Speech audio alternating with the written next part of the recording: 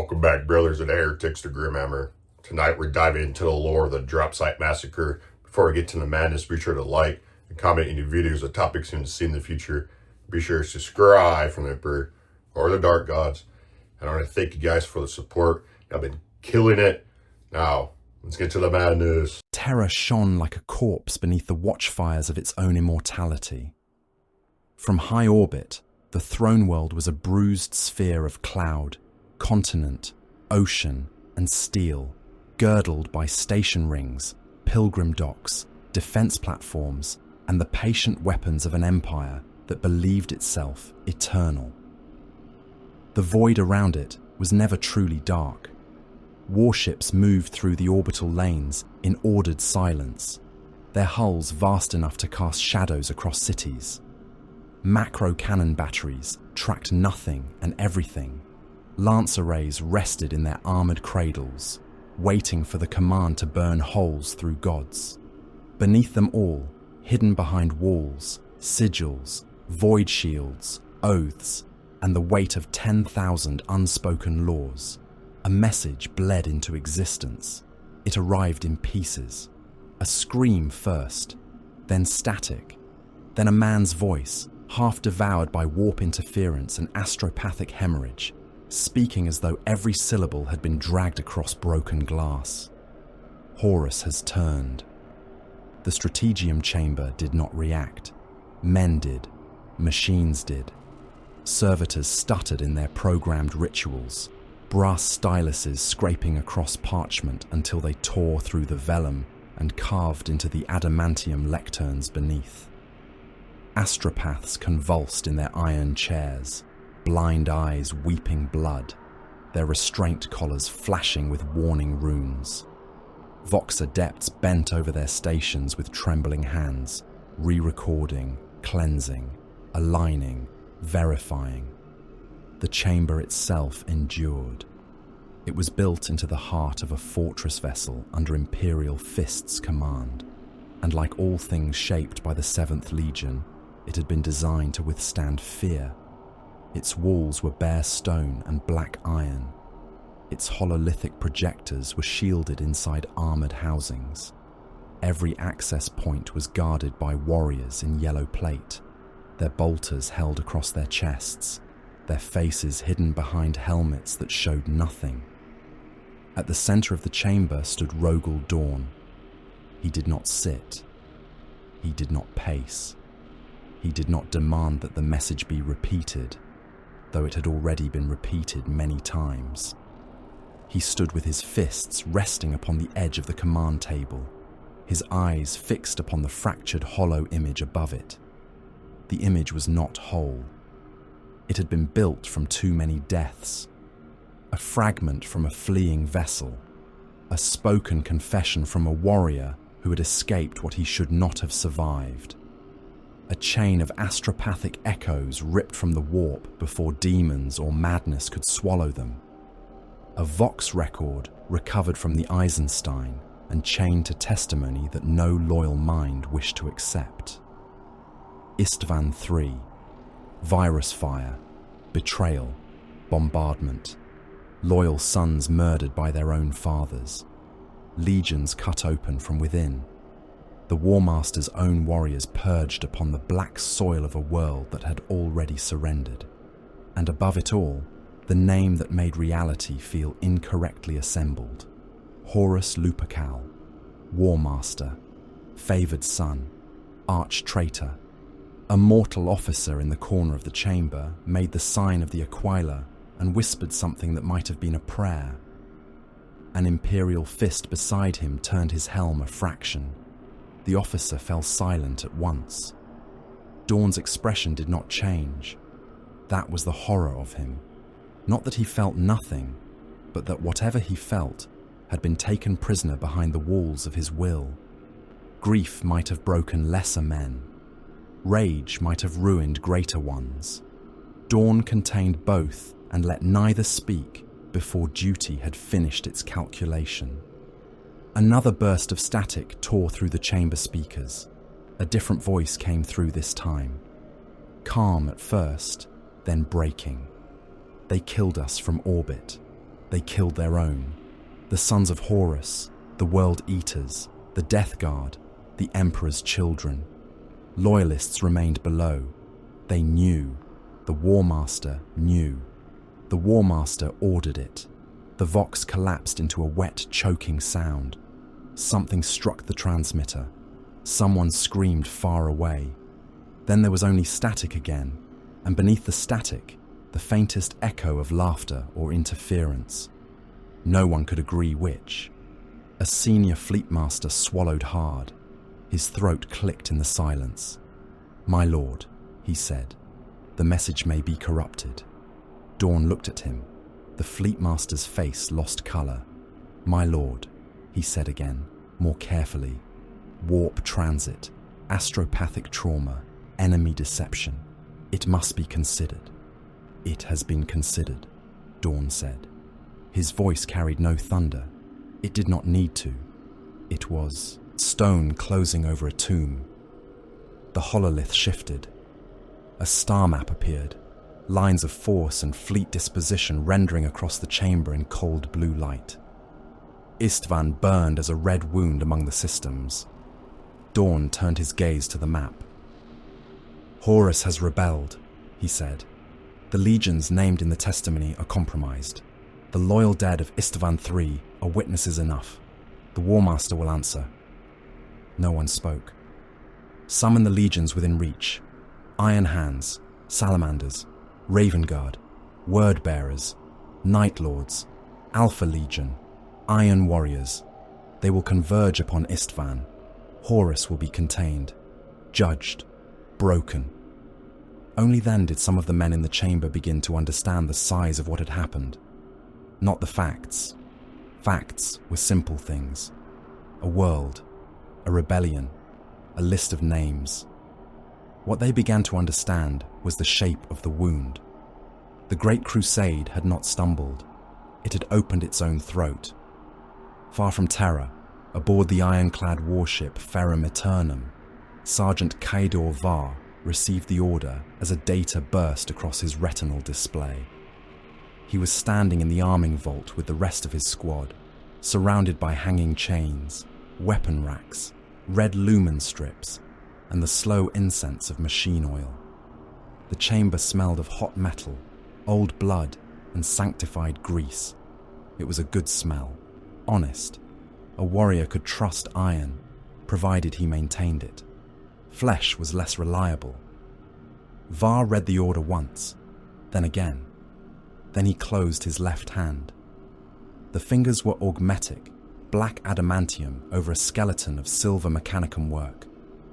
The joints clicked as they tightened around the grip of his bolter.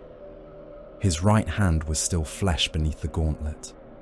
He hated that, though he had learned to endure the insult. Brother Halvek stood across from him, bareheaded, half his skull plated in gunmetal from the cheekbone to the crown. His remaining eye was pale and humorless. The augmetic one glowed red as it focused on the weapon in his hands, a Volkite charger whose barrel had been polished until it reflected the lumen glow like fresh arterial wetness. "Horus," Halvek said. No one answered him. Brother Orvek fed a strip of oiled cloth along the teeth of his chain blade. Each tooth was checked, cleaned, awakened, and blessed by function. No muttered devotional hymn escaped his lips. The iron hands had little use for pleading. A chain blade did not require flattery. It required maintenance, fuel, and a hand strong enough to guide it through bone. Brother Deimos knelt beside a boarding shield, checking the field emitter rune. His shoulders were broad, even for an Astartes, his armor reinforced for breaching work. One pauldron bore the black and silver of the 10th Legion. The other was scored by old damage from a compliance war on a moon whose name Var had deleted from active memory because the campaign had been efficient and therefore required no further contemplation. At the far end of the vault, Tech Marine Routh moved between a graviton imploder and a rack of power axes, his servo arms clicking in precise arcs. His red armor marked his covenant with Mars, but his clan markings remained visible beneath the Mechanicum sigils. Iron before flesh, function before sentiment. The machine cult understood part of the truth. The Iron Hands understood the rest. Var turned from his retinal feed. "The order is confirmed," he said. "Isstvan, punitive assault, full Legion muster." Damos looked up. "The War Master. Traitor." The word should have cracked the vault in half. It did not. It settled among them like a blade placed upon a table. Orvek thumbed the ignition of his chainblade. The teeth purred, then growled, then fell silent. "Impossible," he said. "No," Var replied. "Unacceptable." Halvek's augmetic eye clicked as it refocused. "The distinction is relevant. It is the only relevant distinction." Routh's servo arm lifted a power axe from its cradle. The weapon's edge flickered as its field generator woke with a low, predatory hum. "Weakness brought us here," the tech marine said. Damos rose with his shield. "Then weakness dies here." None of them smiled. It was not a jest. It was procedure. Around them, the arming vault came alive. Armor serfs moved between giants with chains of ammunition across their shoulders. Some trembled. Some bled from the ears where the warship's alarm tones had been too loud for mortal organs. None were permitted to slow. A serf failed to secure a magazine crate and spilled mass reactive rounds across the deck. Var watched the man freeze, horror blooming across his face as though he expected execution. Var stepped forward, picked up one shell, inspected it, and placed it back into the crate. "Correct the error," he said. The serf bowed so low his forehead struck the deck. "Yes, Lord. Do not thank me. Function. Yes, Lord. Function." The man moved faster after that. Across the ship, the Legion prepared. In the dreadnought sepulchres, sarcophagi were awakened from cold silence. Ancient warriors dreamed in amniotic fluids and machine pain, their minds dragged from old wars into new treachery. Restraint locks disengaged, reactor cores cycled, contemptor shells stirred, vast fists flexing as sarcophagus minds asked for target data in voices like collapsing iron. In the vehicle decks, Spartan assault tanks were fed ammunition by crane and chanting loader crews. Sikaran battle tanks growled in their restraints. Land raiders received fuel, shells, and the silent touch of tech marines. Grav weapons were calibrated with mathematical reverence. Plasma coils were woken under supervision. Volkite capacitors drank power until their housings throbbed with lethal heat. No one sang. No one prayed. The Iron Hands prepared as if the coming war were a failed component to be removed from the engine of history. Only one name moved through them with heat enough to disturb their discipline. Fulgrim. The Phoenician had come to their father with a serpent's offer. That was the rumour, and more than rumour. Fulgrim, once brother to Ferrus Manus, once beloved in the cold way Primarchs might love one another, had revealed his corruption and asked the Gorgon to kneel beside him. The thought of it was an obscenity, not because treason was new to the galaxy. Men rebelled, worlds rebelled, governors drowned their oaths in greed, terror, or vanity. Those rebellions were solved with bombardment, compliance, and the controlled application of Legion strength. But Fulgrim had looked upon Ferrus Manus and believed him capable of weakness. That insult had crossed every deck before the official data did. Var had not seen Ferrus Manus since the fleet began mustering. He did not need to. The Primarch's anger had mass. It bent conversation. It tightened every warrior's grip. It made armourers work until their fingers split. It made captains speak in clipped bursts and serfs lower their eyes. It filled the Ferrum Eternum like pressure before a reactor breach. Captain Maris entered the arming vault in full plate, his helm under one arm. His face was old by Legion standards, cut by pale scars and black augmetic lines. One of his eyes had been replaced not by a human replica, but by an exposed targeting lens. He preferred honesty in replacement parts. "Sergeant Var," he said. Var struck his fist to his breastplate. "Captain, squad readiness. Bolters sanctified by function, Volkite charged, shields active, axes field tested, chain blades awakened, armor integrity within acceptable margins, flesh deficiencies ignored. Casualty projections, high. Acceptance, total." Maris nodded once. "The Gorgon commands haste. We translate with the muster. The Raven Guard and Salamanders will form the first assault alongside us. And the other legions? Second wave, Word Bearers, Night Lords, Alpha Legion, Iron Warriors." Damos made a low sound in his throat. The captain's lens rotated toward him. "Speak." "The Night Lords answer a call for justice," Damos said. "That is inefficient irony." Halvek replied before the captain could. "They are murderers. Murderers are useful when pointed correctly." "The 8th Legion is never pointed correctly," Orvek said. Maris's expression did not change. "They are legions," he said. "They are not required to be pleasant." Var accepted the rebuke, but the thought remained in the cold chambers of his mind. The word-bearers had changed.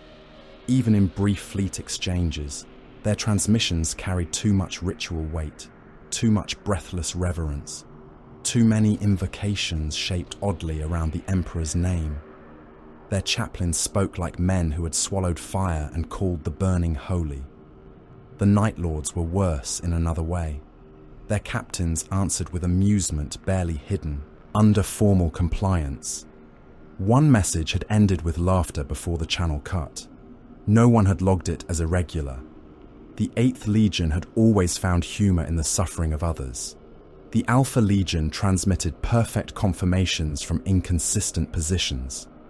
Their fleet icons appeared, vanished, duplicated, and resolved again.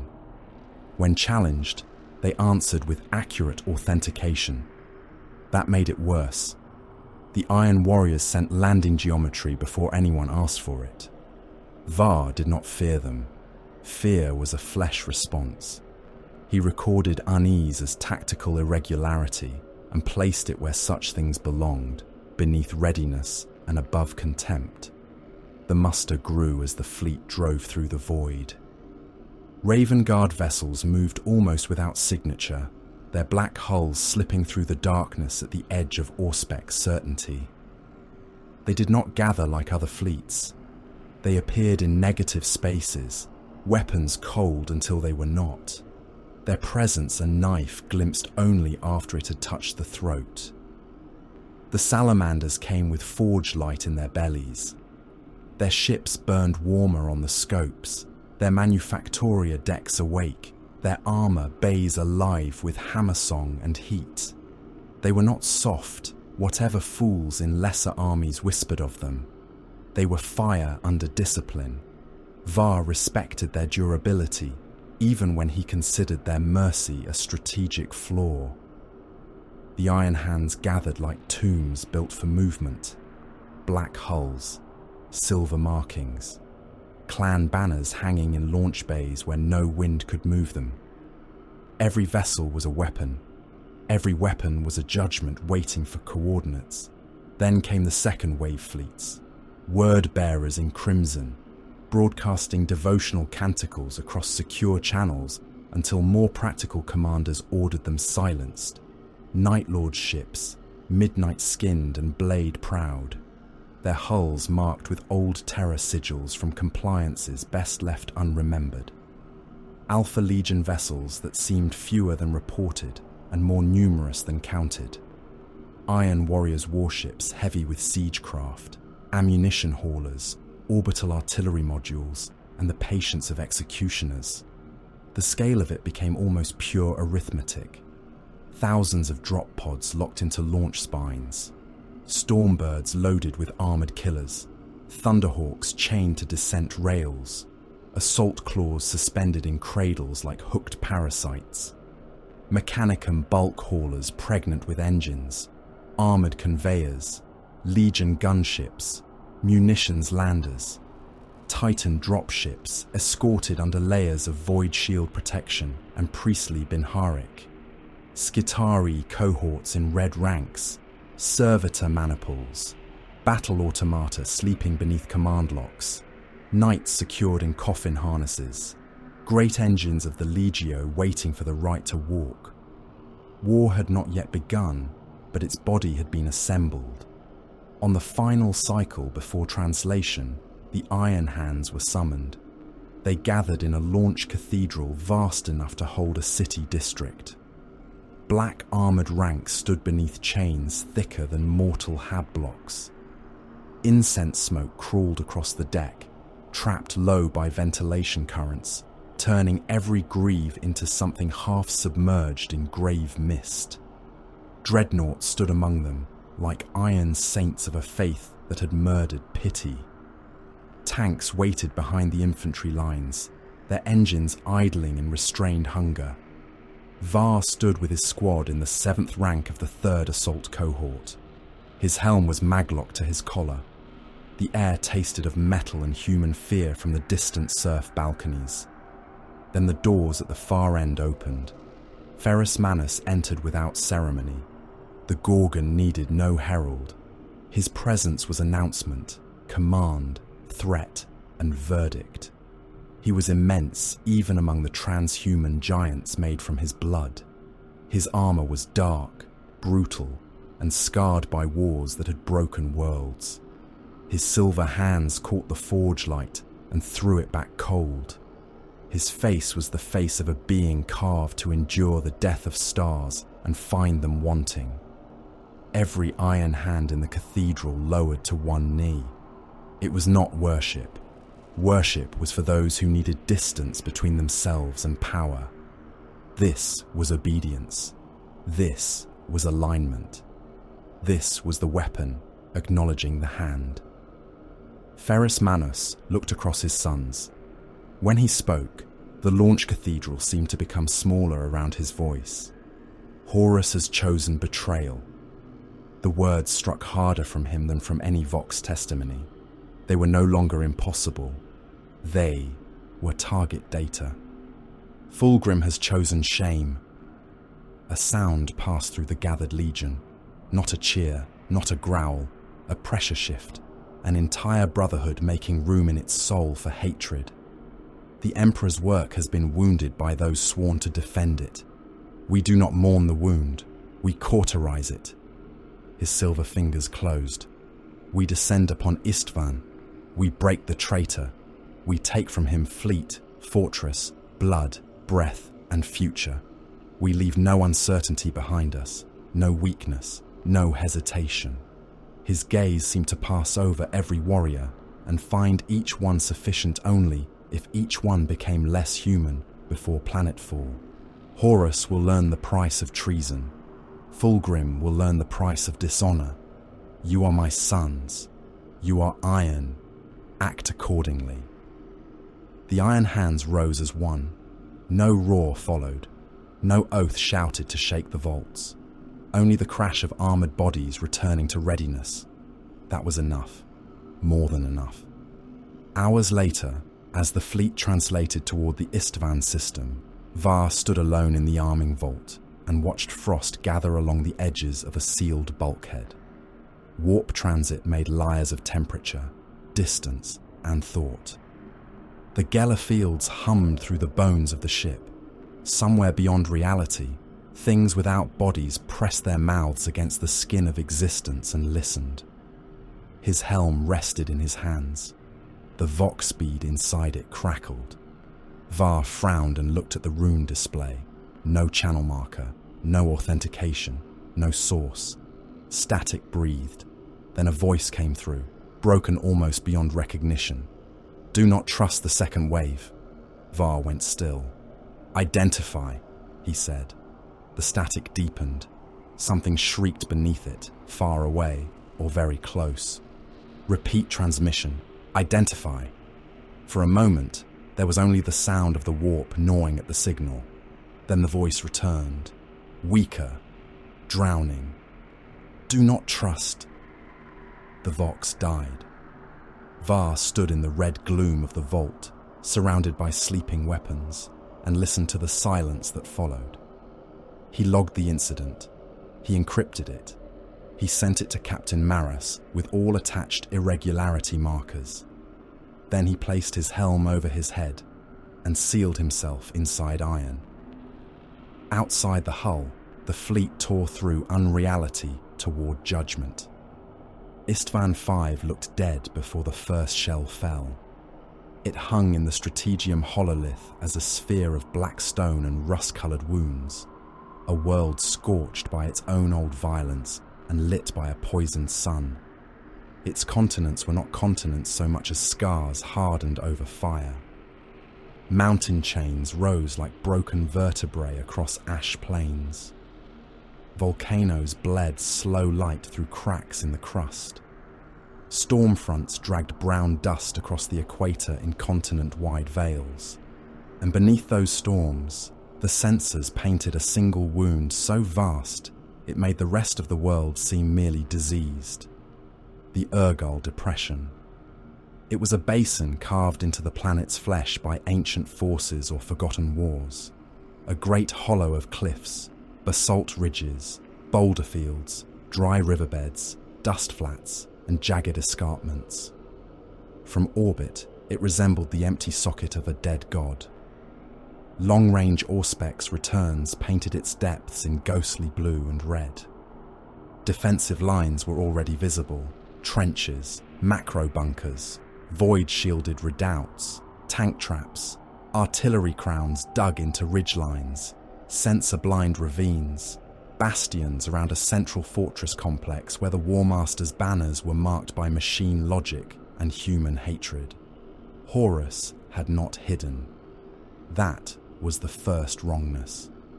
Kador Var stood among his squad in the muster gantry of the Ferrum Eternum, helm sealed, retinal display alive with data.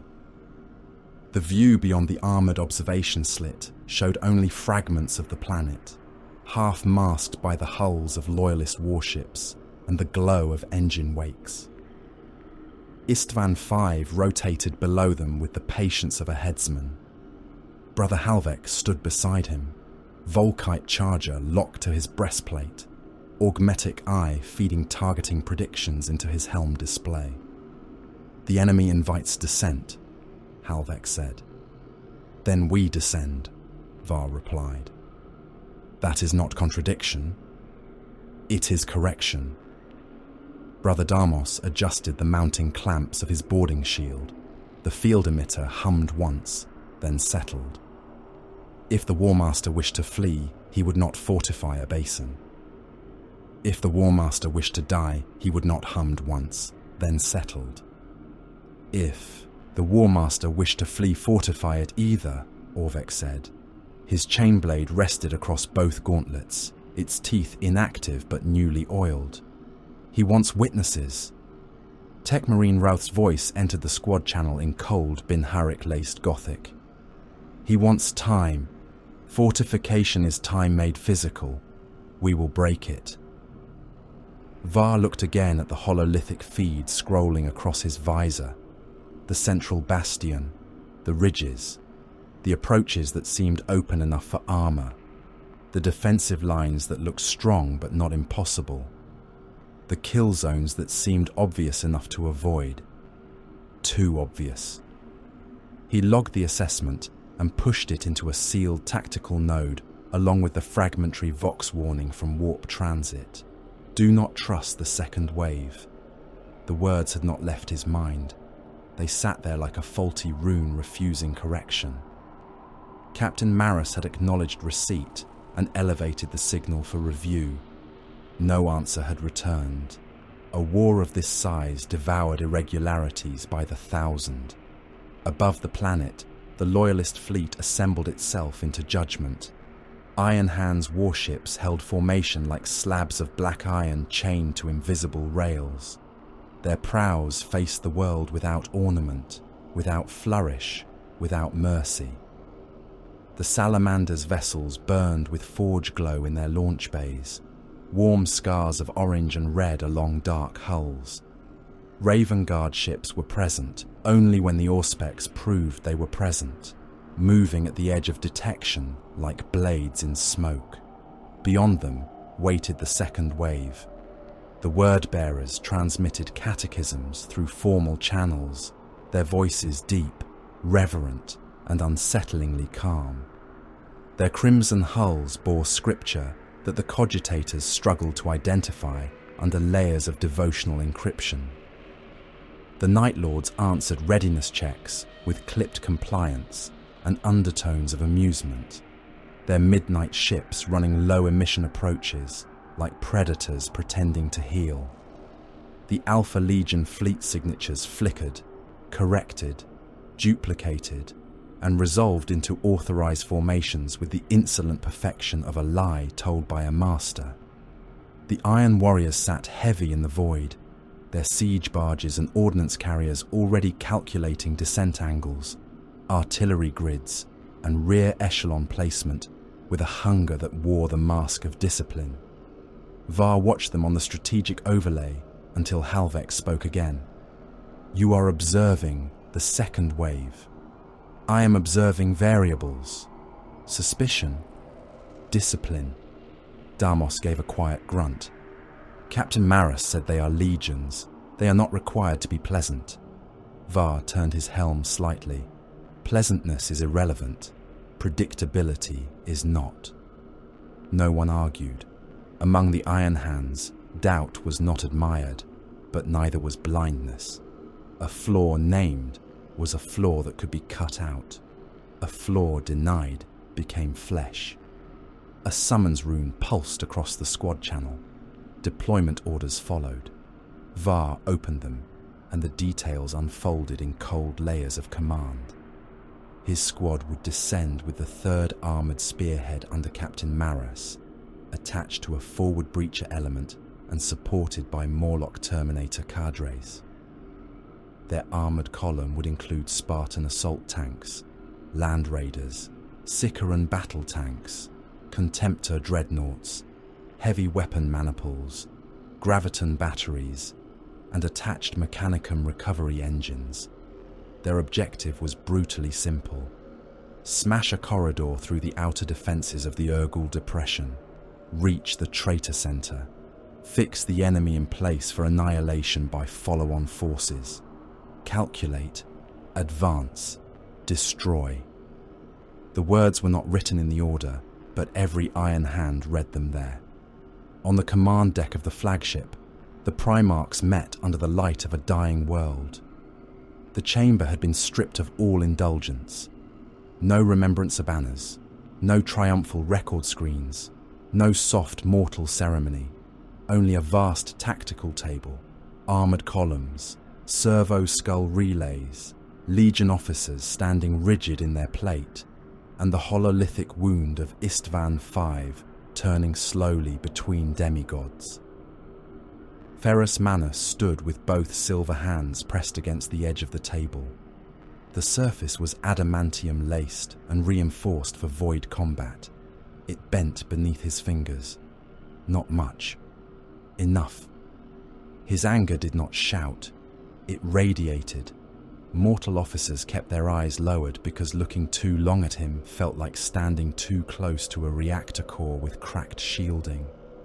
Legionaries endured it, because they were made to endure impossible things, but even they shifted under the pressure of his will. The Gorgon wore wrath like armour over armour. He was not lost to it. That would have been weakness. He commanded it, directed it, sharpened it, until it became doctrine. Across the table stood Vulcan, Lord of the Salamanders, immense and dark, his armour carrying the heat of forge worlds and the gravity of an anvil that had learned sorrow. He looked down at the Urgal depression not as a puzzle to be solved or a wound to be cauterized, but as a grave not yet filled. His hands were still, but there was pain in the stillness. Corvus Corax stood half in shadow, where no shadow should have been deep enough to hold him. His pale face was severe beneath dark hair, his eyes fixed not on the visible defences, but on the gaps between them. He moved little. When he did, mortal observers noticed only after the motion had ended. The argument had begun before the doors closed. "We strike now," Ferrus said. "Horus has spent his advantage at Isstvan 3. He expects outrage. We give him speed. We give him iron. We deny him time to withdraw." Vulcan's voice was low, controlled, heavy with restraint. "We descend because justice requires witnesses. We endure because others cannot. But speed without cohesion will gift Horus the battle he has shaped for us." Ferrus's fingers tightened. Another shallow impression formed in the table. Horus shaped rebellion. We shape its end. Corax did not look away from the hololith. Too many positions are visible. Ferrus turned his head. "Speak plainly." "I am." Corax gestured, and several ridgelines brightened. "These batteries are in place to be found. These trenches are deep, but their approaches are clean. The central fortress transmits just enough heat bleed to confirm occupation. Reconnaissance flights report resistance, but not enough interception. The enemy wants our eyes here." "Then your eyes will find what his hands hide," Ferrus said. "They are already trying." Corax's tone remained flat. "My sons have mapped 3 alternate ravine approaches, 2 artillery command nodes, and a suspected shield relay. They also report sensor dead zones where there should be none. If we commit the first wave directly, we may win the ground and still lose the battle around it." Vulcan nodded once. "Coordination then. Iron for the breach, fire for the hold, shadow for the knife. Let the second wave land only after the first confirms the rear is secure." A praetor of the Iron Hands glanced toward Ferrus, then wisely said nothing. Ferrus Manus leaned forward, and the hololith flickered in the reflection of his silver hands. Horus is not a planetary governor cowering under a palace shield. He is the War Master.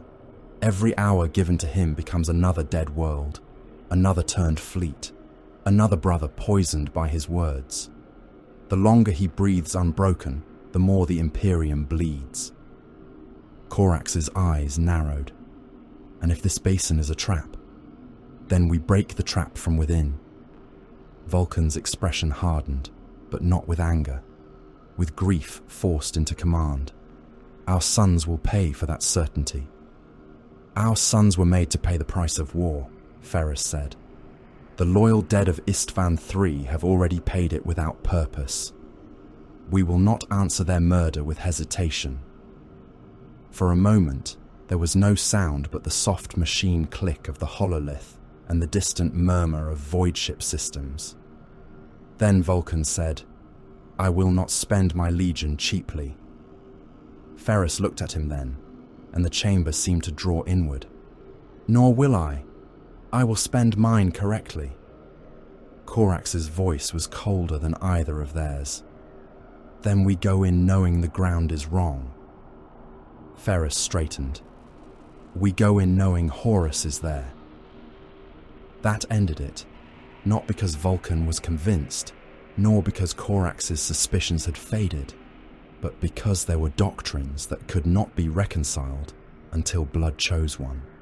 The salamanders would endure. The Raven Guard would hunt. The Iron Hands would break the door. And behind them, the second wave would descend as loyal brothers. So the orders flowed. Aboard the Ferrum Eternum, the launch decks became a continent of armoured violence. Var led his squad through the loading avenue, boots striking the deck in unison with thousands of others. The air was thick with machine, incense and engine fumes. Drop pods hung in their racks above like blunt iron coffins. Stormbirds crouched in chained rows, their wings folded, their assault ramps open to swallow warriors. Thunderhawks idled with their cannon mounts locked forward. Land raiders rolled on mag traction plates toward descent carriers. Spartans were hauled into launch cradles by industrial claws. Contemptor dreadnoughts strode between crews of serfs, their reactor cores glowing behind armoured ribs. Ancient Cord stood among the dreadnoughts. His Contemptor shell was black and silver, scarred by wars older than Var's service. The sarcophagus plate bore clan markings, half erased by previous damage. The warrior within had once had a name spoken without the word ancient before it. Now he existed inside iron, fluid, pain, memory, and duty. His external speakers crackled as Var approached. "Target data," Cord said. "Pending final descent," Var answered. "Enemy, traitor Astartes." A pause. The dreadnought's fist flexed, each finger thick enough to crush a mortal torso to paste. "Legion, Sons of Horus, Emperor's Children, Death Guard, World Eaters." Another pause, longer. "Brother enemy," Ancient Cord said. "Yes. Correction required." "Yes." The dreadnought's assault cannon began to rotate slowly, not firing, merely waking. "Calculate," Cord said. Var's squad answered as one. "Advance. Destroy." They moved on. At the final arming station, mortal serfs sealed ammunition hoppers and fed bolter magazines into maglock racks. One carried a crate of Kraken penetrator rounds with both arms shaking. Another dragged a chain of grenades across the deck, whispering inventory counts to himself like a prayer to sanity. A third retched inside his rebreather hood when a nearby servitor split open under the strain of lifting a plasma coil, spilling grey vat-grown organs across the deck until another servitor shoveled the mess aside. No iron hand looked twice. Flesh failed. The deck had drains for that. Captain Mara stood before the assault cohort, helm sealed, his voice entering every squad channel under command authority. "Outer drop zone will be taken under fire. Expect fortified resistance. Expect armoured counterattack. Expect Legion-grade enemy response. Do not expect clean identification by heraldry once engagement begins. Traitors retain old colours. Confirm by transponder, fire direction, and command rune before expenditure. Second wave elements will deploy to our rear when ordered. Maintain forward pressure. We are the spearhead." A Raven Guard liaison rune flickered on Var's display, attached to reconnaissance data. A voice followed, quiet and clipped. "Scene is dead. Do not silhouette against the basin dust. Do not trust the western ridge. It wants your eyes." Damos muttered, "Poetry from a shadow." The Raven Guard voice returned after a moment. Correction. Warning from a survivor. The channel cut. A salamander's transmission followed from a nearby forge-lit vessel, its signal heavy with background heat distortion and the clangor of preparation. "Hold the line. Hold the brother beside you. Breach clean. Signal wounded. We will burn corridors open where the black dust closes." Halvek looked at Var. "They speak as though there will be wounded." "There will be," Var said. "Recoverable wounded. That is a separate calculation." Across the wider command net, second wave confirmations arrived. The Iron Warriors sent coordinates first.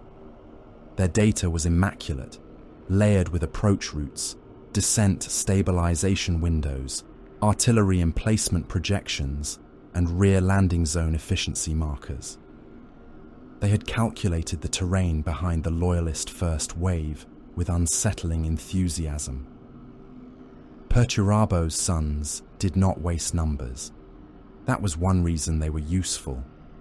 it was also one reason Var disliked the perfection of their answer. The word-bearers requested casualty station coordinates. For support, their attached command priest said. The phrase entered Var's helm as plain Gothic and settled there like oil on water. For support, Captain Maris acknowledged the request after a delay. The Night Lords confirmed arrival windows in short bursts of static-laced discipline. One of their captains added, "The traitor will learn fear." The words should have been reassuring. They were not. The 8th Legion never sounded more honest than when promising terror, and never less trustworthy. The Alpha Legion sent nothing at first. Then, every authentication arrived at once from 3 vectors, each valid, each impossible to reconcile perfectly with the others. Their command response was a single sentence. "We are where required." Routh's private squad channel clicked open. "Unhelpful." Orvek gave a dry snort. "Accurate for the 20th. Var said nothing. His attention had shifted to the enemy icons, now sharpening across the surface feed. Horus's forces waited around the Urgal Depression, like executioners choosing patience over pursuit. The Sons of Horus banners were visible on several bastion towers. Pale eyes and sea-green armor markings rendered in magnified grain across Var's display. Their formation discipline remained immaculate. They had been the War Master's own, the point of the spear in so many compliances that lesser armies had begun to believe victory followed wherever their boots fell. Now their banners hung in the poisoned wind like flayed skins. The Death Guard lines were harder to read. They stood in trench systems cut into chemical flats, infantry blocks almost motionless, armor hulls dug in, artillery masked under drab covers. Even before corruption made them into legends of rot, they looked diseased by endurance. They did not need beauty. They did not need speed. They simply remained until all else failed first. The Emperor's children were too visible. Their armor gleamed obscenely in the magnified feeds, purple and gold and white catching the dead sunlight. Even at distance they seemed arranged for an audience. Blade cohorts, palatine formations, perfect spacing under imperfect skies. They had turned the battlefield into a stage and themselves into a sin-wearing discipline.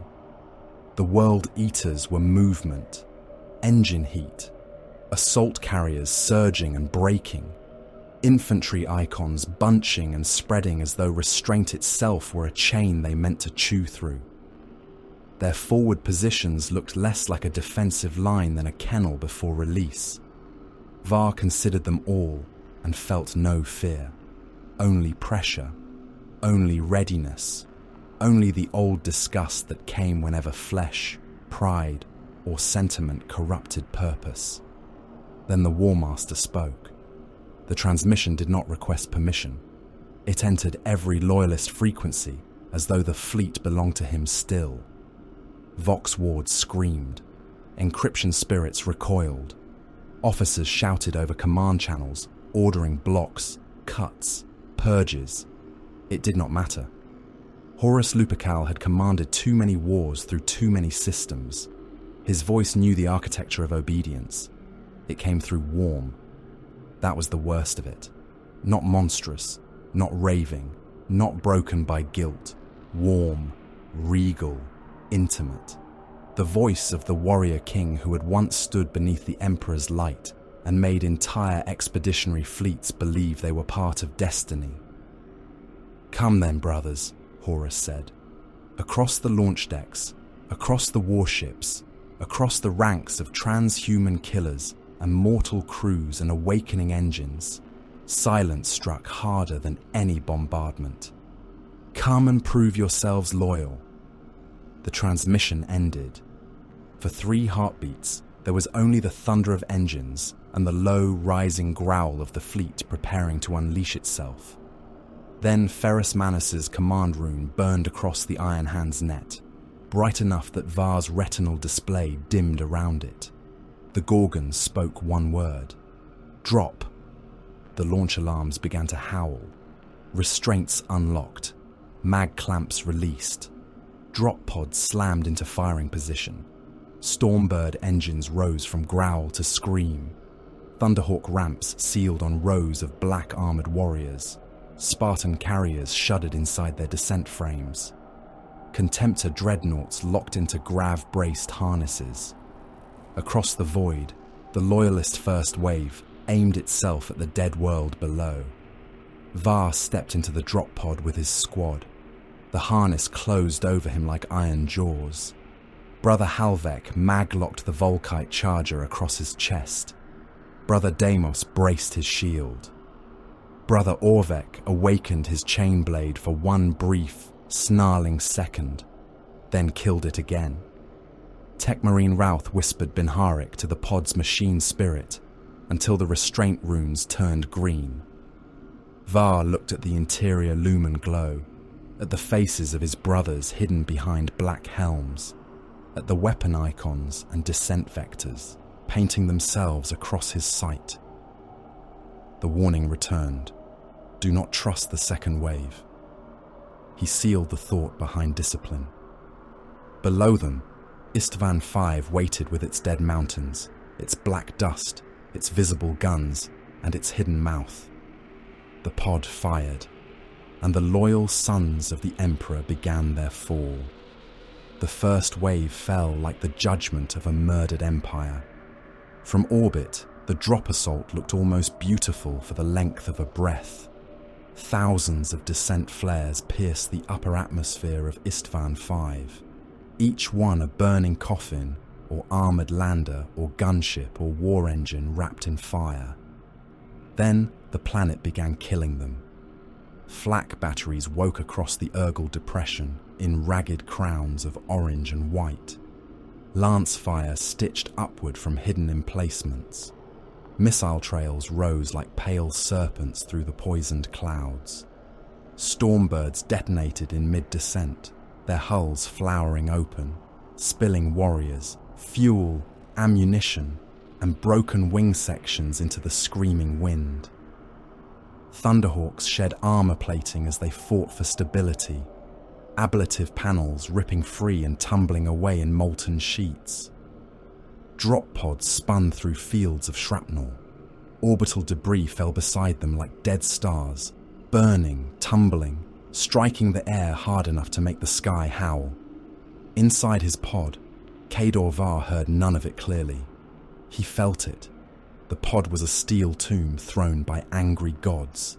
Its interior was lit in red. Impact runes pulsed across the restraint thrones.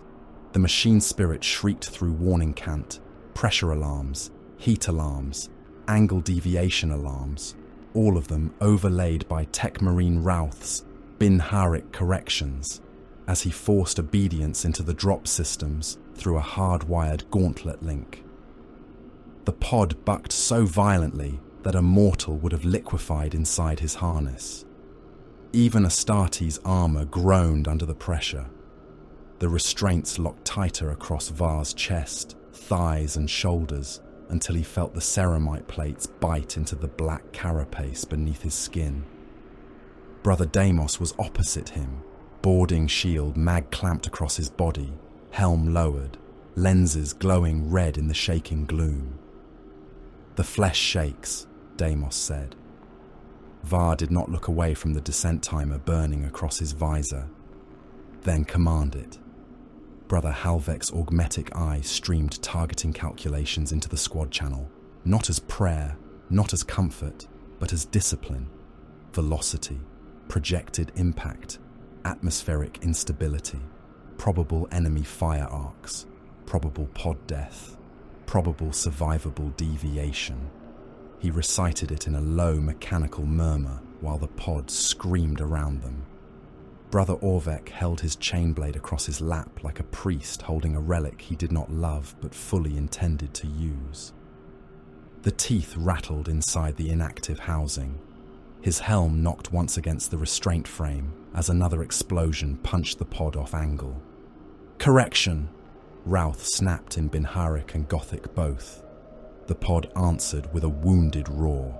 Stabilizing thrusters fired. Something tore away from the outer hull. The interior temperature climbed. A red rune became amber. An amber rune became black. Var's display flashed proximity alarms. Other pods were dying around them. One passed close enough that its heat bloom washed white across his visor feed. Its lower section was gone, bitten open by flak. Var saw the silhouettes of iron hands still locked inside as it spun away, warriors sealed in discipline while the atmosphere tore them apart. Another pod struck a descending Thunderhawk's wing, and both vanished into a sheet of fire that painted the clouds from beneath. Captain Maris's voice cut through the descent channel, distorted but cold. Third spearhead. Maintain lock. Impact imminent. Rise firing. The planet struck them. For an instant, the world became pressure. The pod slammed through black dust, shattered stone, and ferrocrete with such force that the restraint throne tried to drive Var's spine through his chest. His vision strobed white. His secondary heart skipped, restarted, and hammered harder. One of the pod's retro thrusters detonated beneath them, twisting the capsule sideways before it came to rest, half buried in the surface of Isstvan 5. The ramps blew open. Hell entered. Black dust poured inward with las fire, shell fragments, and heat. The restraint snapped back. Var was moving before the command rune completed. His boots hit the pod floor. His bolter came free from the mag clamp. He stepped over the lip of the ramp into a storm of impacts. The drop zone was already dying. Pods had landed across a broken plain of black rock and rust dust before the outer fortification belt of the Urgol Depression. Some stood upright, ramps open, squads deploying in perfect killing order. Some were crumpled wrecks with arms and legs jutting from split hulls. Some burned with their occupants still inside, armoured fists hammering against warped doors before ammunition cooked off and blew warriors into fragments of ceramite and butchered meat. Las fire slashed through the dust in red sheets. Rotor cannon fire turned the air into a ripping scream. Missile trails carved down from the ridges and burst among the landing zones, throwing Astartes from their feet in spinning pieces. Phosphex crawled green-white across a cluster of broken pods, clinging to armour, eating through seals, turning warriors into thrashing shapes of light and chemical agony. Shrapnel rang against Var's plate like thrown nails. A bolter shell struck the legionary beside him in the gorget and detonated inside the neck seal. The warrior's helm launched upward, trailing blood, cables and vaporized meat, and his body remained standing for a single impossible second before collapsing like a statue with its soul removed. Var fired. His bolter kicked once, twice, thrice.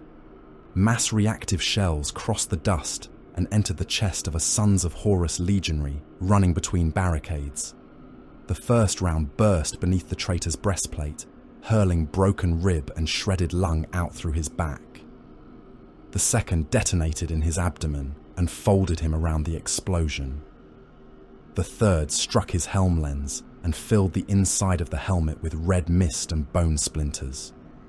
The corpse went down hard, not like a man, but like a monument thrown from its plinth. "Advance," Var said. His squad formed on him without needing the order twice. Damos moved first, shield up, field emitter flaring as las bolts and shell fragments sparked across it. Var took the left. Halvek's Volkite charger hissed and spat a beam of murderous heat that caught a traitor heavy gunner across the torso. The warrior convulsed as his armour glowed from within. Then his flesh flash-burned under his plate, venting through joints and helm grill in oily vapour. Orvek moved low beside Damos, Chainblade awakening with a snarl hungry enough to feel alive.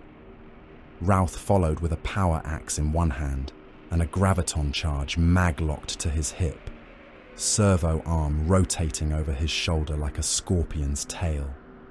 Around them, the Iron Hands did not roar. They did not invoke glory. They did not call upon the Emperor to witness them.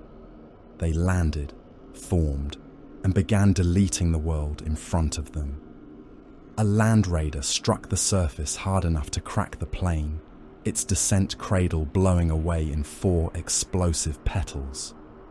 The assault ramp slammed down, and a heavy support squad emerged through smoke, multi-melters, and autocannons rising in unison. Their first volley erased a bunker slit in white fire. A Spartan assault tank ground forward over broken rock, its tracks crushing a wounded traitor whose hand was raised as if to ward off the machine. The track did not slow. The body burst under the weight, armor splitting, blood and crushed organs pumping out beneath the treads in a dark smear. Sicaran battle tanks came down next, engines screaming, accelerator autocannons already turning. Their guns hammered the ridgeline, each shell burst walking across enemy positions with cold rhythm. A Contemptor dreadnought strode through anti-tank fire, its left shoulder cratered by a missile hit, its assault cannon chewing a trench into shredded armor and meat. A Lascanon beam struck its chest and burned a glowing furrow across the sarcophagus plate. The dreadnought did not fall. It raised its plasma blaster and turned the gun team into expanding steam. Ancient Cord's voice thundered across the local net. Correction applied. His power fist closed around a Death Guard legionary and squeezed until armor buckled inward. The traitor's body ruptured at the waist, blood and pulped organs jetting through cracked plate seams. Cord threw the remains aside and continued forward into the fire. Var's squad reached the first crater line. A Death Guard unit held it. They were waiting knee-deep in toxic sludge and pulverized stone, their pale armor stained with dust and old chemical burns. They did not shout as the Iron Hands came. They fired with patient cruelty, bolters braced, plasma gun whining, missile launcher adjusting with mechanical calm. The first missile took Brother Orvek in the side and spun him into the crater wall. His armor held, barely, but his chain blade flew from his grip and vanished into the muck. Var dropped into the crater and fired point blank into the missile bearer. The first shell punched through the Death Guard's forearm, severing it at the elbow. The second struck the traitor's helm and burst behind the eyes. Grey matter and blackened blood sprayed across the crater wall. The Death Guard beside him kept firing until Halvek's Volkite beam cut through his knees, burned up through his groin and belly, and came out through the back of his neck in a line of boiling ruin. Darmos hit the trench lip like a breaching ram. His shield smashed a traitor backward. Routh's power axe followed, field edge shearing through helm, skull, spine, and chest cavity in a single downward chop.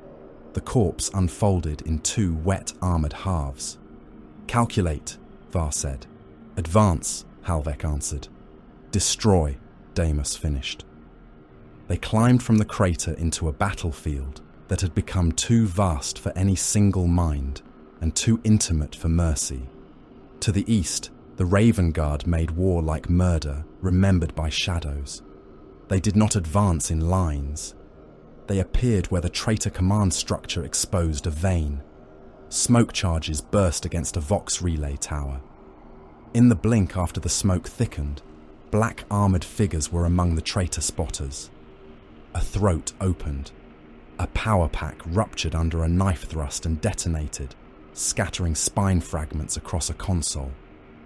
A command officer turned toward a sound behind him and died before the movement finished, a lightning claw punching through the back of his helm and out through his faceplate in a spray of teeth and lens glass. Then the Raven Guard were gone. A second later, the artillery battery they had blinded fired short. Its shells landed among its own forward trench, pulping Sons of Horus and Death Guard alike under fountains of dirt, blood, and torn armor.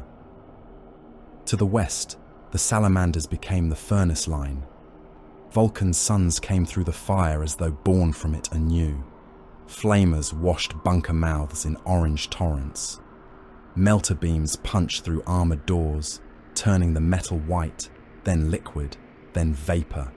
Thunderhammers rose and fell, crushing traitor plate into ruined bodies beneath.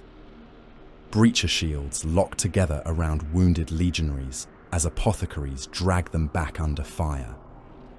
Var saw a salamander's warrior lose half his face to a bolter burst, one eye and cheek torn away in a red-black spray, and still plant his shield to cover a fallen brother before returning fire with his other hand. It was inefficient. It was also magnificent. A bunker ahead of Var's squad opened with rotor cannons, the air filled with a metallic storm. 3 iron hands in the next squad were cut apart in less than a breath. One lost both legs and kept firing from the ground until a second burst opened his torso and scattered his hearts across the dust. Another took rounds through the helm, each impact punching out fragments of skull and brain against the inner plate until he dropped face first with his bolter still locked in dead hands. Var marked the bunker. Routh! Graviton! The tech marine did not answer in words. He threw the charge with augmetic precision. It struck the bunker face just below the firing slit and activated with a deep, reality-warping thump. Stone sagged. Metal folded. The bunker's front wall compressed inward as though an invisible fist had closed around it. The rotor cannons snapped from their mounts. The traitors inside were crushed together, armor plates grinding through bodies, limbs flattening, organs bursting under impossible pressure. When the field died, the bunker exhaled blood through every crack. The iron hands advanced over the ruin.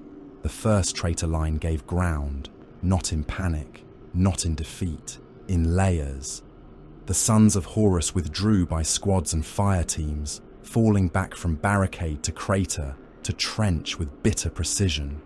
They left mines under corpses. They marked kill lanes with dying warriors who kept their locator beacons active. They bled, but they did not break. The Death Guard refused even that much motion unless forced. They died in their trenches with boots planted and bolters empty. Some had to be cut apart because they kept fighting after wounds that should have rendered an Astartes useless. One pulled himself forward with no legs, dragging ropes of intestine behind him, and fired his bolt pistol until Deimos stamped on his wrist and Var put a shell through his spine. The Emperor's children countercharged near the shattered bastion line. They came with unnatural grace through the dust, blades bright, armor gleaming obscene purple and gold under the poisoned sun. They killed as if war were a courtly exercise. One vaulted over a crater and took the head from an Iron Hand's breacher with a perfect cut through the neck seal. Another spun between bolter bursts and drove a power blade through a legionary's armpit joint, piercing both hearts before whispering something into the dying warrior's helm. Halvek shot that one with Volkite fire and watched beauty become smoke. The World Eaters did not withdraw at all. They broke formation. A pack of them came over a ridge under their own artillery fall, white and blue armor already drenched red, chain axes screaming in both hands. They did not use cover. They did not slow under bolter impacts. One took a round through the abdomen and laughed blood through his helm grill, using the wound as momentum to hurl himself into a salamander's shield wall.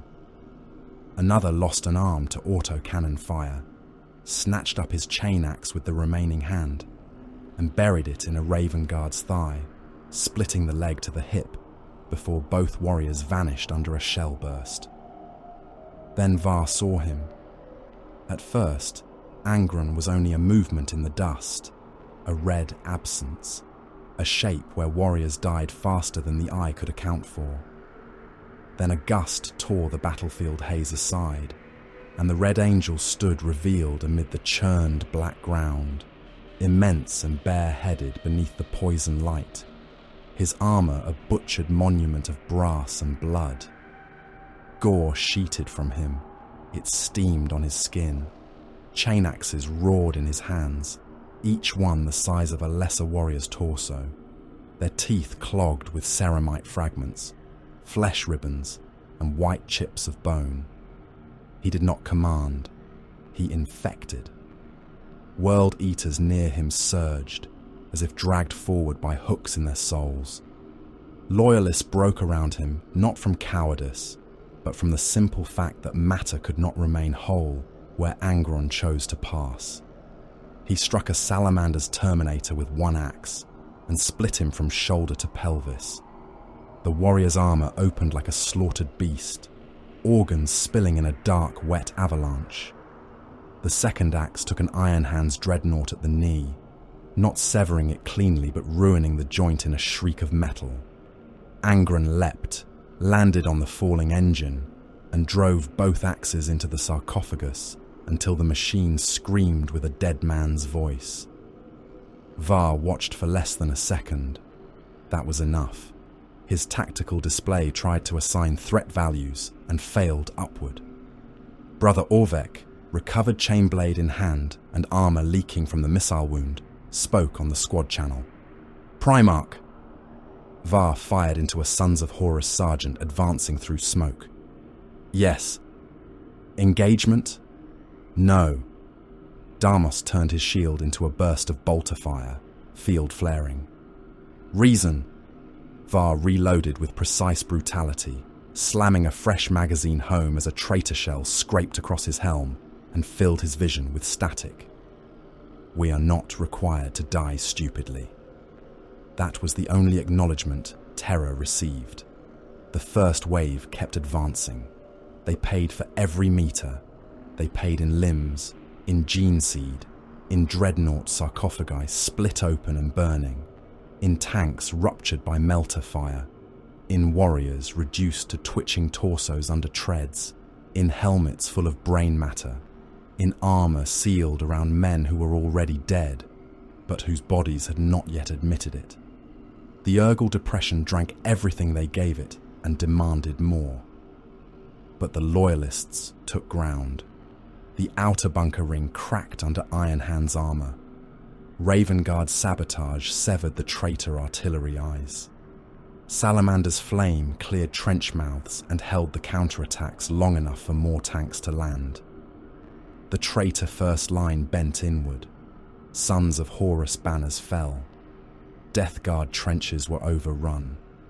Emperor's Children blade cohorts withdrew in glittering fragments. World Eaters were dragged back only by the momentum of a collapsing defense, still killing as they went. Captain Maris's command rune pulsed across Var's display. Third Spearhead has secured forward drop corridor. Armor advancing. Casualties acceptable. Maintain pressure. Acceptable. Var looked across the plain. Hundreds were dead in sight of him alone. More burned inside wrecked pods. More were screaming on channels already marked as lost. The dust had turned black-red where blood mixed with volcanic grit. The air tasted of propellant, hot copper, cooked flesh, and phosphex residue. Above them, more Loyalist craft came down through the torn sky. Below them, the enemy gave ground toward the heart of the basin.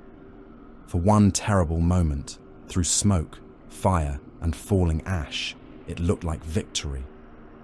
Var stood among corpses that had once been brothers and enemies, bolter hot in his hands, armor pitted and streaked with blood not his own. Ahead, the path into the Urgal depression opened beneath the guns of the Iron Hands. He should have felt certainty. Instead, beneath the roar of tanks and the thunder of Loyalist advance, a dead voice from the warp whispered again in memory. do not trust the second wave. Above the battlefield, beyond the smoke and flak and poisoned clouds, new runes began to descend. Ferrus Manus walked at the head of the war as if the fire belonged to him. The Gorgon did not command from a distant strategium. He did not watch the hololiths and spend his suns by rune and counter. He moved through the black dust of Isstvan 5 with Forgebreaker in his grip and Silver Death in his hands. And wherever he advanced, the Iron Hands became more than a legion. They became an avalanche with a father's wrath at its heart. A Death Guard heavy support line tried to halt him from a trench cut into the basalt flank of the Urgol Depression. Lascannons burned white bars through the poisoned air. Missile trails slammed against his armor and burst in dirty flowers of flame. Heavy bolters hammered his chest, shoulders, and helm, each impact strong enough to pulp a mortal inside plate. Ferrus Manus did not slow. He struck the trench with Forgebreaker, and the earth jumped beneath him.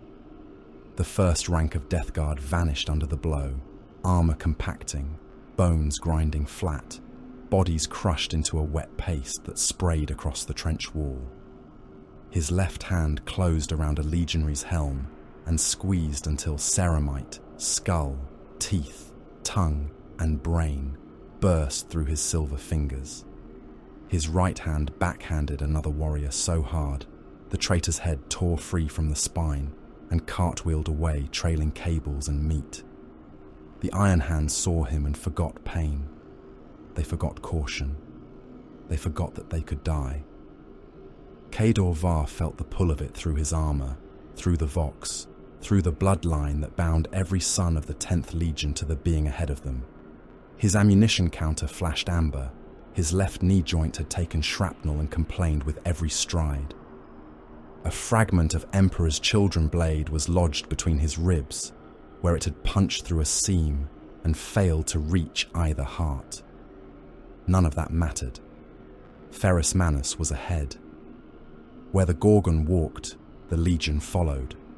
Captain Maris's command rune burned across the squad channel. 3rd Armoured Spearhead, reduce pace. Salamanders are securing the Western Trench network. Raven Guard report irregular withdrawals ahead. We are extending beyond support. Var heard him. He accepted the data. He did not obey it with sufficient speed. Squad Var advancing, he replied. Sergeant, Maris said, and his voice carried warning beneath iron discipline. You are outrunning the line. The Primarch is the line. There was a moment of static. Then Maris answered, colder. Do not mistake proximity to greatness for tactical wisdom. Var did not answer. A Sons of Horus squad emerged through a curtain of dust ahead. Sea green plate streaked black with ash and red with loyalist blood. Their sergeant carried a power maul and wore a transverse crest torn by shrapnel. They fired as they came, bolters barking in disciplined rhythm. Damos took the first impacts on his boarding shield. The field flared blue-white and spat sparks across the black ground.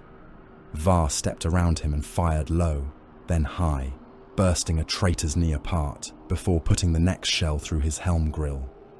Halvek's Volkite charger hissed, and a second traitor became a furnace in his own armor, convulsing while vapor poured from every joint.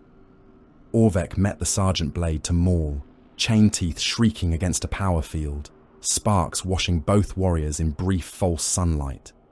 The Sons of Horus were not cowards. That was the bitterness of it.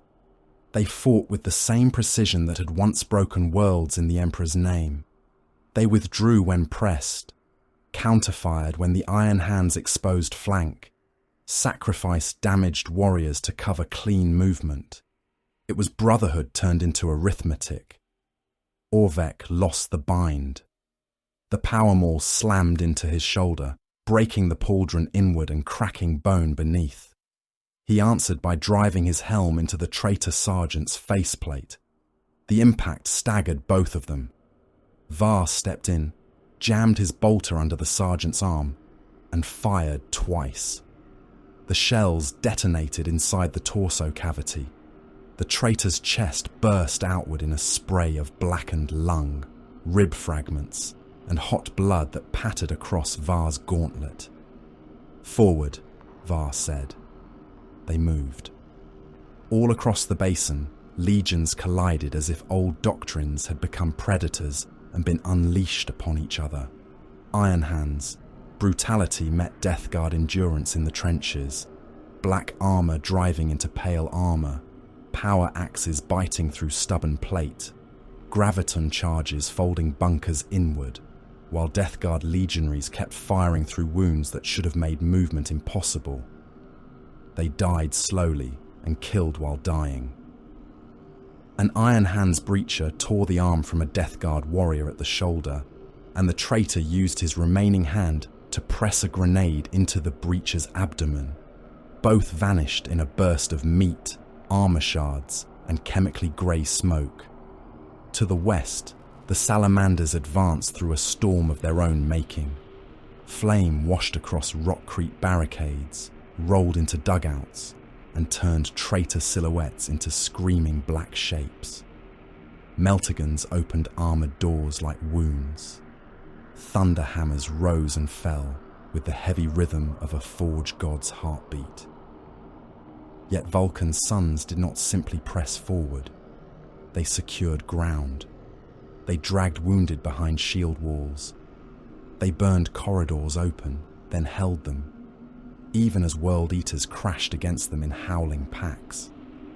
The World Eaters did not fight like soldiers anymore, if they ever had. They came with chain axes raised, helms painted with blood, vox channels filled with bestial snarls and murder oaths. They hit the salamander's shield line and broke upon it like rabid surf, but each break took lives.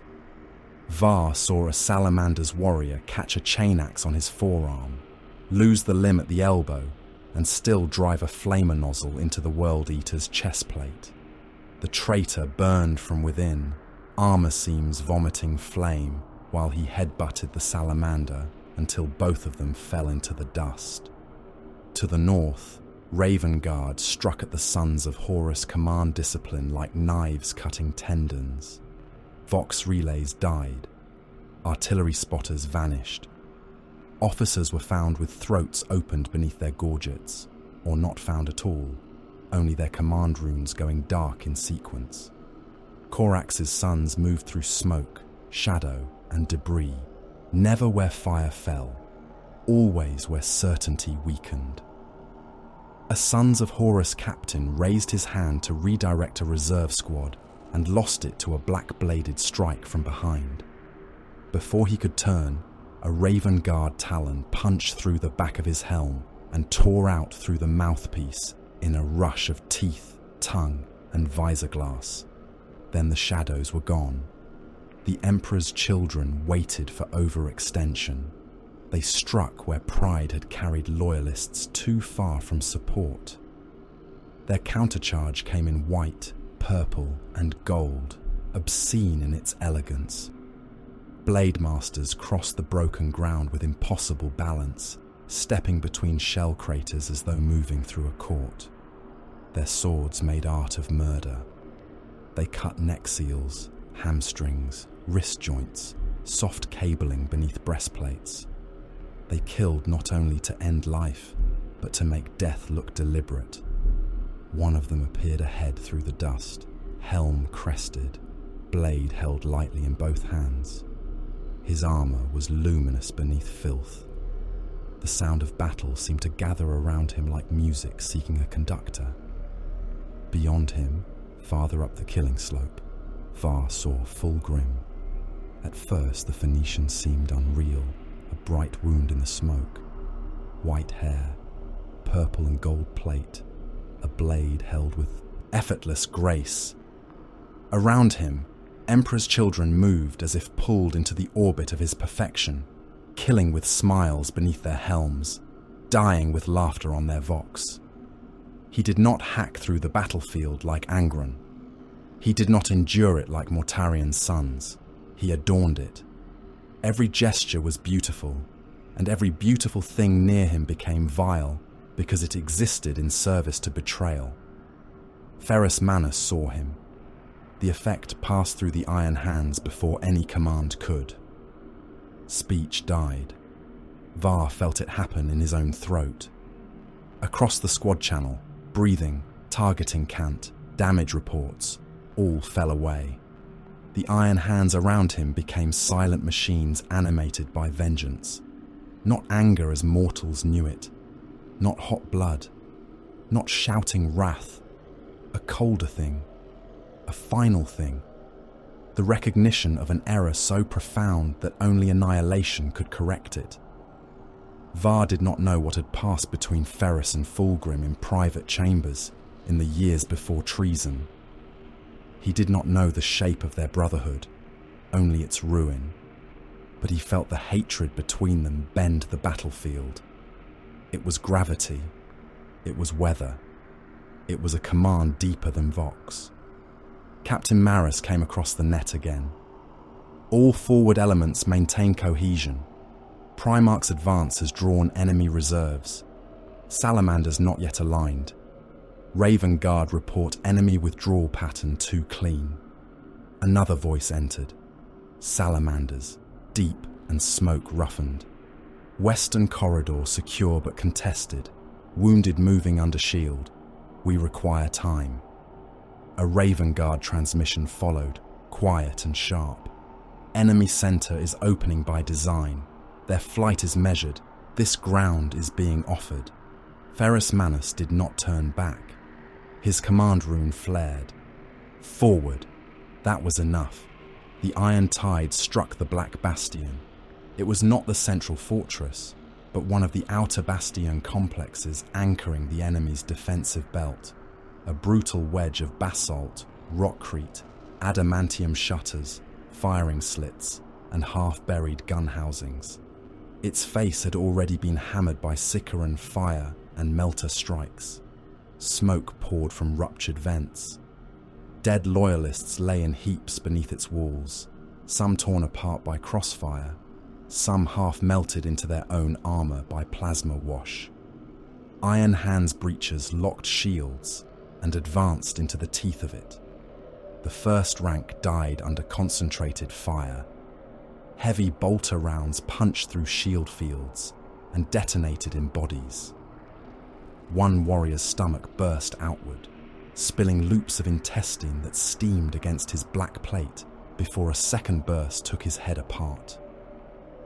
Another had both legs cut away by a Lascanon beam and continued crawling, dragging a melter charge with one hand until a rotor cannon turned his spine to red pulp.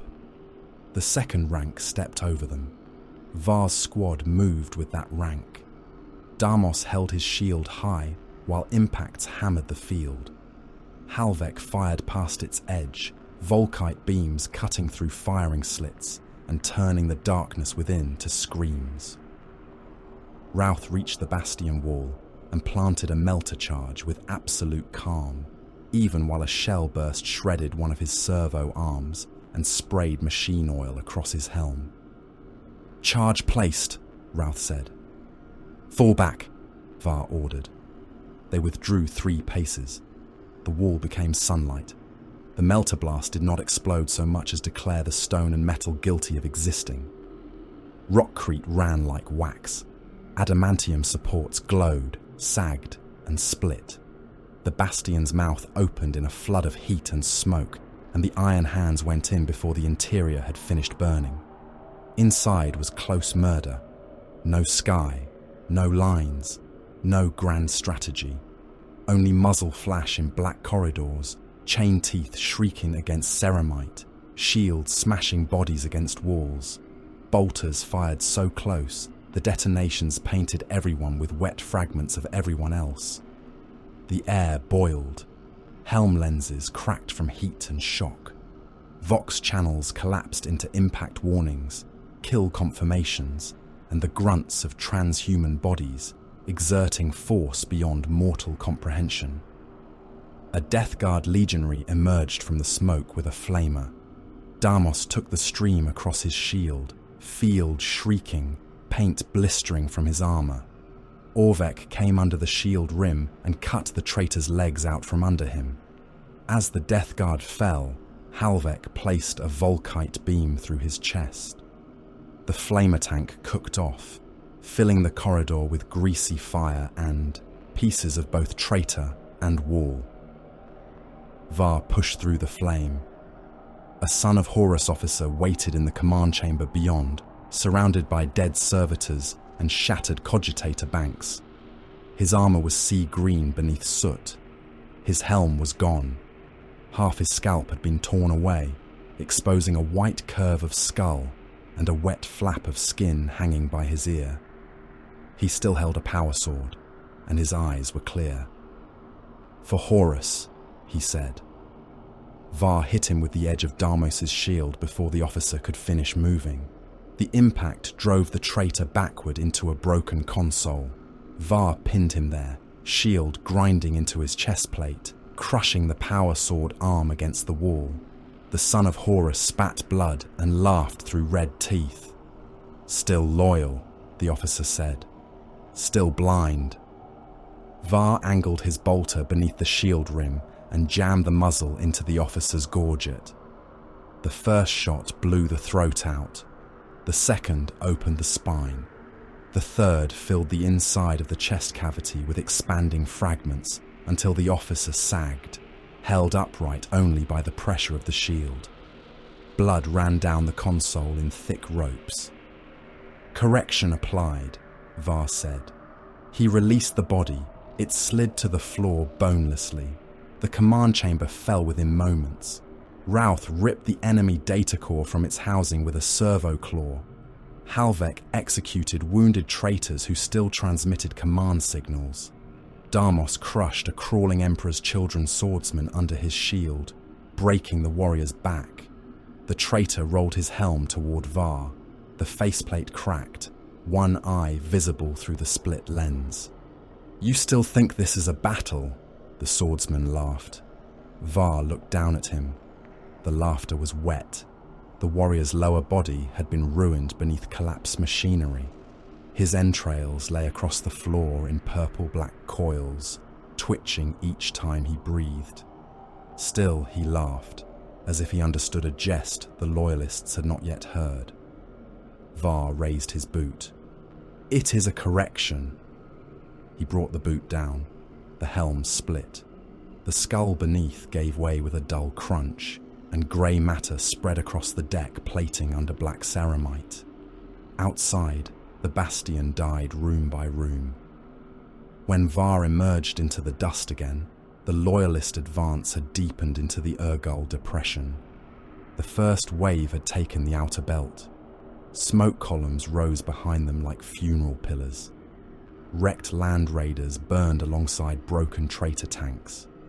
Drop pod fields had become roads made of corpses and metal. Iron Hands vehicles ground over the dead because there was nowhere else to drive. Treads crushed armor, bone, unfired ammunition, loose helmets, severed hands still locked around weapons. The dead formed the path for the living.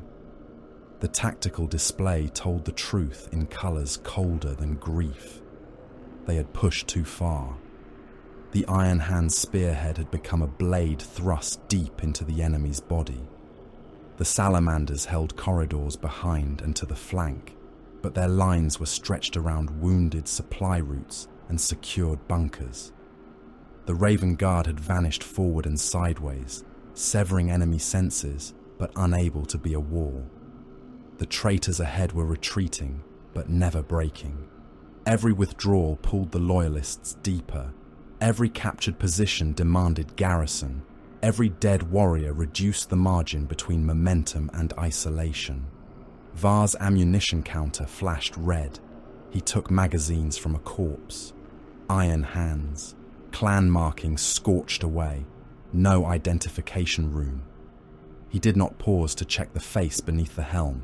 The dead had no use for ammunition. Captain Maris's voice returned, strained beneath discipline. All forward units, request second wave deployment. Rear support required. Casualty stations and munitions corridors exposed. Repeat, second wave deployment requested. Across the command net, other voices joined. Salamander's officers requested reinforcement for evacuation routes. Raven Guard command nodes requested rear containment against possible counterattack. Iron Hand's armor leaders demanded siege support, artillery anchoring, and fresh infantry to hold the ground already taken. Above the battlefield, the sky answered.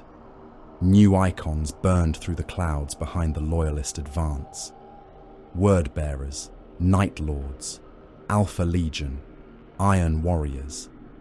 Their descent runes appeared in perfect order across Var's visor, behind the first wave, behind the dead roads, behind the wounded, behind the ammunition trains, behind the shield corridors, behind the sons of Ferrus, Vulcan, and Korax, who had bled themselves into the basin and still believed brothers were coming to stand at their backs.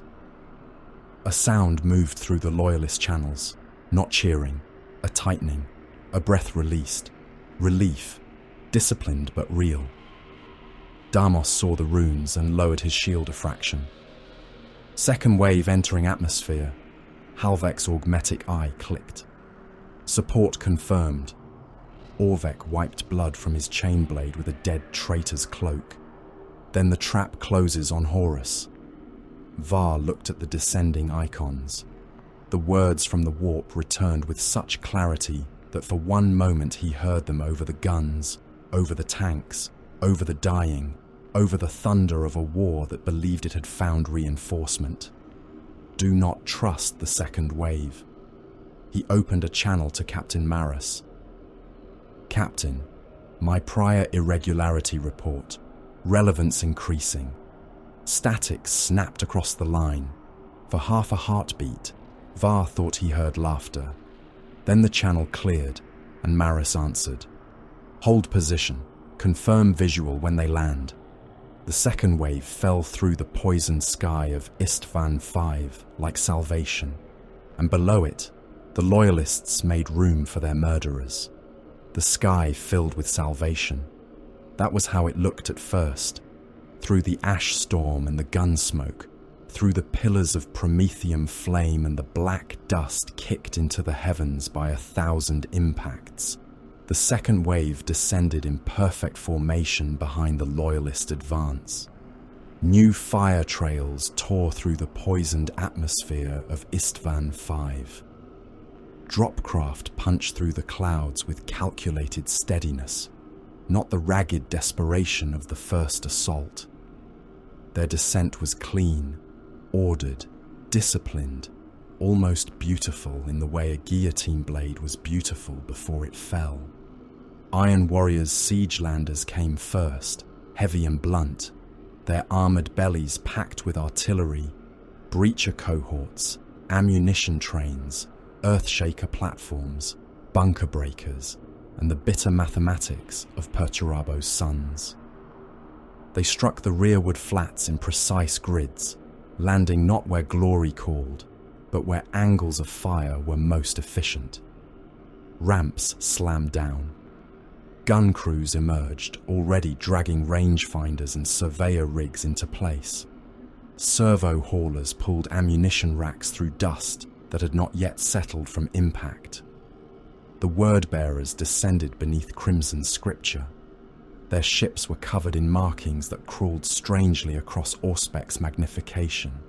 Too much text for armor plating, too many devotional seals, too much reverence for warriors summoned to kill traitors rather than worship among them. Their landing ramps opened in waves of red plate and blackened brass. Chaplains strode at the head of their formations, Crozius heads lowered, helms bowed as if entering a cathedral instead of a killing field. The Night Lords arrived like predators pretending to be reinforcements. Their craft dropped low and fast, dispersing among wrecked gunships, broken escarpments, and half-ruined supply corridors. Midnight blue hulls came through the dust at oblique angles. Engines dimmed early. Hull lights died. Their formations did not gather where commanders wanted them. They flowed toward wounded zones, relay shadows, crashed landers, and places where screams were already beginning. The Alpha Legion scattered. No two craft seemed to follow the same pattern. Some landed with the Iron Warriors. Some came down near word-bearer blocks. Others vanished behind ridges and sensor ghosts. Their transponders were correct. Their trajectories were authorized. Their silence was absolute. For the briefest moment, the Loyalists believed the battle had turned. Across the Urgal Depression, relief moved through the first wave like air entering a drowned lung. Salamander's captains transmitted casualty station markers and evacuation corridors with urgent restraint. Their wounded lay behind shield walls, armor burned black, limbs missing, helms cracked open, bodies still steaming from phosphex and plasma. Apothecaries sent coordinates again and again, voices roughened by smoke and rage.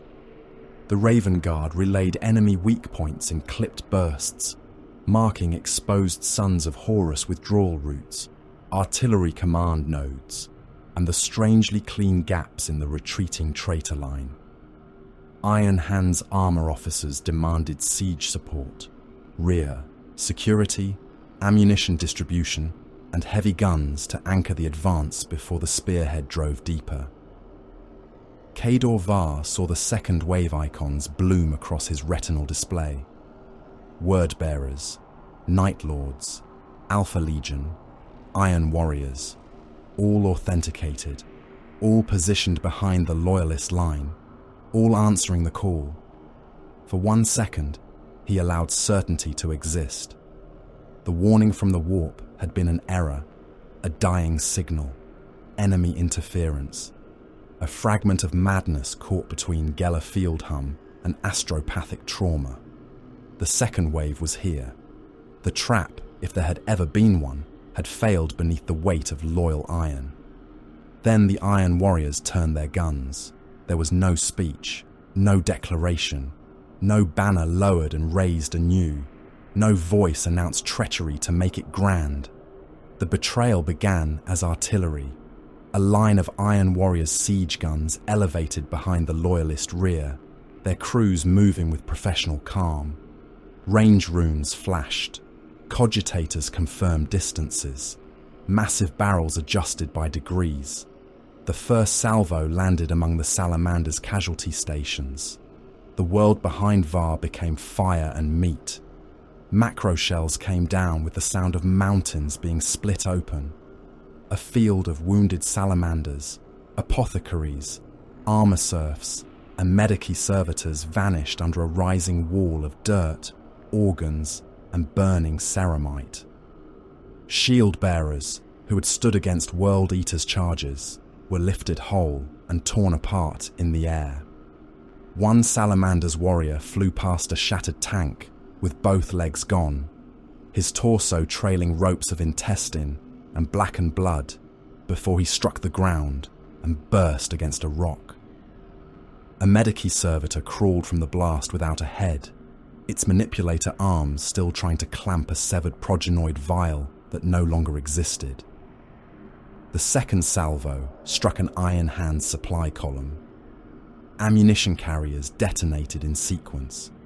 Bolter shells cooked off by the thousands, cracking like a storm of iron teeth. Volkite capacitors blew white-hot, flash-burning serfs into black silhouettes on the sides of ruined carriers. A Land Raider turned sideways under the impact of a siege shell, its hull folding around the crew compartment. The warriors inside died without voices, crushed into a shared red mass by their own sacred armor. Command Vox relays disappeared next.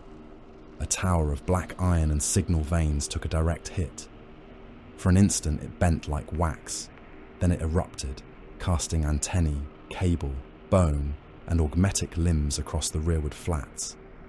Every local channel screamed at once, static, impact warnings, authentication challenges, death cries, orders, counter-orders. A salamander's captain's voice cut through the noise, stunned but controlled. "They are firing on us," an Iron Hands officer answered after less than a heartbeat. "Confirmed." No one said why. The question had no tactical value while brothers were skinning brothers. Var turned, bolter rising, as the rear of the battlefield tore itself open. Around him, his squad hesitated for the first time since planetfall. Not from fear, from the impossibility of correct target priority. Ahead, the sons of Horus and Death Guard had stopped retreating. Their lines hardened, their banners lifted. Emperor's Children cohorts wheeled back into attack formation, blades bright in the ashlight. World Eaters began howling anew, their madness rising as if the betrayal had fed them fresh blood through the air itself. Behind, the second wave killed. The word-bearers opened fire with religious calm. They did not charge at first. They formed ranks beneath fluttering parchment and crimson banners, Crozius and Bolter raised with the solemnity of ritual. Their chaplains spoke through amplified vox grills, voices deep, layered, and sanctified by something that was not the Emperor.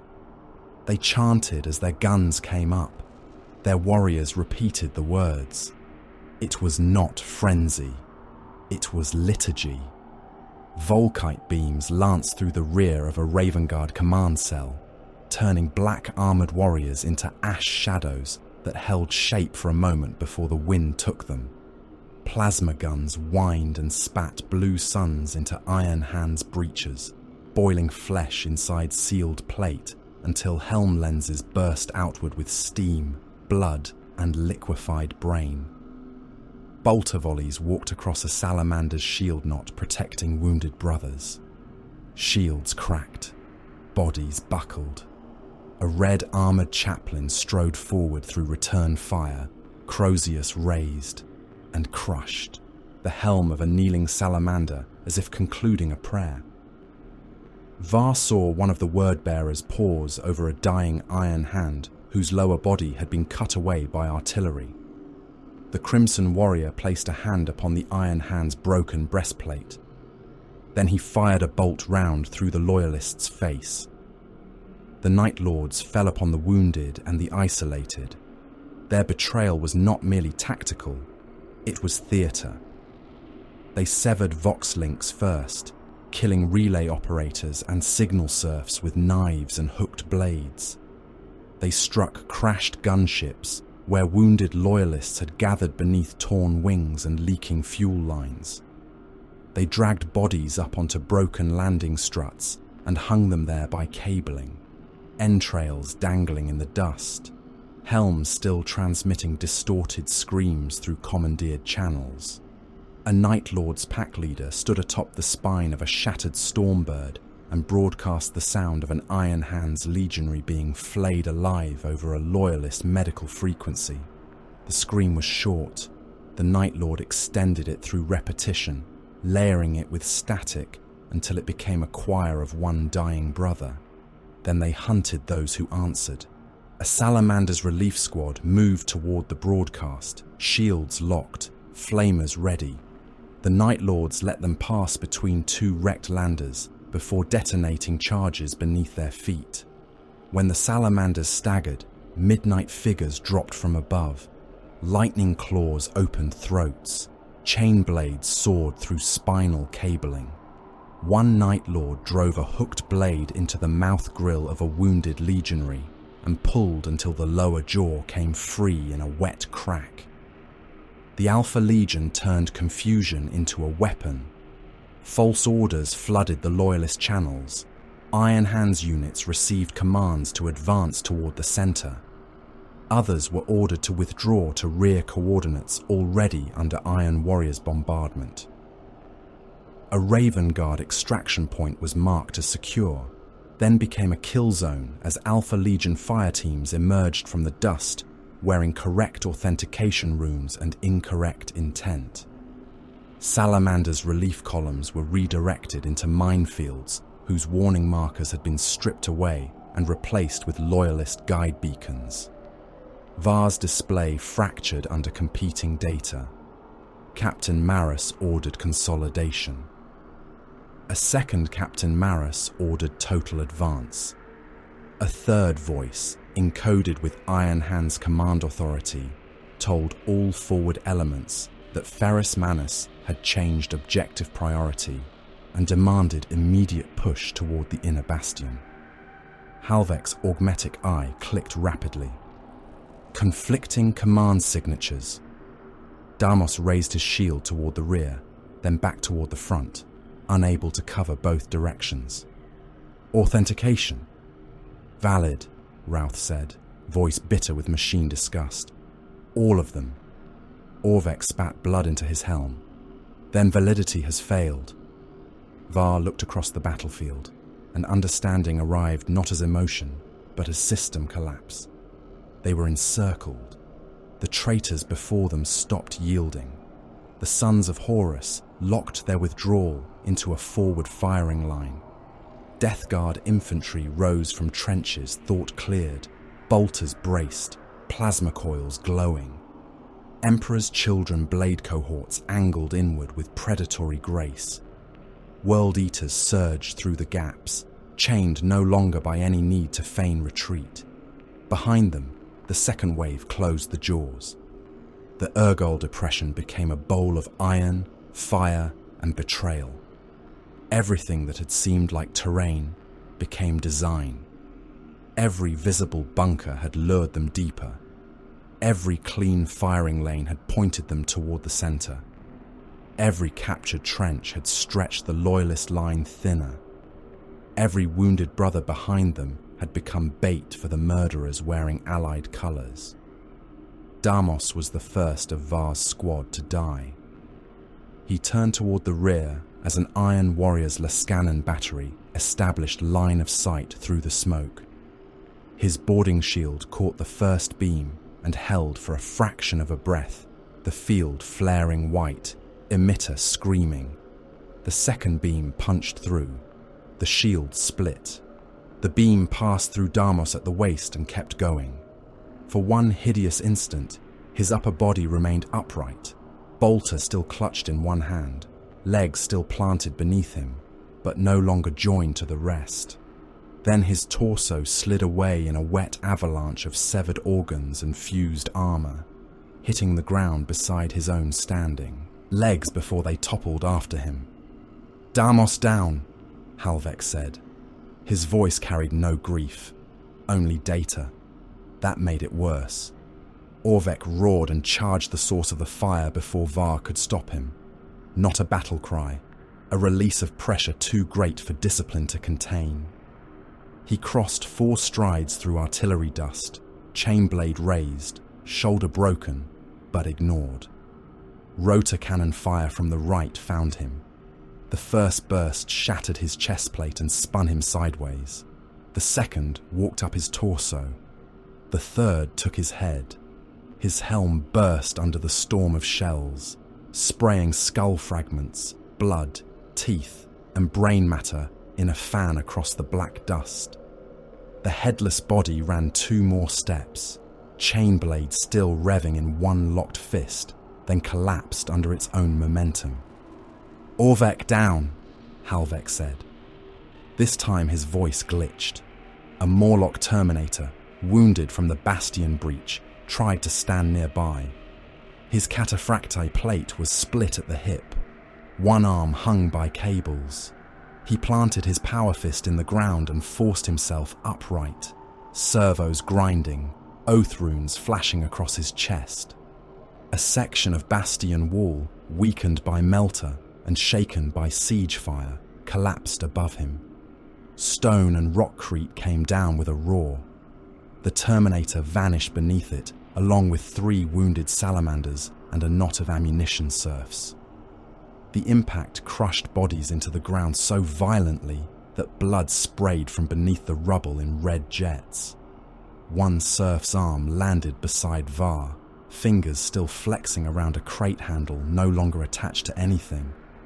Halvek fired until his Volkite charger overheated. Routh cursed in Binharik and slammed a new feed into his plasma cutter. Var opened a channel to Captain Maris. "Captain, the second wave is traitor. Repeat, the second wave is traitor." Static chewed the answer. Then Maris came through, his voice buried under impacts. "Confirmed.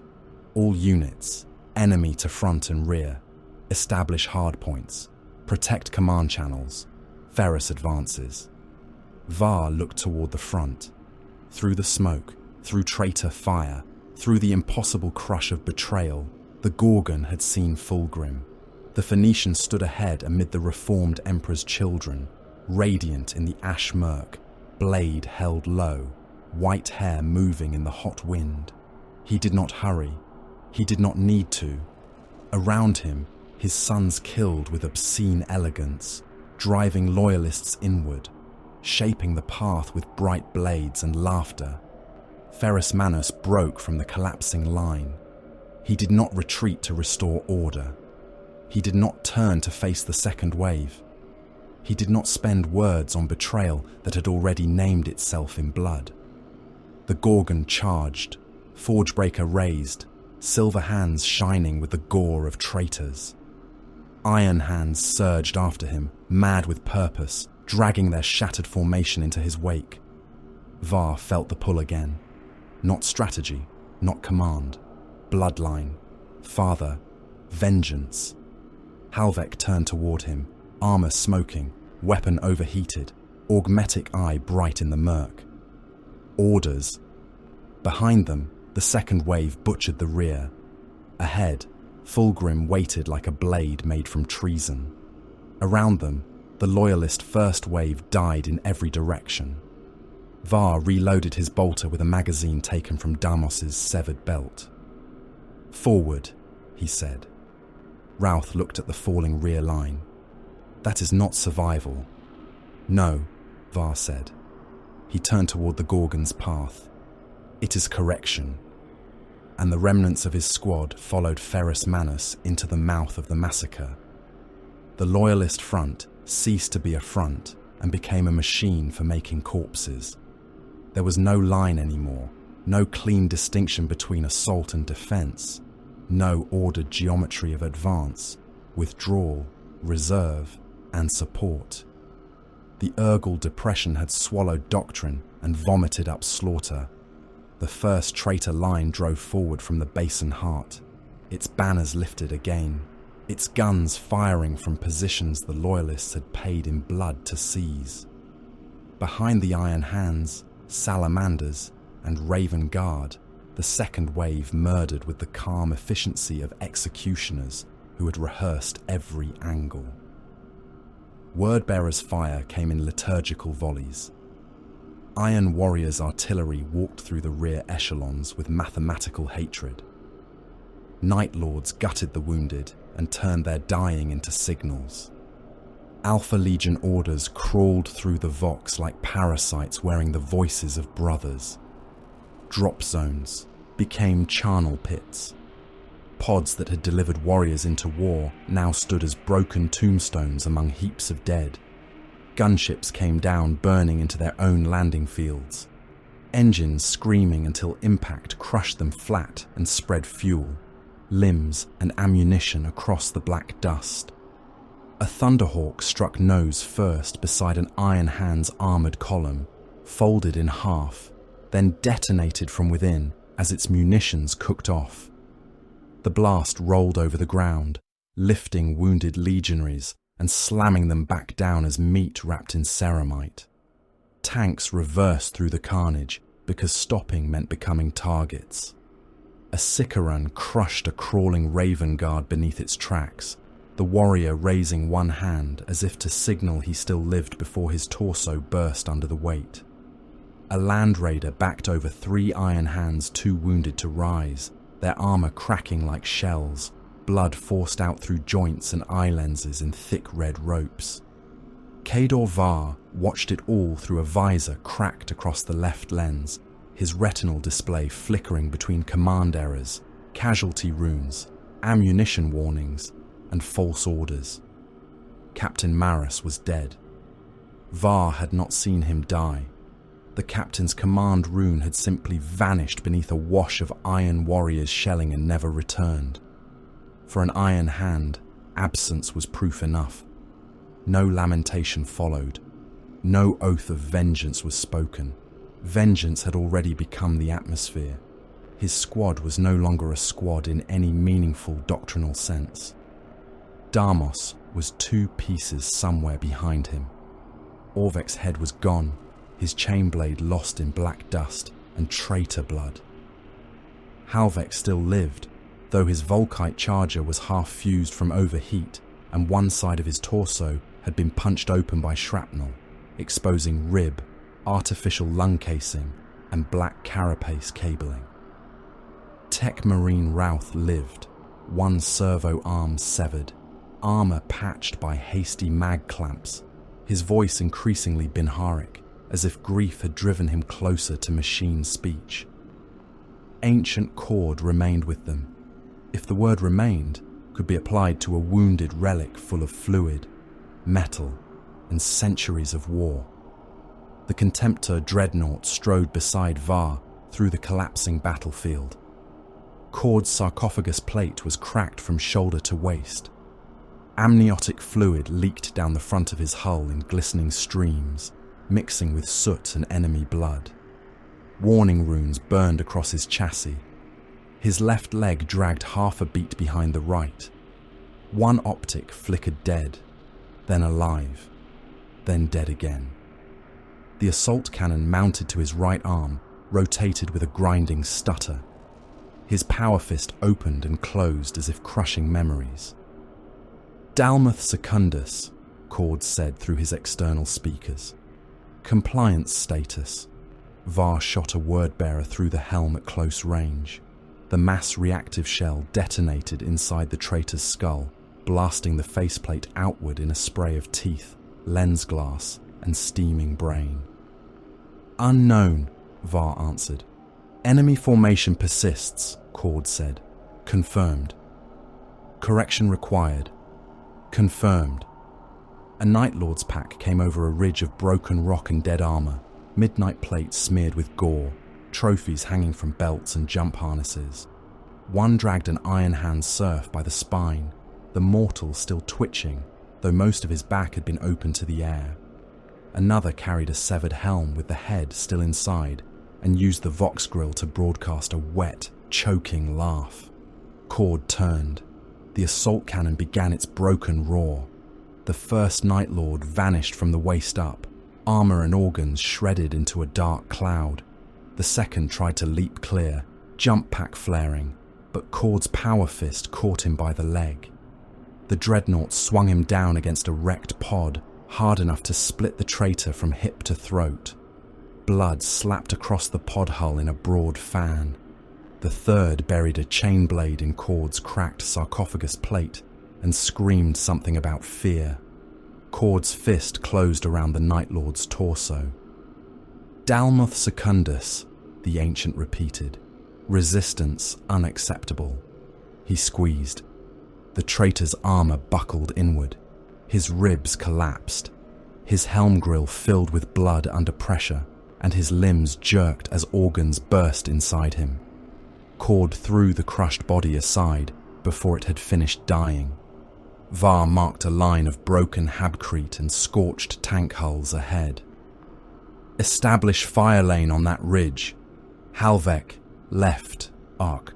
Routh, strip authentication from all incoming orders not bearing Primarch command. Cord, kill anything without loyalist return code. Halvek's voice came back thin and clipped. My charger is compromised. Then use your bolter. It has 3 rounds. Spend them correctly. Routh's answer came in machine bursts, then Gothic.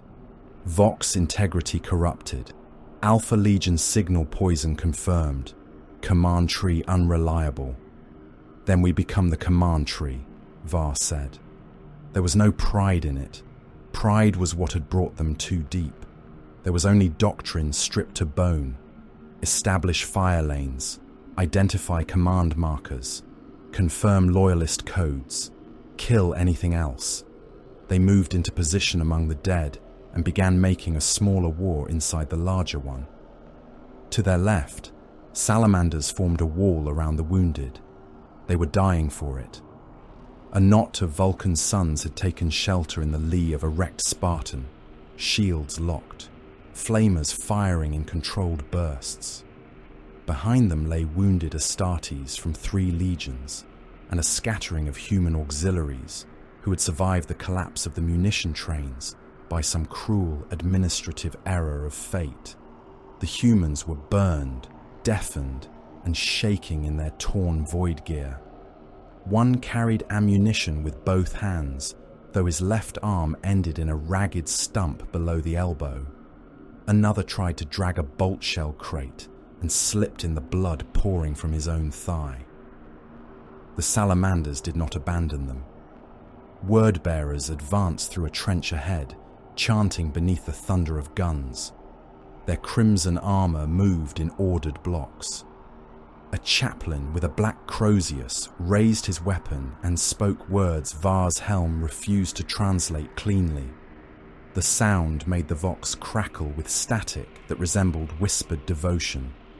The salamanders answered with fire. Promethium washed into the trench. Word-bearers burned standing, still chanting as their armor seals failed and their flesh cooked inside their plate.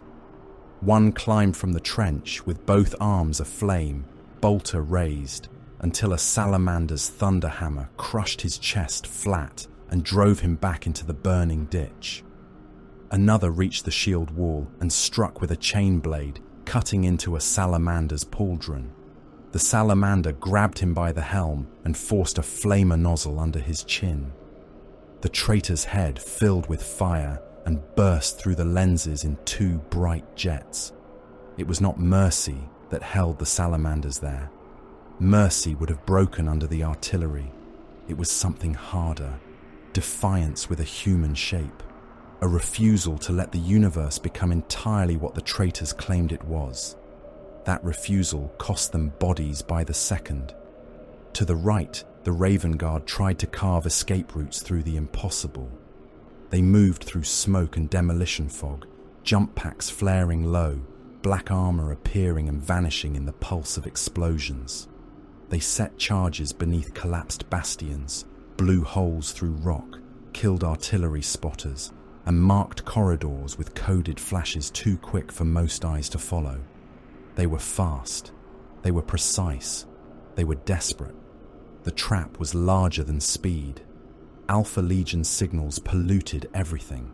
A Raven Guard squad moved toward an extraction hollow marked by friendly codes and vanished under overlapping fire from 3 directions. Another group killed a line of Alpha Legion infiltrators wearing Raven Guard markings, only to be fired upon by loyalists who saw black armor in the smoke and no longer trusted it. Every shadow became suspect. Every order carried a knife inside it. Then Corvus Corax appeared. Var saw him only because the battlefield around him died in a pattern too sudden for mortal cause. One moment, a Sons of Horus command cadre was advancing behind a screen of cataphractii plate. The next, shadow struck them. Talons flashed. A Terminator's arm came away at the shoulder, shield and all. A captain's head split from crown to jaw before he could turn. 3 legionaries died with their torsos opened in diagonal cuts, organs spilling steaming into the dust. Corax moved through them like night given purpose, pale face terrible, wings of darkness and jump exhaust carrying him from corpse to corpse. By the time the traitors fired, he was elsewhere, and their bolts found only the dead. Farther west, Vulcan held a breach. The Lord of the Salamanders stood amid fire and shell bursts, hammer rising and falling, his armor lit by flame until he seemed forged anew with every breath. World Eaters crashed into the line before him, and came apart beneath his wrath. One he struck so hard the traitor's body folded around the hammerhead, spine, ribs, and power pack bursting together. Another he seized by the throat and hurled into a cluster of his brothers, knocking them down before Salamander's flamers turned the heap into a pyre. Vulcan did not merely kill. He anchored reality around him. Wounded warriors crawled toward his shadow because it meant the line had not yet ended. But the traitor Primarchs were also upon the field, and they were not mythic saviors. They were calamities wearing blood. Mortarion advanced through the central smoke like the inevitability of burial. His death guard moved with him in dense, pitiless formation. They did not rush. They did not exult. They ground the loyalists down step by step, bolters firing, scythes rising, chemical mists curling around them. Resistance met them and thinned. Wounded loyalists who reached for weapons were shot once and passed over. Warriors who stood were surrounded, cut, and left in pieces. Angron was elsewhere and everywhere, visible by the heaps of ruined bodies that marked his path. He hurled himself into dense formations, not as a commander, but as an event. Chain axes rose and fell. A Raven Guard assault squad tried to strike him from above, and he leapt into them, catching one by the waist and tearing him apart in mid-air, the halves raining blood over the ground. Another, he smashed into a tank hull until the armor and the warrior were both unrecognizable. Lorgar walked behind his sons in crimson and gold, and where he passed the betrayal became scripture. Word-bearers killed more calmly near him. Their voices deepened. Their treachery acquired rhythm. A dying loyalist might have thought he was hearing a temple service, if not for the bolt shells breaking bodies open in time with the chant. Then came the evacuation hollow. The Salamanders had marked it as a temporary withdrawal point in a shallow landing basin between two ridges. Wounded were being moved there under shields, iron hands with shattered limbs, Raven Guard with jump packs torn away and bodies punctured by shrapnel. Salamanders burned down to blackened armor, still carrying brothers heavier than themselves. Human auxiliaries stumbled among them with ammunition, water, medici packs, and terror. Medici servitors crawled and rolled through the dust, manipulators twitching, saws and clamps ready, their logic unable to grasp that there were too many wounded and no rescue coming. Iron Warriors' guns found the hollow. They did not fire wildly. They bracketed it. The first shells landed short, throwing dust and severed bodies into the air. The second line walked behind the hollow, sealing retreat. The third landed among the wounded. Pressure killed before fragments did. Bodies burst inside armor. Helm lenses popped outward as skulls pulped under invisible force.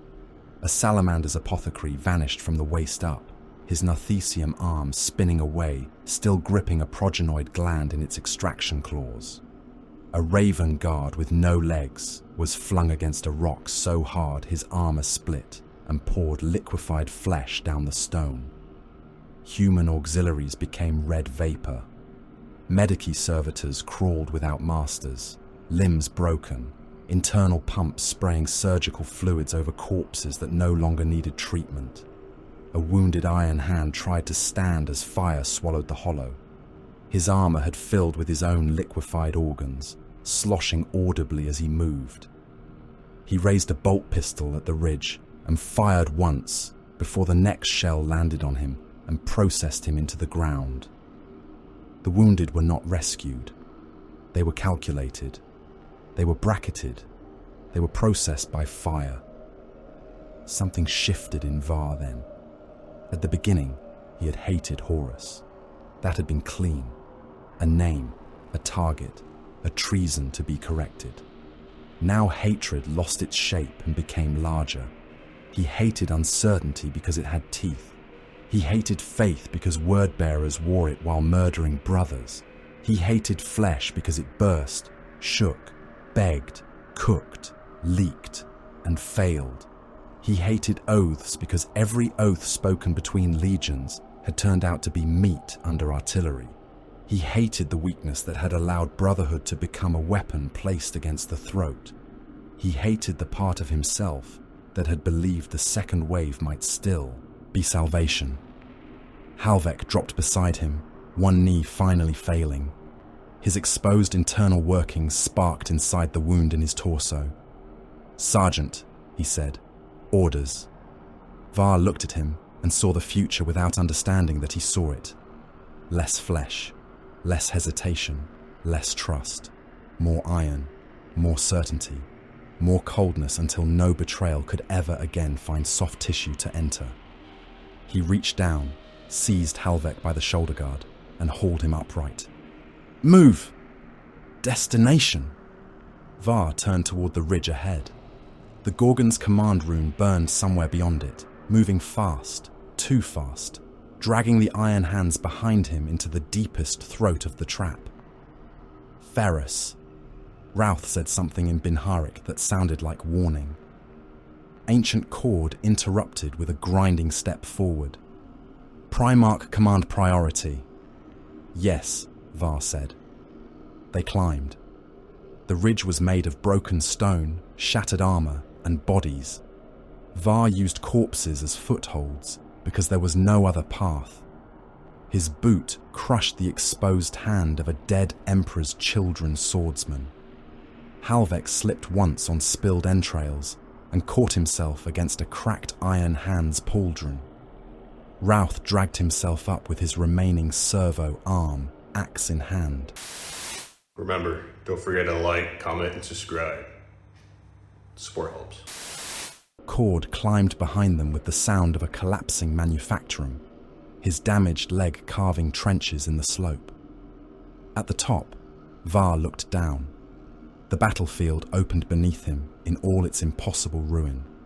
Fire, dust, falling ships, broken legions, brother killing brother beneath a sky full of poison.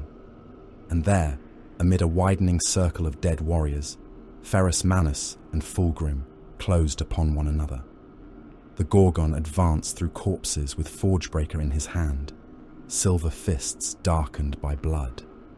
Fulgrim waited in gleaming armor, beautiful and wrong, blade lifted as though the Massacre were an opera written for him alone.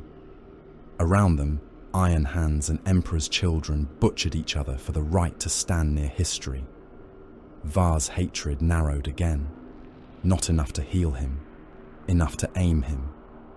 Ferrus Manus charged. The war did not end around them. It widened, deepened, and screamed on through every shell burst and collapsing trench. But for Khador Var, the whole of Isstvan 5 narrowed until there was only the circle of dead around two demigods. Ferrus Manus and Fulgrim closed upon one another beneath a sky the colour of old blood. Around them, their sons killed for the right to witness history or prevent it. Iron Hands advanced over mounds of broken plate and spilled organs.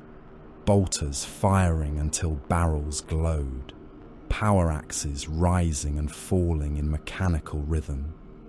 Emperor's children met them with blades bright as surgical instruments, their purple and gold armor shining obscenely through the ash. The air between both legions was a killing space choked with bolter detonations, volkite beams, sword flare, chain blade shriek, and the wet percussion of transhuman bodies being opened. Ferrus Manus did not move like Fulgrim. There was no beauty in him, no flourish, no wasted grace. The Gorgon was wrath given purpose, a verdict wearing armor. He struck an Emperor's Children champion with Forgebreaker and reduced the warrior to a ruptured stain inside shattered plate. The hammer blow passed through the raised sword, through the arms, through the chest, and into the ground beneath, cracking the black stone in a spreading web. Another blade master darted in at his flank. too swift for any legionary to counter. Ferrus caught him by the helm with one silver hand and drove him face first into the earth until skull, visor, teeth, and brain matter sprayed out between his fingers. He did not look down at the corpse. He advanced. Every step broke something: ground, armor, bone, hope, pride. The warriors of the 3rd Legion threw themselves into his path and died trying to slow him. They came in pairs, in threes, in glittering knots of elite swordsmen with perfect form and poisoned courage. Ferrus killed them as if clearing debris from a forge floor. One he split from shoulder to hip.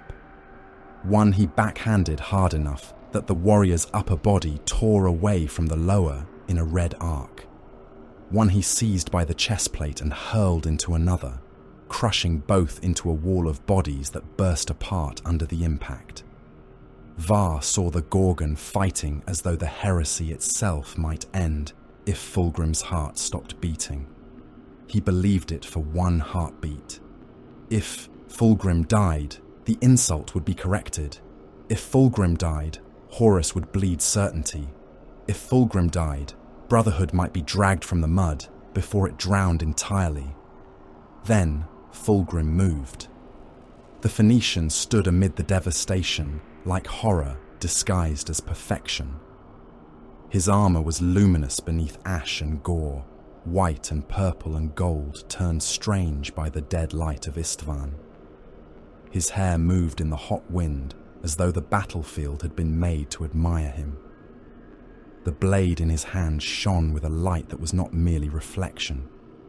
It seemed to drink colour from the world and return it spoiled. Every movement he made was exquisite. Every step was exactly placed. Every turn of his wrist carried the certainty of a master artisan correcting an imperfection. And yet it was wrong. Beauty had become predatory. Grace had sharpened into hunger. The perfection around Fulgrim did not elevate the battlefield. It made the slaughter seem arranged for his pleasure. Var tried to reach his Primarch. Ancient cord lumbered beside him, leaking amniotic fluid from the crack in his sarcophagus. Halvek followed on failing legs, bolter in hand. His Volkite charger abandoned somewhere behind him as molten scrap. Routh came with his power axe and one remaining servo arm, his armor shrieking machine warnings across the squad channel. Between them and Ferrus stood the Phoenix Guard and a knot of traitor Terminators. The first impact was suffocation. A Phoenix Guard spear punched toward Var's throat. He twisted, the blade skidding across his helm and shearing one side of his Vox grill into sparks. He fired into the warrior's chest. The bolts struck and detonated, but the traitor's plate held long enough for him to drive a knee into Var's abdomen. The blow cracked armor and forced black bile into Var's throat. Var seized the haft of the spear with his augmetic hand and crushed the metal inward, then stepped close and fired his bolter beneath the traitor's chin. The helm jumped. The head inside burst. Blood and grey matter sprayed through the neck seal as the body collapsed backward. To his left, ancient cord tore into the traitor Terminators. A Cataphractii warrior struck the dreadnought with a chain fist, carving through black armor and into the machinery beneath. Cord answered by closing his power fist around the warrior's torso. The Terminator's armor resisted for a moment, ancient plate grinding under the pressure. Then it caved. The warrior inside was pulped through his own ribs, blood jetting from the gorget and waist seals. Cord lifted the twitching ruin and used it as a bludgeon, smashing another traitor from his feet. "Dalmuth Secundus," Cord boomed, voice broken by static and old dreams. "Compliance incomplete. Enemy command persists." A Volkite beam lanced through the smoke and struck Halvek in the chest. For an instant, his armor glowed from within. He staggered locked in place by pain his transhuman body refused to admit. The beam burned through his torso and out his back, vaporizing augmetic lung casing and flesh together. He fired his last 3 bolter rounds before he fell. The first took an Emperor's Children warrior through the eye lens. The second shattered a sword arm at the elbow. The third struck nothing but smoke. Halvek dropped to one knee, then to both. "Flesh," he said, voice scraping through a ruined vox, "has failed." Routh tried to reach him. A power blade intercepted the tech marine, sliding through his weakened side armor and out beneath the ribs. Routh caught the swordsman's wrist with his remaining servo arm and cut downward with his axe. The traitor's face split vertically, helm and skull opening around the field edge. The corpse collapsed with its blade still buried in Routh's side. Var could not stop. Not for Halvek. Not for Routh. Not while Ferris was ahead. He drove forward into the press, firing at grappling range. Bolter recoil hammered his arms. Shells burst inside bodies close enough to paint him with bone chips and hot blood. A traitor's fist cracked across his helm and shattered more of the left lens. Var headbutted him back, drew his combat knife, and punched it through the soft seal beneath the jaw. He felt the blade grate through teeth from below before he ripped it sideways and opened the throat to the spine. All around him, the duel became the center of the age. Ferris and Fulgrim met with a sound like the death of Empire. Hammer and blade struck. The shockwave threw warriors from their feet. Dust blasted outward in a ring. Fulgrim slid back, boots carving lines in the black stone. Ferris advanced immediately, Forgebreaker coming around in a second blow that would have demolished a battle tank. Fulgrim turned aside by less than a handspan, the hammer grazing his armor and sending fragments of gold trim spinning into the air. He answered with a cut that scraped across Ferris's breastplate in a shower of sparks. "You could have stood beside me," Fulgrim said. His voice carried through the war, intimate and venomous, as if the two of them spoke in a chamber hung with silk rather than a graveyard made of suns. Ferris struck again. Fulgrim moved beneath it, too graceful, too perfect, blade kissing the joint of the Gorgon's armor and drawing blood bright as molten iron. Ferris's answer shook the ground. "I stand where iron belongs, against corruption." He hit Fulgrim with his fist. The blow hurled the Phoenician backward through the bodies of his own sons. 2 Emperor's children were crushed beneath him, their armor breaking open as he slid through them. Fulgrim rose in one smooth motion, blood on his lips, and smiled. Var felt hatred sharpen into something close to awe. This was not a duel between warriors. It was brotherhood curdled into murder, pride against pride. Love turned inside out and given a killing edge. The Great Crusade did not die in a council chamber, nor in a proclamation, nor in the first treacherous bombardment. It died here, in the black dirt, beneath blades held by demigods who had once called one another brother. The air changed. At first, Var thought it was chemical drift from phosphex or atomized fuel. Then his filters stuttered. His tongue tasted sweetness beneath the reek of blood and propellant. Sweetness and rot. The two layered together until nausea crawled through even his altered physiology. Vox channels distorted into distant laughter. Not Night Lord's mockery, not dying men, not static. Something lower, something delighted. Fulgrim's blade shone brighter. Warriors near him faltered. Iron hands, who had marched through artillery without flinching, hesitated for less than a heartbeat. Some lowered their weapons a fraction. Some stared. An Emperor's Children warrior impaled an iron hand through the abdomen and whispered praise while twisting the blade. The dying loyalist did not strike back at first. He looked past his killer toward Fulgrim, as if seeing a truth too beautiful to endure. Var felt it touch him, a desire to kneel, not from loyalty, not from fear, from the sheer pressure of perfection pressing against the weak, wet relic of humanity still buried inside him. Fulgrim was beautiful. Fulgrim was right because beauty itself seemed to say so.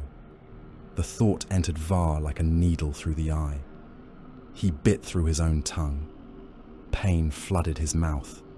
Blood filled his teeth and spilled down his throat. The false reverence snapped. He spat red into the inside of his helm and fired into the nearest Emperor's Children warrior until the corpse stopped twitching. Flesh response unacceptable, he rasped. Ferrus drove Fulgrim back. Forgebreaker came down and struck the Phoenician's guard. The impact buckled Fulgrim's stance. Ferrus followed with his silver hand, catching his brother's sword arm and crushing. Armor screamed, bone cracked. Fulgrim's smile vanished. Ferrus slammed his forehead into Fulgrim's face, then hammered him across the chest with enough force to send him staggering to one knee. The Iron Hands saw it.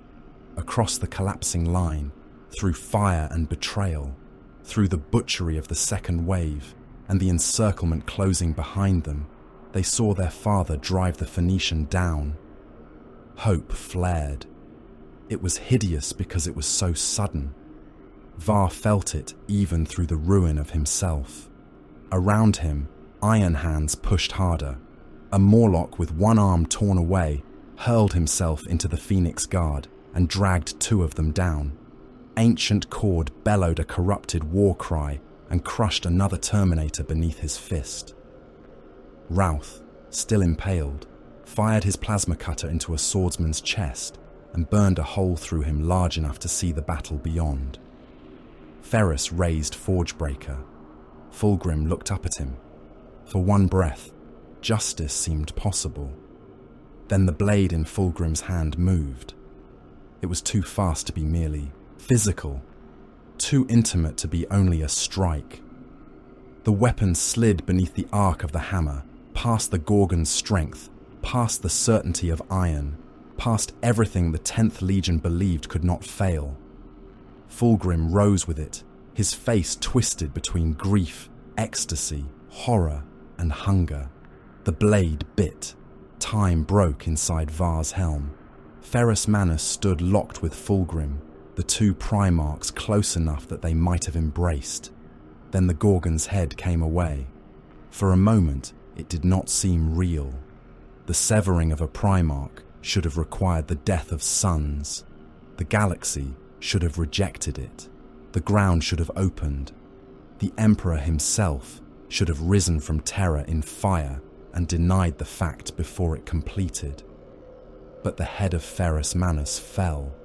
It struck the black dust.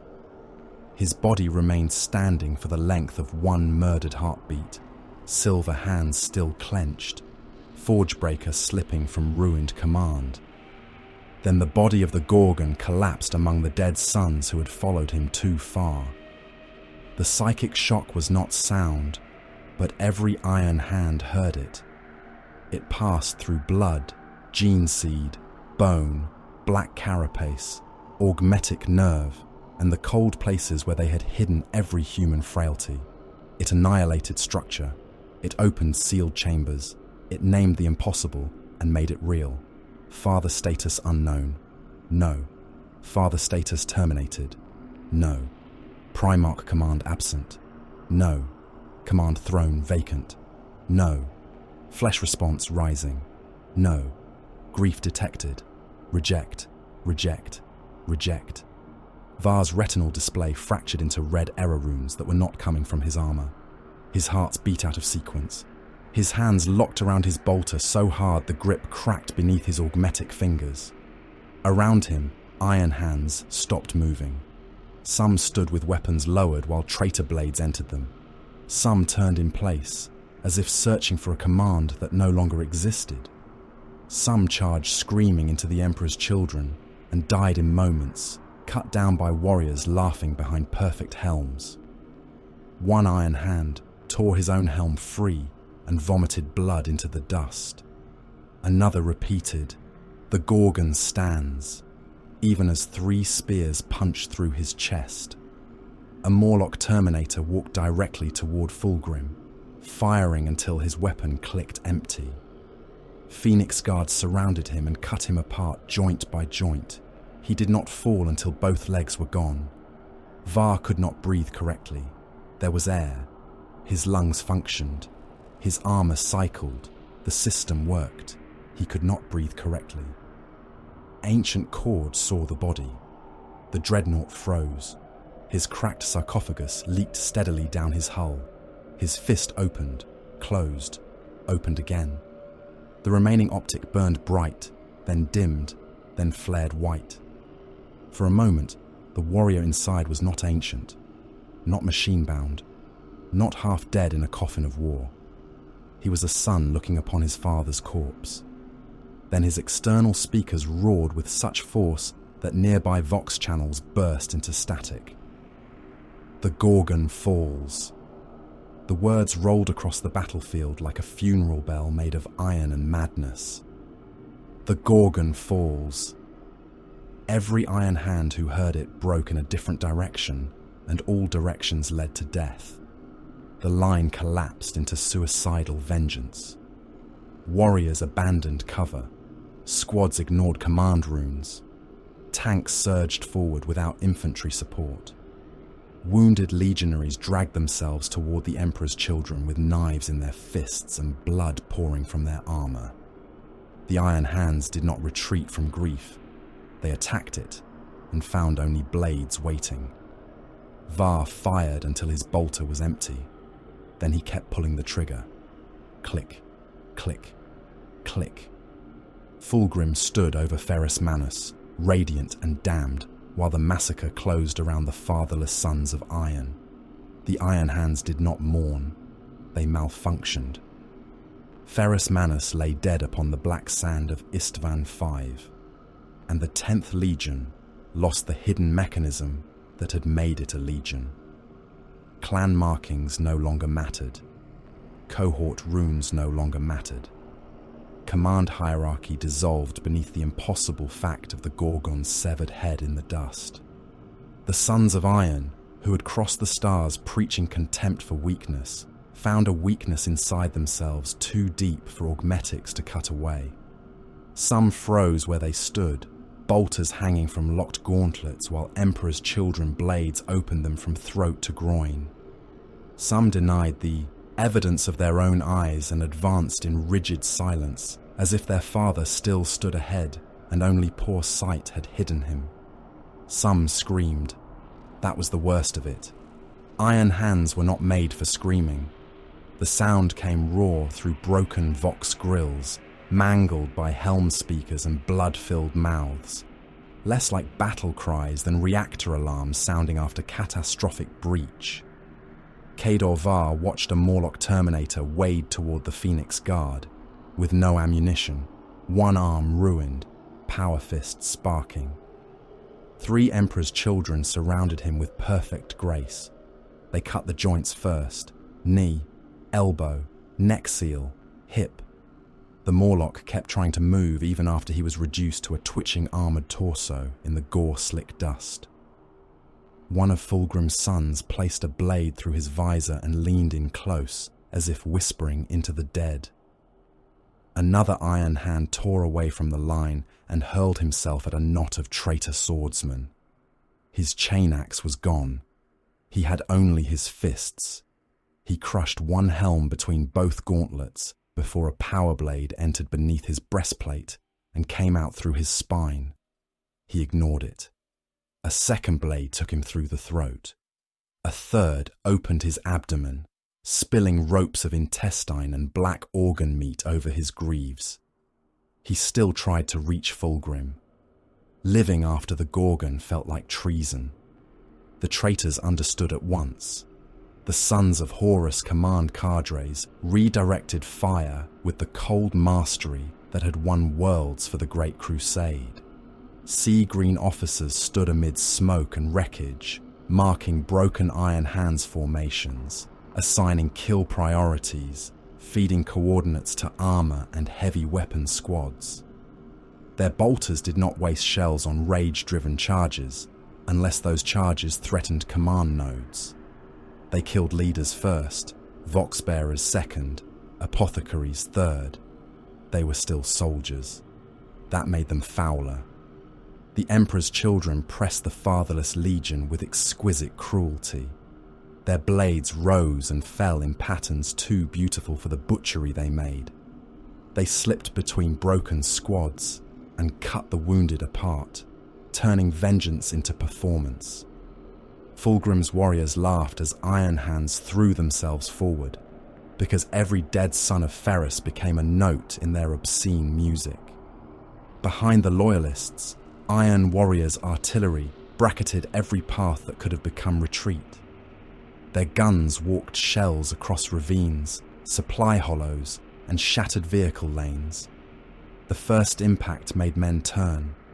The second killed those who turned. The third erased the route itself. Night Lords hunted the pockets left isolated by the shelling, dragging wounded into the shadows of wrecked landers. Word-bearers stood over heaps of dead and chanted until the sound entered the Vox like a disease.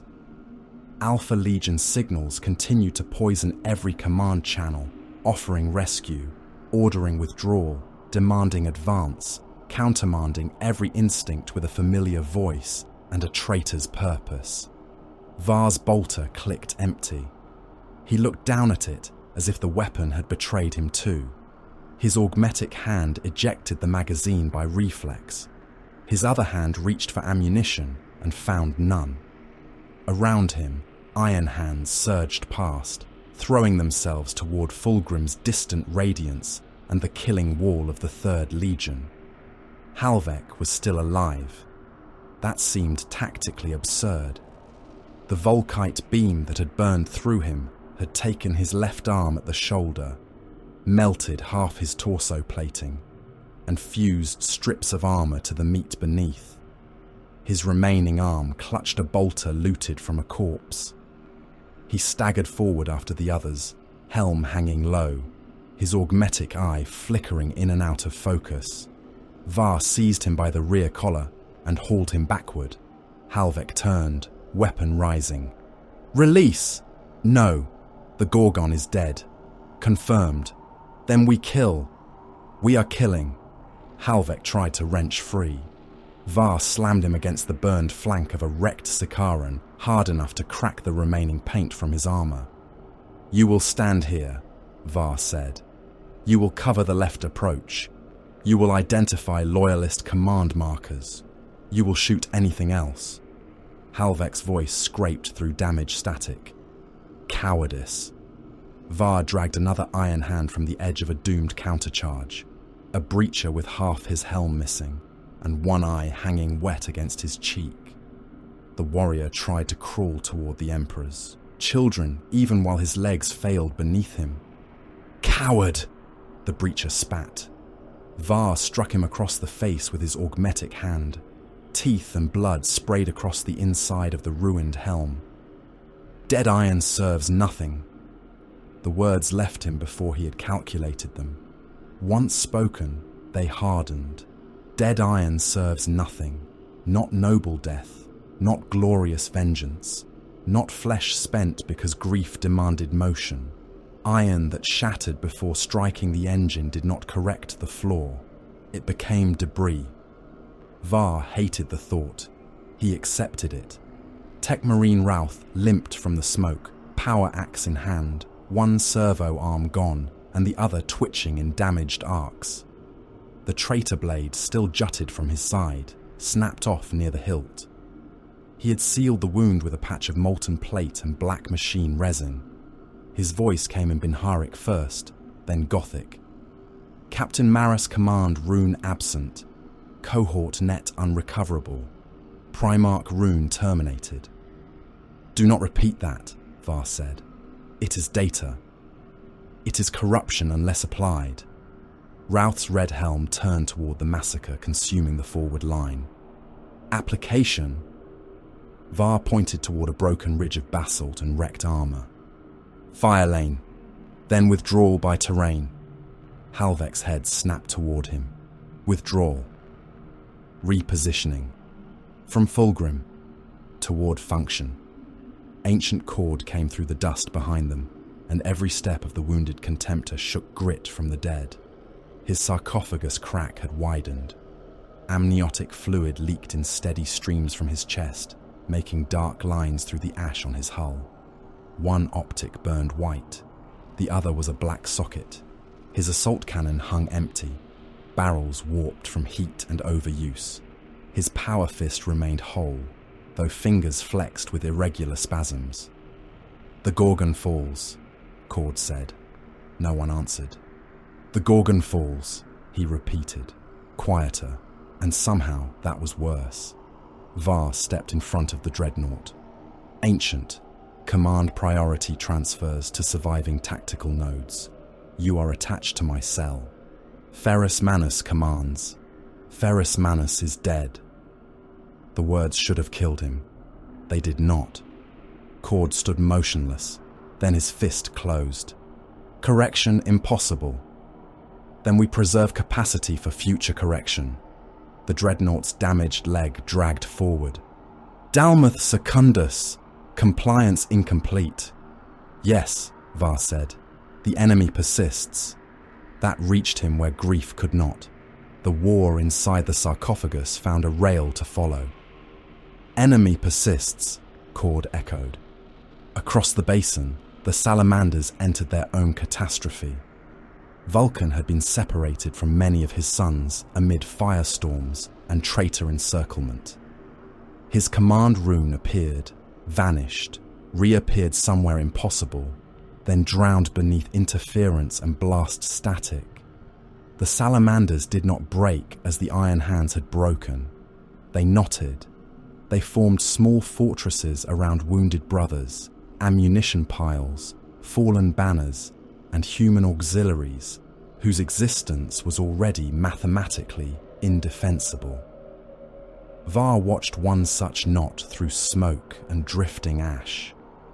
A salamander's sergeant stood at the center of a half-circle of shields. His armor burned black from helm to greaves, the green beneath visible only in scratches. Behind him lay wounded from several legions, Iron Hands, Raven Guard, salamanders, even a few mortal crewmen who should have been abandoned under any cold analysis. The salamanders held anyway. Word-bearers came against them down a trench line, chanting in low harmony. The salamanders answered with promethium. Fire rolled out in a solid wall, licking over red armor, crawling into joints, boiling flesh behind faceplates. A word-bearer. Chaplain strode through it with his crozius raised, parchment blackening on his armor, voice amplified into something that made nearby corpses tremble under the base of it. The salamander sergeant met him with a thunder hammer. Crozius and hammer struck. The chaplain spoke a blessing to gods no loyal warrior had named. The salamander head-butted him hard enough to crack both helms, then drove the hammer into the chaplain's chest and detonated his ribs through his back. The shield wall held. Then Iron Warrior's shells found it. When the smoke cleared, the wall was gone, and the wounded behind it were spread across the basin in cooked fragments. Still, one salamander crawled from the crater, both legs missing, dragging a wounded human crewman by the harness with one hand. A Night Lord dropped behind him and opened his throat slowly with a hooked blade. The universe rewarded cruelty. The salamanders refused to learn. To the eastern ridges, Corax was trying to carve survival from a field designed for extinction. Raven Guard survivors moved in swift, broken streams, using smoke charges, jump pack bursts, demolition cuts, and blind ravines to break contact. They did not flee like cowards. They withdrew like knives being pulled through flesh. Wherever they passed, enemy scouts died, gun nests erupted, and command signals went dark. Yet there were too few of them and too many jaws closing. The Alpha Legion had made every shadow doubtful. A Raven Guard marker could mean sanctuary or ambush. A familiar voice could be a brother or a mask. For a moment, Var saw the Raven Lord himself. Korax moved across a ridgeline in a blur of black wings and pale fury, talons flashing. 3 sons of Horus died before they turned. An Alpha Legionnaire raised a bolter and lost both arms, then his head. Korax vanished into smoke, and the smoke exploded behind him as demolition charges opened a path through a collapsed escarpment. A path. Not victory, not justice. A path. Angron made paths too, but his were canals of meat. The Red Angel smashed into a dense knot of loyalists near the basin floor, world eaters surging around him like blood-mad dogs around a butcher, chain axes jammed with ceramite and flesh. Warriors fired point-blank into world eaters' torsos and watched them keep coming with their own organs spilling out. One world eater took a melter blast that removed half his side, ribs glowing white, spine visible through cooked meat, and still buried his chain axe in a salamander's helm until the weapon choked on skull fragments. Another crawled with no legs, biting at a wounded Raven Guard's wrist seal until a bolt round turned both their heads into paste. Angron struck an Iron Hands dreadnought with both axes and ripped open the sarcophagus. The warrior inside screamed into the Vox for less than a second before the Primarch reached into the amniotic cradle and tore out what remained of the pilot in one steaming handful. Elsewhere, the Night Haunter made panic into architecture. Conrad Kurz did not need to be seen for his legion to become worse. Night Lords strung loyalist corpses over shattered gunships, suspending them by cables and tendon. They patched dying Vox transmitters into open channels and mimicked voices of captains, sergeants, apothecaries. Help me. Rally here. Father lives. Wounded to this beacon. Every lie had coordinates. Every coordinate had blades. One Night Lord crouched atop the broken nose of a stormbird as Var's cell passed below the ridge. His armor was slick with blood. A strip of flayed skin hung from one pauldron, still marked with the black hand of Ferrus. "Little loyalist," the Night Lord called over an open channel. "Your father is dead. Does duty still taste sweet?" Halvek raised his bolter, but Var struck the barrel down. "Not worth the round." Cord's power fist closed around a boulder and hurled it instead. The stone struck the Stormbird nose and crushed the Night Lord against the hull. His laughter ended in a wet crunch. Mortarion showed another cruelty entirely. No theatre, no mockery, no rage. The Death Lord advanced through ash, toxins, and fire with his sons in steady formation. The Death Guard killed the way disease killed, without haste and without hatred. A wounded Raven Guard reached for a pistol as they passed. A Death Guard legionary shot him once through the helm and moved on without looking down. An Iron Hand with no legs dragged himself toward them with a grenade in his fist. Mortarion's warriors altered course by a single step, fired 3 bolters into him, and continued. Their horror was inevitability, and inevitability did not need to shout. By the time Var's cell reached the shadow of a collapsed Prometheum carrier, they were 5. Var. Halvek, one-armed and flickering but upright. Routh, bleeding oil and blood through failed seals. Ancient Cord, half ruined and still lethal. And a Raven Guard destroyer who appeared from the smoke with a rad grenade in one hand and a bolt pistol in the other. His black armor scraped raw and marked by chemical burns. Var nearly shot him. The Raven Guard did not flinch. "Loyal code," Var demanded. The warrior transmitted it. "Correct." Then a secondary code. "Also correct." Then he spoke a phrase in the clipped cadence of the 19th Legion. Seen is dead. Halvek's bolter remained trained on him. So are many unseen. The Raven Guard inclined his helm slightly. Sith, destroyer cadre. My squad is gone. My Primarch is breaking survivors east. Then go east, Halvek said. East is closing. Var studied him. Why approach us? Sith pointed through the dust toward the northern canyon line. It was barely visible, choked with wrecked gunships, broken drop pods, smashed tanks, and the burning skeletons of landers that had fallen across one another in the descent. There is a route through the canyon, narrow, dirty, under smoke.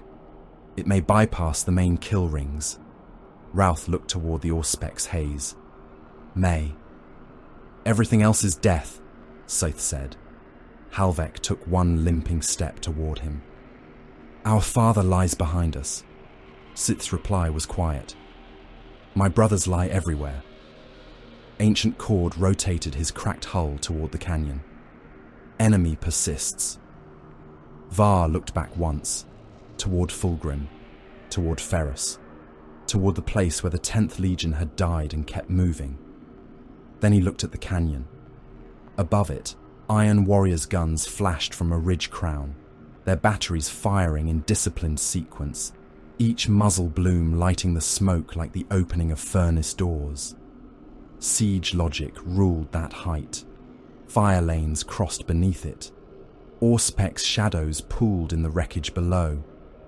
It was a road under the gaze of executioners. Sith followed his stare. It passes beneath an artillery crown. Halvek gave a sound that might once have been laughter before the flesh had been burned out of it. Of course it does. Var checked his empty bolter, then drew his combat blade. Dead iron serves nothing. He hated the words. He needed them. Move, he said, and the survivor cell entered the black sand beneath the guns. After the massacre, the battle became hunting. The great formations were broken. No banners moved in clean ranks now. No armoured spearheads drove toward grand objectives. No Primarch's command rune could be trusted to hold a legion together across the ash and smoke. The Urgol Depression had become a slaughterhouse of smaller wars, each one meaner than the last. Bunker clearances, canyon ambushes, corpse field executions. Last stands fought behind burned-out tanks by warriors with no ammunition and too much hate to die quietly. The traitors swept the basin for survivors. They came in tides and chants and disciplined kill teams. Iron warriors combed the ridgelines with Auspex sweeps and artillery correction beams. Word-bearers moved through the dead with their voices raised, turning extermination into ritual. Night Lords drifted ahead of them in packs, drawn to pain the way carrion flies found ruptured flesh. Alpha Legion shapes appeared where no loyalist expected them, wearing codes, voices, markings, and lies. Sons of Horus command squads marked pockets of resistance and fed them into the guns. Death Guard advanced with the patience of rot. World Eaters hunted anything that still moved, and when nothing moved, they kicked corpses until something twitched. Isstvan V had ceased to be a battlefield. It was a test to see how long the loyal could continue dying. Kaidor Var moved through the dead with the remains of his cell. The ground was not ground anymore. It was broken armor, cooked flesh, spent casings, shattered banners, and black sand clotted with blood, until every step made a wet grinding sound beneath ceramite boots. Burned gene seed vaults lay split open beside wrecked apothecary stations, their stasis capsules cracked and steaming. Half-buried helms still transmitted dying biometric pings, each one a faint, repeating pulse in Var's display. Some belonged to warriors whose bodies were nowhere near the helmets. Some belonged to bodies whose heads were nowhere near the ground. Brother Halvek limped at Var's left, one-armed bolter held close across his ruined chest.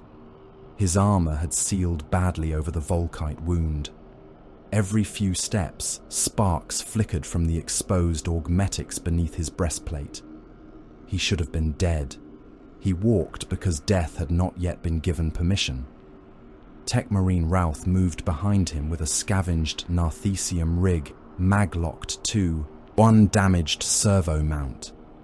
The machine had belonged to an Iron Hands apothecary who had been cut apart by Emperor's Children blades. Routh had removed it from the corpse without ceremony. His red armor was blackened, cracked, and slick with fluids that were not all his own. The broken traitor blade remained buried in his side because removing it would have been a waste of time and blood pressure.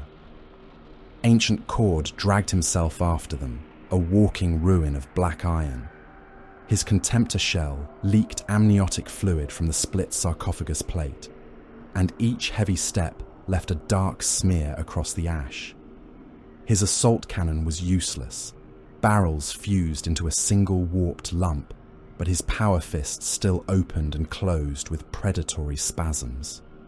Sith of the Raven Guard moved ahead, appearing and vanishing between wreckage drifts. His armor drank the light. He had the terrible economy of a warrior who knew that every unnecessary motion might become his last. Rad grenades hung from his belt. A bolt pistol rested in his hand. His helm turned constantly, never trusting silence, never trusting codes, never trusting the dead. A wounded loyalist groaned beneath a collapsed section of gunship wing. Var ignored him at first. The sound had no tactical value. Then Routh stopped.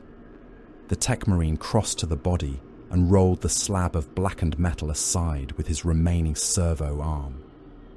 Beneath it lay an iron hand from Clan Raukan. His armor burned open from the chest to the groin. His abdomen was gone.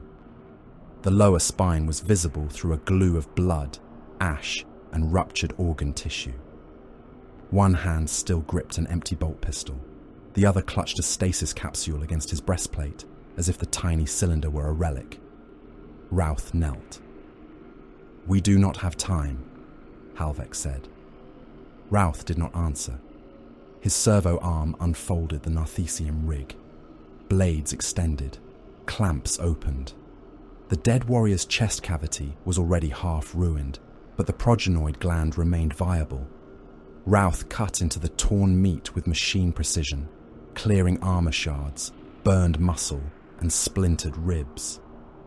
Shells fell somewhere beyond the ridge, close enough to make dust jump from the corpse's faceplate. Routh did not look up. The work was sacred and disgusting. He carved into a brother whose name runes still blinked weakly in Var's display. Brother Morthen, veteran of 83 compliances, confirmed dead. Progenoid status uncertain. Routh cut until certainty emerged wet and pale from the ruin of the throat. He sealed the gland in a stasis capsule already slick with blood and ash, then repeated the process at the chest cavity, reaching deep into shredded flesh while the corpse twitched under his tools from lingering nerve discharge. Halvek watched with his bolter raised toward the ridgeline. "Inventory of the dead," he said. "Continuation of the Legion," Roth replied. "The Legion is dead." Var turned his cracked visor toward him. "Dead iron serves nothing." Halvek said nothing more. They moved on. The canyon route waited beneath the Iron Warrior's artillery crown. Perturabo's sons had turned the ridge above it into a fortress of mathematics. It had no need of beauty. Gun pits were dug into staggered tiers, each one angled to support the next. Minefields glittered beneath dust veils, their positions invisible except where the dead had revealed them by dying in pieces. Overlapping Auspex sweeps moved across the canyon mouth in slow, patient arcs. Heavy bolters covered the wreckage lanes. Quad mortars waited behind stone teeth. Lascanan teams watched the longer approaches. Earthshaker guns sat higher up the crown, their barrels elevated toward distant pockets of resistance, but able to lower with brutal efficiency if survivors tried to pass beneath. The position was cruel because it was correct. No rage wasted, no theatrical horror, no need to see the faces of those being killed. Every likely route was a kill box. Every kill box fed into another. Every sheltering wreck was either mined, watched, or marked for delayed bombardment. The Iron Warriors had taken a ridge and made it into an equation whose solution was extinction. Sith returned from the forward smoke without a sound. 3 gun nests, 2 mobile patrols, mines along the direct floor, Auspex lattice across the upper pass. Alternate, Var said. Drainage trench beneath the wreckage. Failed evacuation route. Narrow. Choked. Watched? Everything is watched. Routh's helm tilted. Sabotage possible. Ammunition heart likely beneath central gun pit. If ignited, crown disruption will open passage. Halvek gave a low, damaged laugh. Then we charge the fortress. No, Sith said. You charge. You die before the second stride. I scout. Routh blinds the lattice. You breach only when needed. The dreadnought draws fire only at the end. Ancient Chord speakers hissed. Enemy persists. Yes, Scythe said, and it will persist less if you wait. The Raven Guard's tone was quiet, but the words cut. Halvek turned on him. We do not crawl. You do now. Var stepped between them. Enough. The silence after the word was brittle. The Iron Hands wanted revenge. Sith wanted escape. Somewhere beyond the smoke, a salamander's pocket was still transmitting wounded recovery requests through a broken channel, refusing to die without trying to carry others with them. Var could hear the deep voice of an unknown son of Vulcan, repeating coordinates that were already lost to artillery. Any survivors we can extract? Routh asked. Sith looked toward the sound. Not without alerting the crown. Halvek's answer was immediate. Then they are irrelevant. Sith's helm turned toward him. They are loyal. They are dead and not yet informed. The Raven Guard's bolt pistol rose a fraction. Var caught the motion. Lower it. Sith did, slowly. Var hated Halvek's answer because it was correct. He hated Sith's anger because it was also correct. He hated that the salamanders would have gone for the wounded anyway and died with their hands full of brothers and strangers. He hated every doctrine that failed here because every doctrine had been true until Isstvan made truth bleed. We combine, Var said. Shadow first, machine second, iron last. And compassion? Sith asked. Var looked toward the broken channel where the salamander still called for aid. Compassion is ammunition. Spend it only where it kills the enemy. Scythe did not answer. Perhaps he despised the words. Perhaps he understood them. They entered the drainage trench. It had been a route of failed evacuations. The ditch ran beneath the wreckage of 2 crashed Thunderhawks and a shattered Mechanicum hauler. Its walls were slick with soot and coagulated blood. The bottom was packed with bodies, so many that the survivors could not place their boots without stepping on armor, limbs, or exposed organs. Burned salamanders lay fused together in shield formation, their bodies blackened into postures of defense even in death. Raven Guard corpses hung from twisted restraint cables, gutted open by shrapnel, their intestines looped around landing struts. Iron Hands had died in heaps where a shell had caught them between withdrawals, some fused into their own armor by plasma heat, others reduced to skeletons inside intact plate. The smell defeated filtration, cooked fat, promethium, bowels, hot metal, open gene vault coolant, the sweet chemical rot of burned blood. Var tasted it through his bitten tongue and felt his human stomach try to reject what his transhuman body demanded he endure. They crawled where the wreckage lowered. Ancient cord could not fit. He remained above, crouched behind a collapsed engine block, waiting with a silence that seemed obscene for a war machine of his size. Var, Halvek, Routh, and Scythe went under on hands, knees, and elbows, dragging weapons through blood slurry and spent shells. A voice spoke from beneath a pile of corpses. "Brother." Var froze. A salamander's legionary lay pinned under 2 dead iron hands and part of a landing strut. His armor was burned through at the waist, and everything below his ribs had been crushed flat. One arm remained free. His helm was gone. His face was a mask of blackened skin split by white teeth. Both eyes had burst from pressure or heat. He turned his head toward their sound anyway. "Brother," he repeated. Scythe moved toward him. The salamander's hand tightened. "Not mercy," he rasped. "Ammunition." Var looked at him, the salamander's remaining fingers open to show an empty palm. "They come when we scream," the burned warrior said. "Give me teeth." Var removed a grenade from his belt and placed it in the salamander's hand. The fingers closed. The salamander smiled with a lipless mouth. "Into the fires," he whispered. Var moved on. Behind them, after several breaths, the salamander began to scream, not in fear, in invitation. Night Lord's voices answered from above, delighted. Footsteps scraped over wreckage. Someone laughed.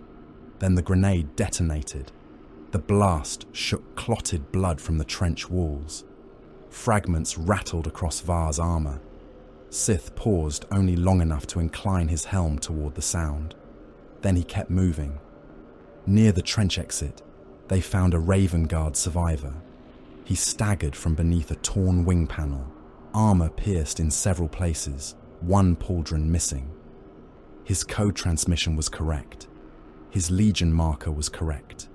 His wounds were plausible. He identified Scythe by campaign reference, squad attachment, and a dead captain's name. He spoke in the clipped tone of the 19th Legion. "Seen is dead," the survivor said. Scythe's pistol rose and fired. The bolt round struck the warrior through the throat. He fell backward, choking blood into his ruined gorget. Halvek snapped his bolter towards Scythe. "Explain." Scythe crossed to the dying warrior and knelt. "The answer is wrong. He gave your phrase." He gave a phrase. Sith drew his combat knife and cut beneath the edge of the survivor's face. The flesh parted too easily. Not skin. Reconstruction sheath. The dead warrior's features sloughed under the blade, sliding away in a wet sheet to reveal another face beneath, altered, scarred, and already slackening into death. Alpha Legion. Routh's voice came low. Codes were correct. "They usually are," Scythe said. Halvek lowered his bolter by a fraction. "Your Legion is exhausting. My Legion is alive." Var looked at the exposed infiltrator's face and felt the last remnants of certainty corrode further. Codes failed. Faces failed. Phrases failed. Brotherhood failed. The only truth left was function under pressure. Routh reached the Auspex relay first. It was hidden beneath a wrecked armoured conveyor, feeding the artillery crown with sweep data across the lower trench and canyon mouth. The Tech Marine opened its casing with his axe, then plunged his damaged servo connectors inside. His body stiffened. Binary snarls ripped from his vox as he fought the machine spirit, and the Iron Warrior's encryption bound around it. "Time!" Scythe said. "Insufficient!" Routh snapped. "Patrol!" Var heard it then. Boots above. Iron Warriors, moving with heavy certainty. Halvek braced against the trench wall and raised his bolter. Var drew his blade and waited beneath a curtain of hanging cables. Sith vanished into the shadow under a torn wing. The first Iron Warrior dropped into the trench and died before his boots settled. Sith's knife entered under the helm and punched upward into the brain. The second fired as he fell, shells chewing through corpses and wreckage. Halvek answered with his last rounds, punching one through the traitor's knee and another through the elbow joint. Var surged in and drove his combat blade through the gorget, soaring until blood flooded over his gauntlet. The third Iron Warrior did not descend. He called it in. Above, the artillery crown began to turn its attention downward. Routh ripped free from the relay. Lattice blinded for moments only. Ammunition heart exposed. Access impossible without diversion. Var looked up toward Ancient Cord. The dreadnought was already standing. Perhaps he had heard. Perhaps the cracked sarcophagus mind had reached its own conclusion. Perhaps Ferrus Manus had spoken to him from memory, or grief, or damaged circuitry. Cord stepped from cover into the open canyon mouth. The Iron Warriors saw him. The ridge erupted. Heavy bolters hammered his hull. Lascannon beams scored molten lines across his chest. Autocannon shells punched into his damaged leg until armor plates blew away in chunks. Cord staggered, then kept moving. His power fist rose. A missile struck his shoulder and tore away the dead assault cannon mount. Another hit cracked the sarcophagus wider, and amniotic fluid sprayed from him in a glittering arc. "Ancient, withdraw," Var ordered. Cord did not. "Ferrus," the dreadnought said. He reached the lower gun pit and crushed the first ammunition loader underfoot. Iron Warriors turned weapons inward. Cord took the fire meant for the survivors and advanced through it one dying step at a time. His fist smashed a gun shield flat. He seized a rack of seed shells and hurled it into the ammunition lift. Detonators sparked. Warning runes flashed across the ridge. "Cord," Var said.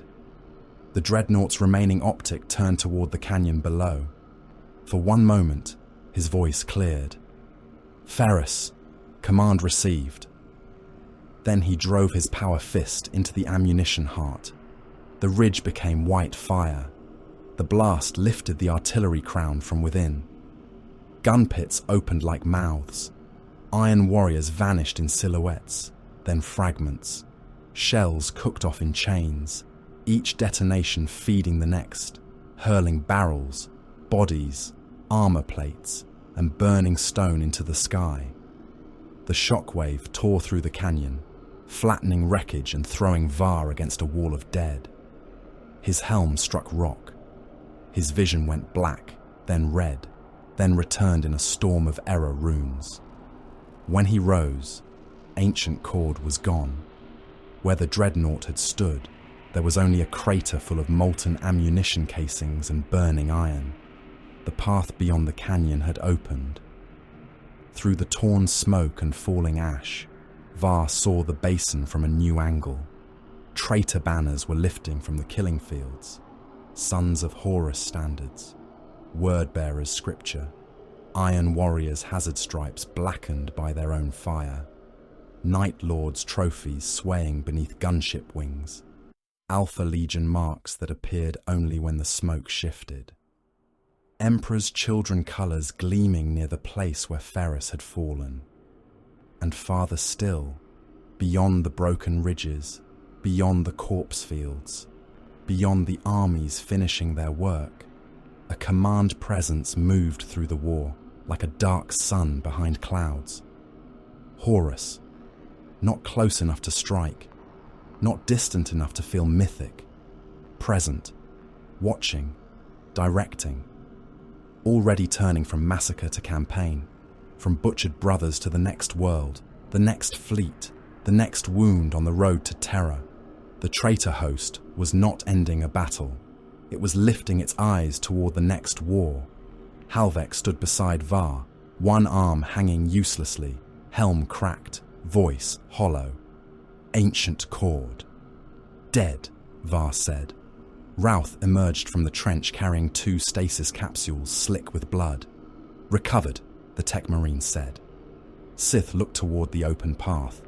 Move now or die here. Var looked once at the burning crater that had been cored. Then he looked toward the distant banners of the War Master. Dead iron serves nothing. Living iron remembered. Move, he said. Corvus Corax gathered the impossible remnants beneath a sky that still wanted them dead. He stood in the shadow of a broken basalt shelf, wounded, ash-streaked, and terrible. Blood darkened one side of his armor. One of his wings of war gear hung damaged behind him, its veins twitching with intermittent power, as if the machine spirit itself was in pain. Scorched claw marks crossed his breastplate, where some traitor weapon had found him and failed to finish the work. His face was pale beneath soot and dried blood, not with fear, not with weakness, but with a wrath so cold it seemed to draw light from the dust around him. Around the Ravenlord, the 19th Legion had been reduced from a force of conquest to ghosts. They came in pairs and single shadows, emerging from ravines, wrecked armor, collapsed trenches, and smoke curtains. Raven Guard with jump packs reduced to torn harnesses. Raven Guard with talons broken at the wrist. Raven Guard carrying wounded brothers, whose legs dragged behind them through black sand. Their armor was no longer the perfect darkness of a legion that mastered night. It was scratched to grey, burned to bare plate, painted with the blood of loyalists and traitors alike. Some had no helms. Some had no names left in the Vox registry. Some were marked dead by their own armor and kept walking anyway. Kaidor Var watched them gather and felt a contempt that was not for them, but for the necessity of what they were doing. Survival. The word tasted like weakness until he forced it into another shape. Continuation. That was better. Not pleasing. Not clean. Better. The main battle was over. Isstvan V had not finished killing. Beyond the broken shelf, the Urgal depression still burned. The corpse fields glowed in patches where phosphex refused to die. Burning tanks coughed ammunition into the air at irregular intervals. Far off, Iron Warrior's guns continued to speak, not in fury but in correction, hammering pockets of resistance into silence. Aircraft moved beneath the cloud deck, black shapes cutting through brown smoke, hunting heat signatures and distress signals. Armor sweeps crawled across the basin floor. Word-bearers' processions moved among the dead with Crozius and Bolter, their chants rolling low over the ash.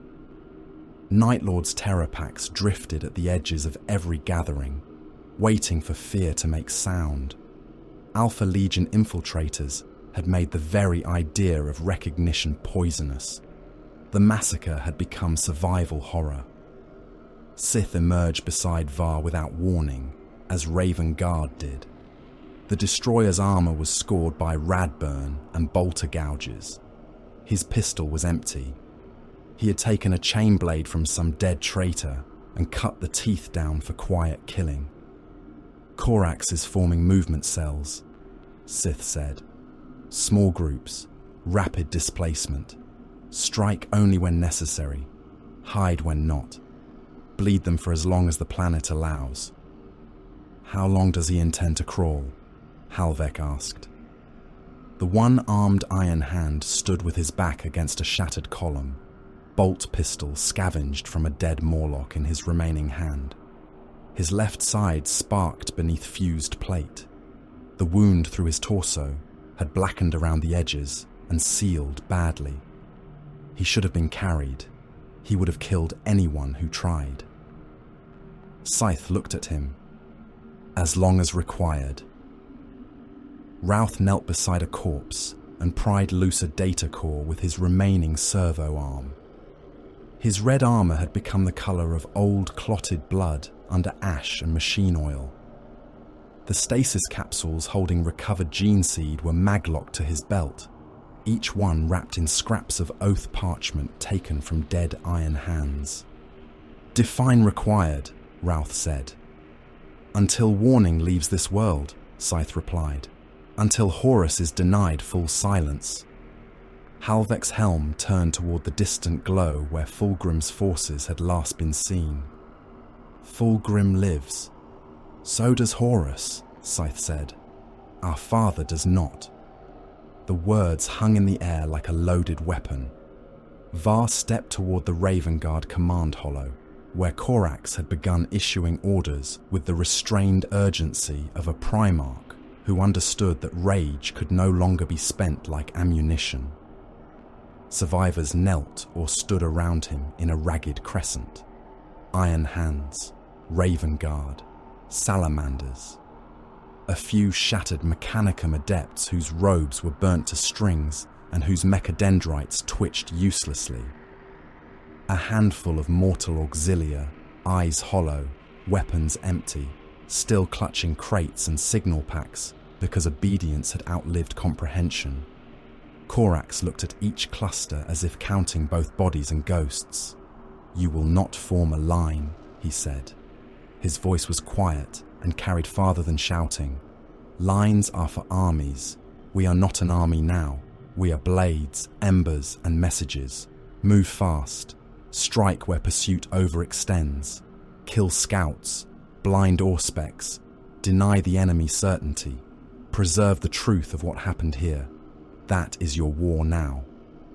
An Iron Hands veteran with both pauldron markings burned away forced himself upright. "The war is there," he said, pointing toward the basin heart. "Fulgrim is there." Korax turned his black eyes upon him. "Fulgrim wants you to die saying that." The veteran stiffened. Var spoke before thought could be fully restrained. Then he should be denied breath, not satisfaction. Several helms turned toward him. Korax looked at Var. There was no insult in his gaze. That almost made it worse. "Name: Sergeant Kador Var, 10th Legion. I know what you are." Var's gauntlet tightened on his empty bolter. "Our Primarch has fallen. The Phoenician lives. The Emperor's children still hold the ground. A strike cell could penetrate under smoke. A strike cell could die beneath their blades and teach Horus nothing he does not already know. Death is not the concern. It is now," Korax said. The words were cold enough to make even Halvek look up. Korax stepped closer. He was not whole. Var saw that now, not broken, not diminished in the way a lesser being might be diminished, but wounded, strained, carrying the deaths of too many suns behind eyes that had no permission to close. His armor was cracked. His movements retained impossible grace, but each one cost something. He could kill nearly anything on the field if he reached it. He could not reach everything. He could not save every son. He could not undo betrayal by murdering the nearest traitor. That was the horror of his power. It was vast, and it was insufficient. "Survival feels like cowardice to you," Korax said. Var did not answer. "To me as well." That answer struck harder than rebuke. Korax looked past him toward the burning basin. But vengeance is not always the first blow. Sometimes vengeance is the wound that refuses to close. Horus wants silence. He wants 3 legions dead in a hole, their testimony buried under ash and triumph. Deny him, carry warning, strike later, strike when it matters, strike where survival becomes a blade. Var tasted blood from the wound where he had bitten through his tongue during Fulgrim's sorcery. "Dead iron serves nothing," he said. Korax inclined his head once. "Then make the living iron remember." A salamander's captain came through the smoke before Var could reply. He was burned almost beyond heraldry. His drake-scale cloak was gone, his armor blackened, one side of his helm melted into the gorget. When he removed the helm, Much of the skin came with it. His face was a charred ruin, one eye sealed shut, the other bright with pain and absolute refusal. 2 salamanders supported him, though both were wounded badly enough to need support themselves. "My Lord Corax," the captain said, "speak. There are brothers trapped beneath the western carrier field, loyalists from several legions, wounded but transmitting. We need 1 hour." Corax did not answer immediately. The silence was cruel because everyone knew the calculation. 1 hour meant more dead. 1 hour meant aircraft sweeps, night lords, artillery correction, word-bearers closing with chants and knives. 1 hour meant the movement window narrowed until it died. Corax said, "You have less." The salamander captain's jaw tightened. "How much less?" "Enough to try, not enough to hope." The salamander bowed his burned head. "Into the fires." "And out again," Corax said. "Or not at all." The salamanders went. Var watched them disappear into smoke, carrying stretchers, ammunition, and a stubbornness that would have shamed saints and doomed tacticians. He wanted to despise them for it. He could not. Their mercy had no softness in it. It had teeth.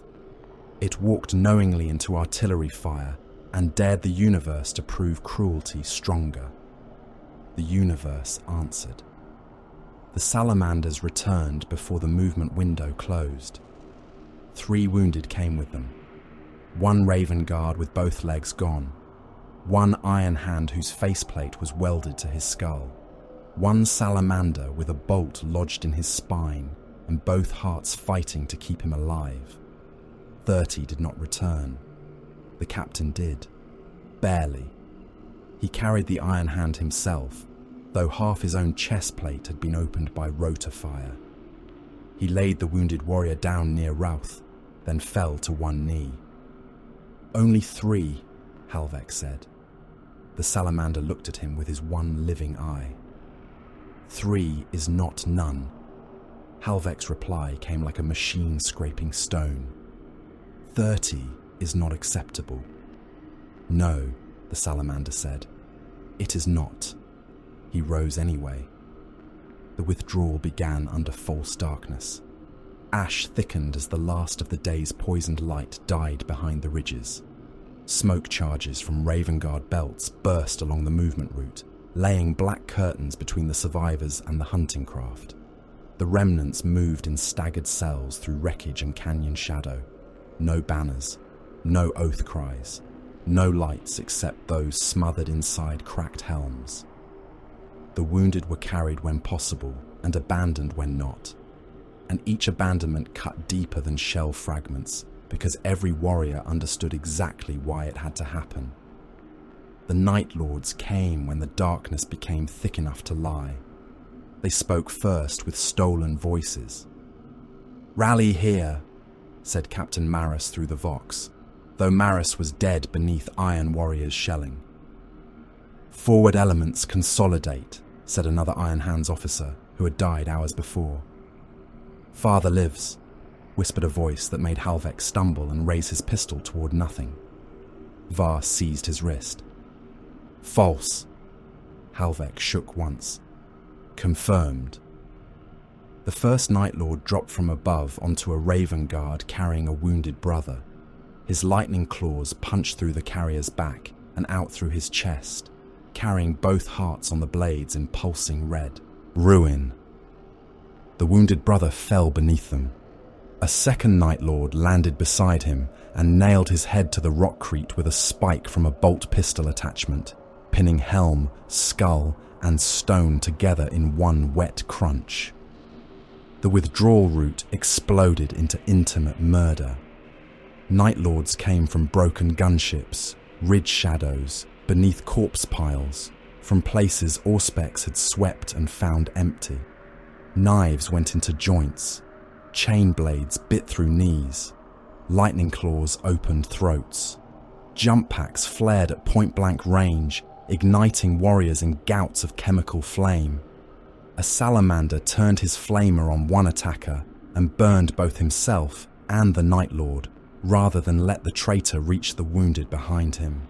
They fell together, locked in fire, the Night Lord laughing until his lungs cooked. Seath moved like a shadow among shadows, but the Night Lords were born to hunt fear in darkness. He killed one with his cut-down chainblade, opening the traitor from hip to armpit, then vanished beneath a wrecked hull before return fire found him. Routh smashed another aside with his axe, cleaving through the collarbone and deep into the chest cavity. Halvek fired his stolen pistol until it clicked empty, then beat a Night Lord's helm inward with the weapon's grip until the traitor stopped moving. Var found the champion by the laughter. The Night Lord stood atop a slab of rockcrete, taller than his brothers, armor covered in strips of flayed skin and stolen Legion markings. A dead Raven Guard hung from his jump pack harness by the throat, swinging as he moved. His lightning claws were broken on one hand and whole on the other. His helm was painted with a skull grin that had been made wet by real blood. "Little loyalist," the champion crooned over an open channel. "Your father is dead. Does duty still taste sweet?" Var charged without answering. The Night Lord met him with the whole claw. Var ducked beneath the first rake, felt talons scrape across his power pack, then slammed shoulder first into the traitor's torso. They hit the ground together. No honor, no circle, no blade salute. Only two armored bodies grinding through ash, blood, and broken shell casings. The Night Lord drove a knee into Var's abdomen and split the wound near his ribs open again. Pain flashed white. Var ignored it and punched his augmetic fist into the ground, scooping black dust and powdered bone. He hurled it into the traitor's helm grill and lenses. The Night Lord recoiled for less than a second. That was enough. Var drove his broken combat blade into the helm grill. The blade snapped halfway in. He left it there, grabbed the traitor by the back of the helm, and forced the jagged metal deeper through teeth, tongue, and palate. The Night Lord clawed at his side, talons piercing plate and dragging sparks from his ribs. Var drew a bolt pistol from the champion's own belt. He jammed the muzzle against the broken blade protruding from the grill and fired. The first shell detonated inside the mouth. The Night Lord's helm bulged. Var fired again. The back of the helm burst outward, spraying skull fragments and brain across the rockcrete. A third shot turned the remaining head inside the helmet into red slurry. The body spasmed once beneath him and lay still. Var stood. No salute, no words, only disgust. The survivors kept moving because the dead had bought seconds, not safety. At the extraction hollow, the Raven Guard ships came in low enough to kiss the stones. They were not many.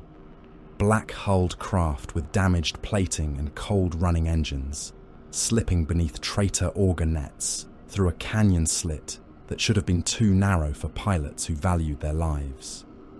They came without landing lights. Ramps opened before their skids touched ground. Raven Guard serfs and wounded crewmen leaned out with cables and drag hooks, pulling survivors aboard as bolter fire began to chase them from the ridges.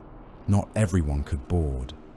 That truth arrived as weight, not words.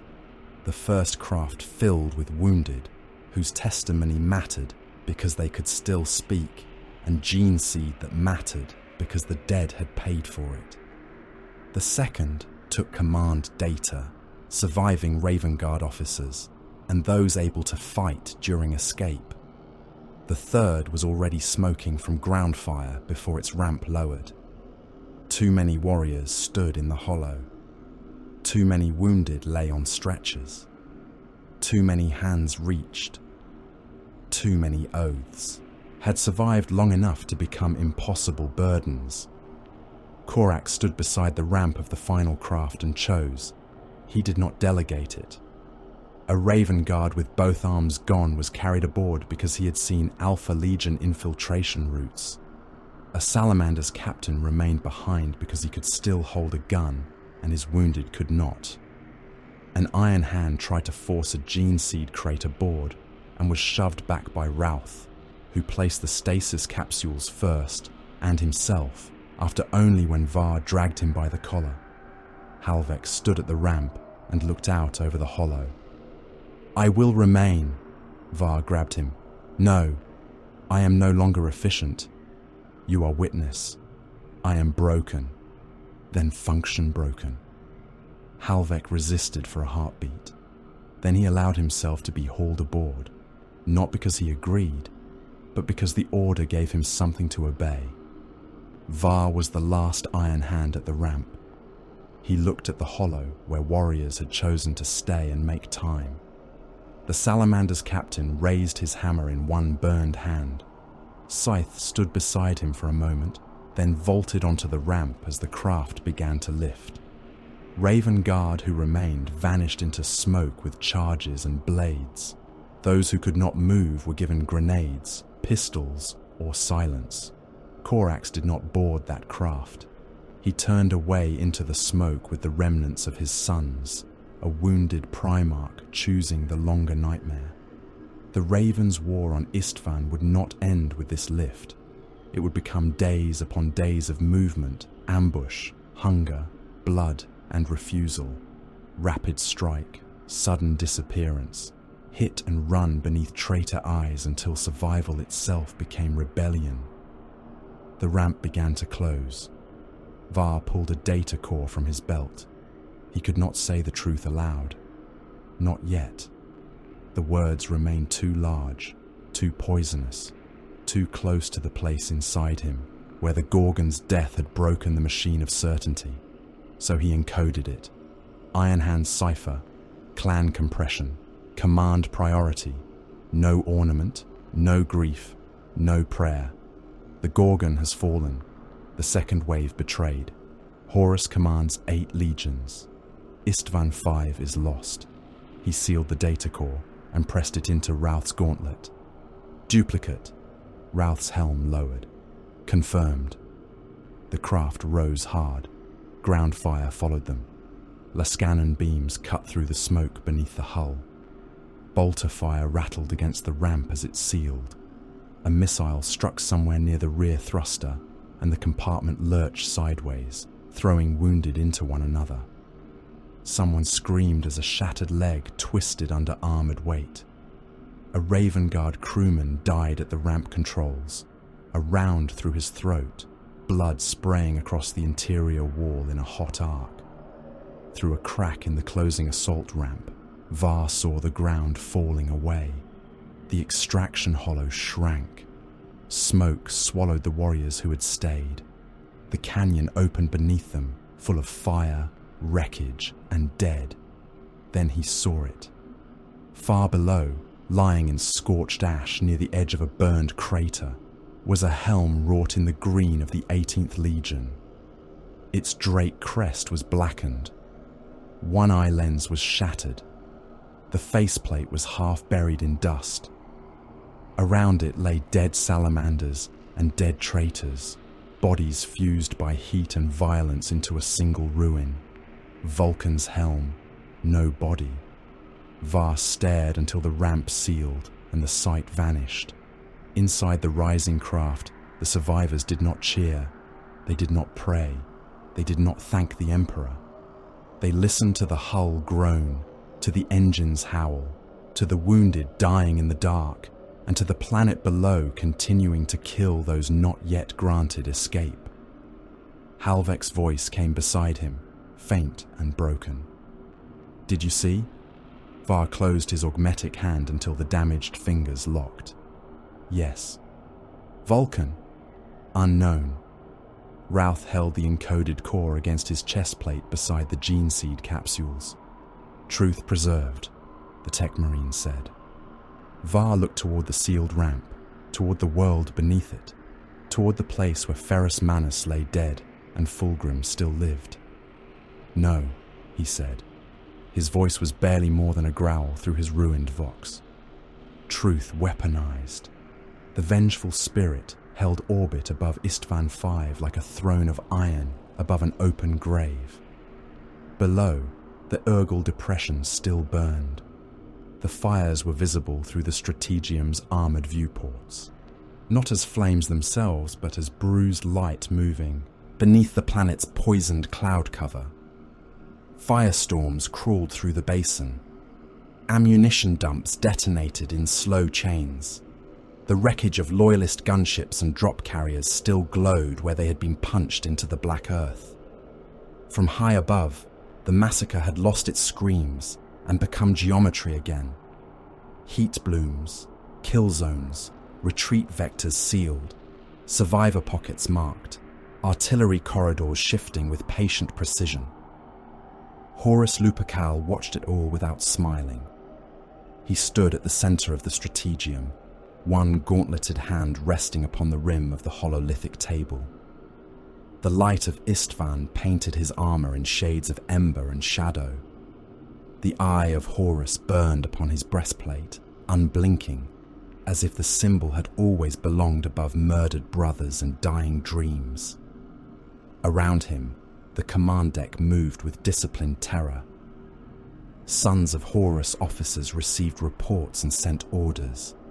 Mortal fleet adepts whispered casualty tallies to servo skulls. Bound astropaths trembled in their iron frames, their mouths stitched shut by oath clamps and fear. Servitors clattered over brass rails with parchment scrolls, ammunition expenditure slates, fleet disposition projections, and death counts too large to mean anything except success. The War Master did not need theatrical delight. The horror of him was not madness, it was control. Isstvan 5 had done exactly what he intended it to do. The first wave had taken the bait, the second had closed the jaws. Ferrus Manus was dead. Vulcan was missing beneath fire and ash. Corvus Corax had withdrawn into ruin with the shattered remnants of his sons, wounded and hunted. 3 loyal legions had been broken upon the anvil of trust.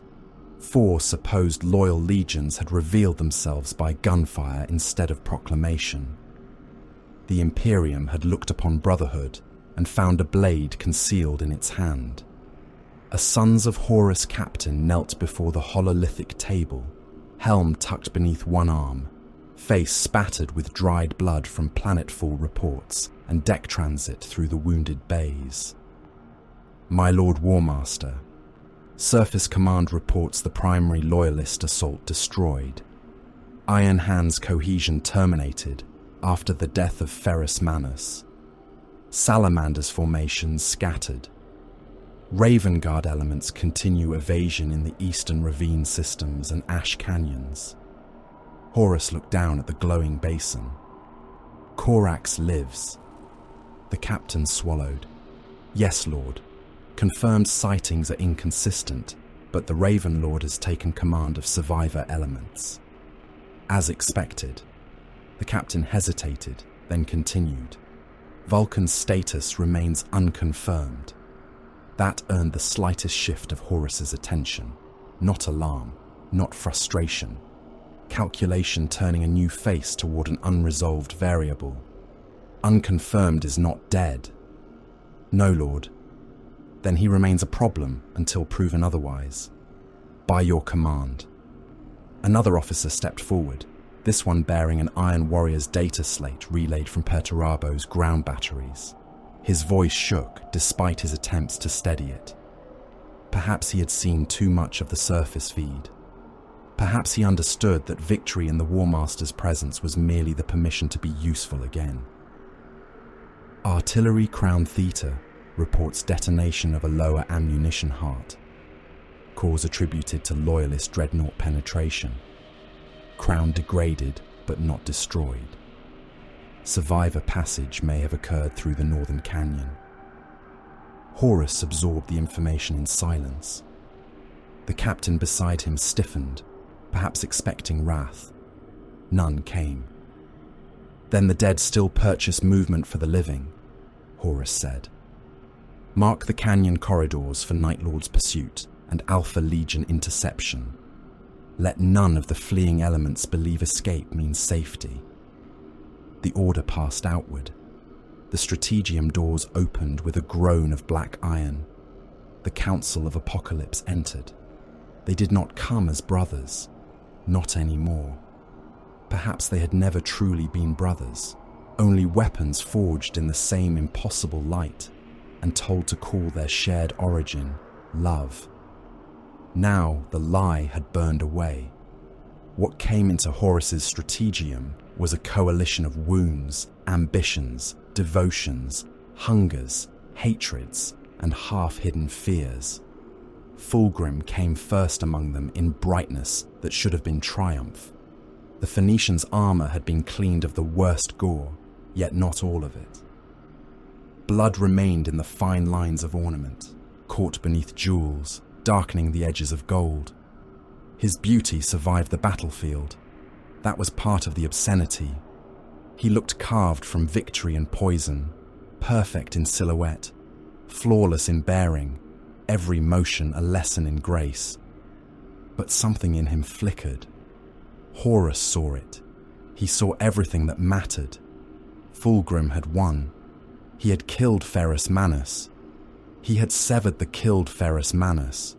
He had severed the head of a brother with his own hand, and the act had placed glory before him like a feast. Yet behind his eyes was a fracture too deep for polish. Victory had entered him and found a hollow place. Something answered there that was not satisfaction. He stood apart from the others, his blade sheathed, one hand resting too lightly upon the hilt, as though he feared and desired its nearness in equal measure.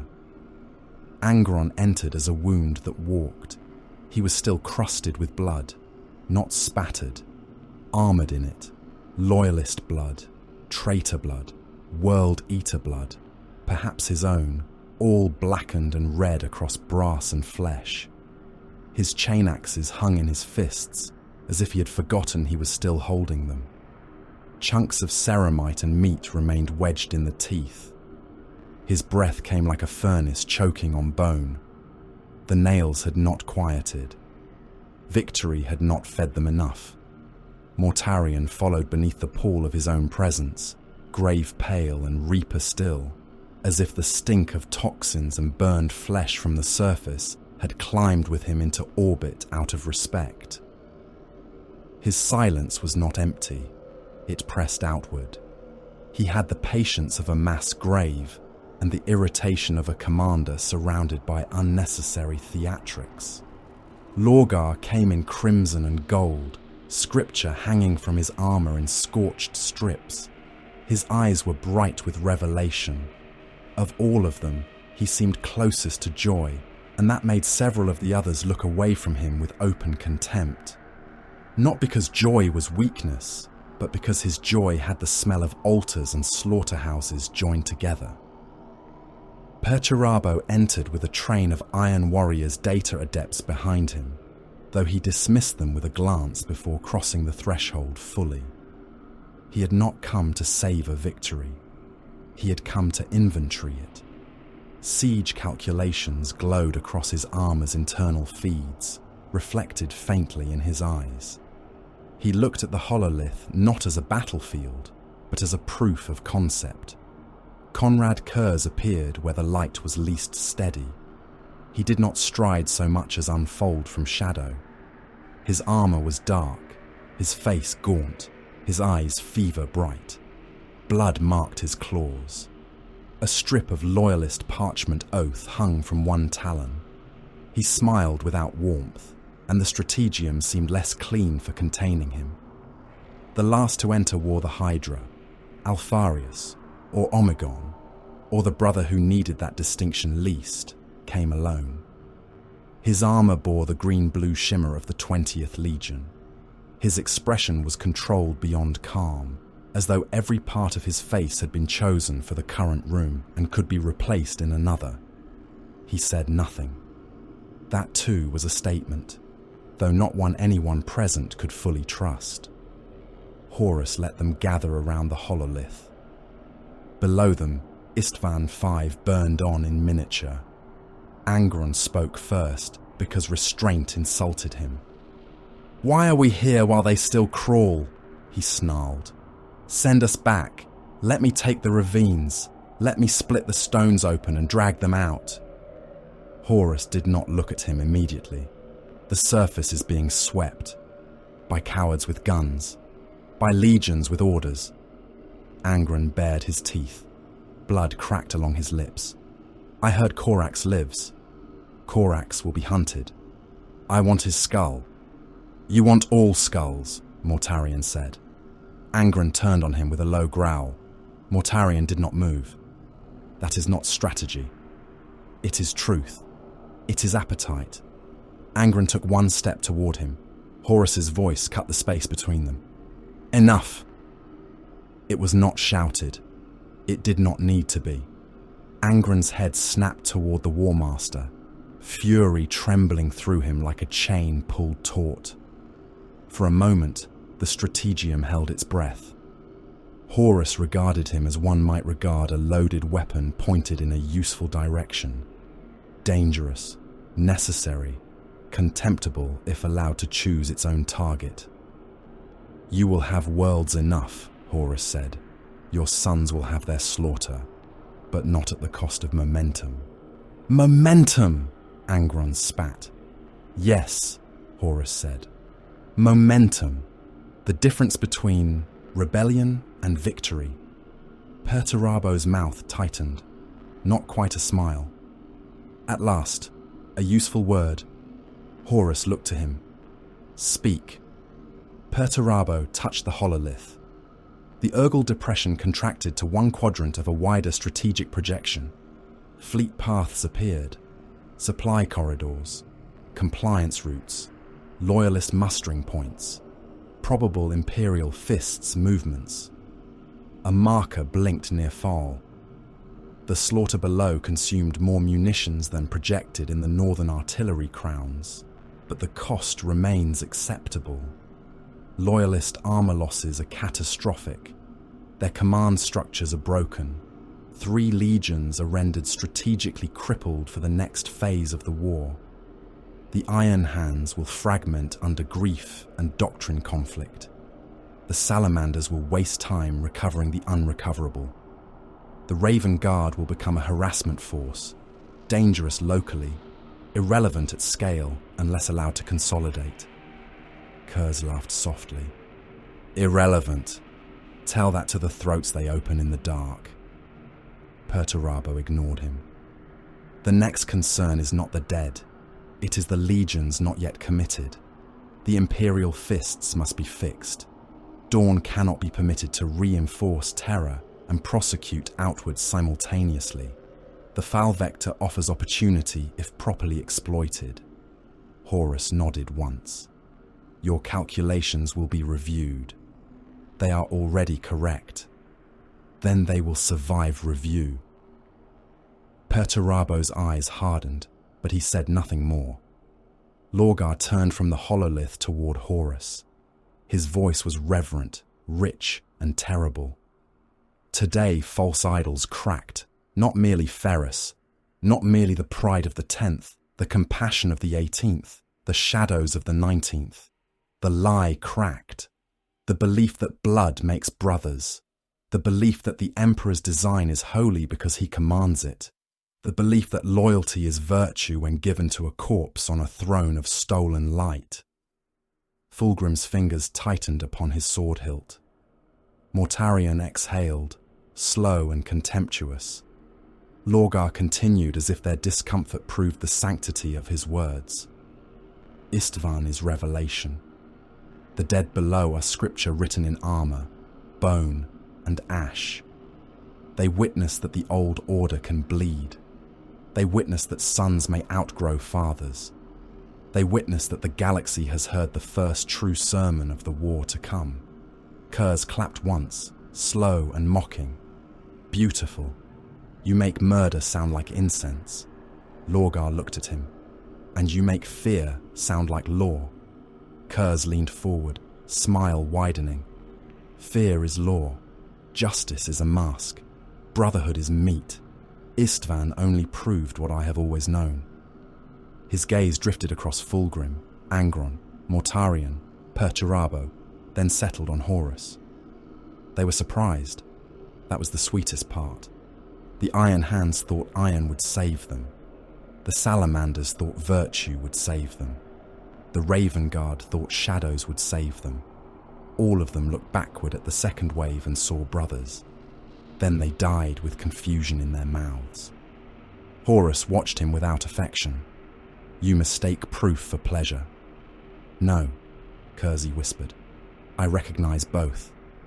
Fulgrim finally spoke. His voice was soft, elegant, and edged with something that had not been there before Isstvan's surface. Ferris did not die confused. The room stilled by a degree. Kurz's smile lingered but lost some of its shape.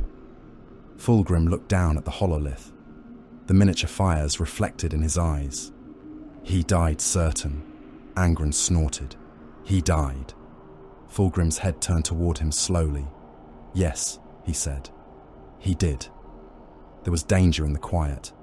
Horus let it breathe for a heartbeat, then ended it. Ferrus Manus is dead. His certainty died with him. Fulgrim's face did not change, but the fracture behind the beauty deepened. Horus saw triumph curdled by poison. Corruption had given the Phoenician everything his vanity could devour, and taken something his vanity could not name. Fulgrim had stood over his brother's body and learned that victory could taste like ashes in a mouth still smiling. Horus would use that too. He turned to the warrior of the 20th. Your reports. Alpharius, or Omegon, inclined his head by the smallest measure. Survivor streams have been entered. Some will carry truth. Some will carry errors. Some will carry both. Raven Guard movement patterns are adaptive. Iron. Han's psychological collapse is exploitable. Salamander's recovery instincts remain predictable. Loyalist command will receive warning, but not all warning will agree with itself. Horus studied him. How many of your operatives escaped with them? A pause so slight it could have been imagined. Enough. Kurze chuckled. Perturabo's expression soured. Mortarion looked as if he smelled something diseased beneath a floor grate. Horus understood enough to be pleased, and not enough to be comfortable. That was the nature of the 20th Legion. Useful uncertainty, weaponized opacity. A blade that cut both enemy and the hand that presumed to own it if gripped carelessly. Ensure the contradictions serve us, Horus said. They already do. Do not become clever at the expense of victory. The Hydra-marked Primarch held his gaze. Victory is often a question of who defines the word first. Horus smiled then, only slightly.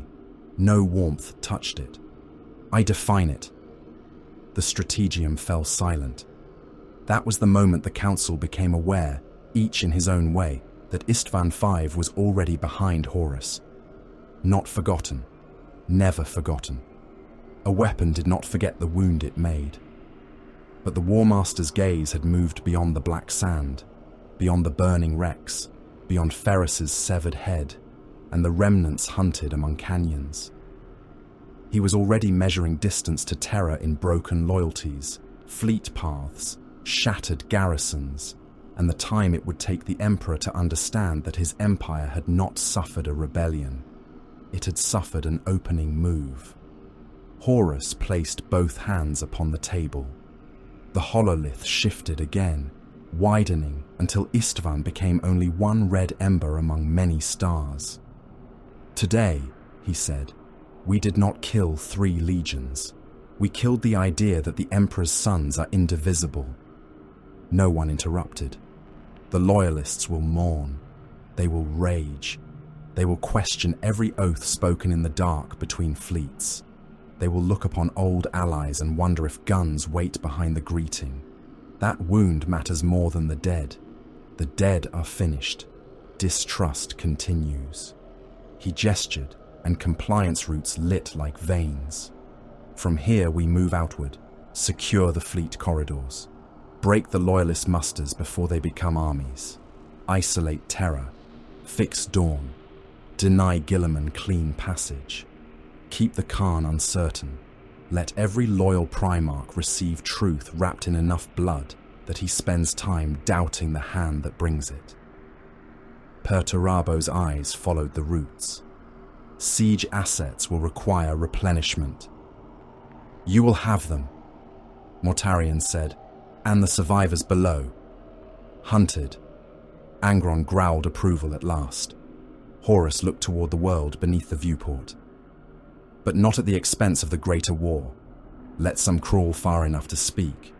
Terror buried speaks only to worms. Terror carried by survivors speaks to empires.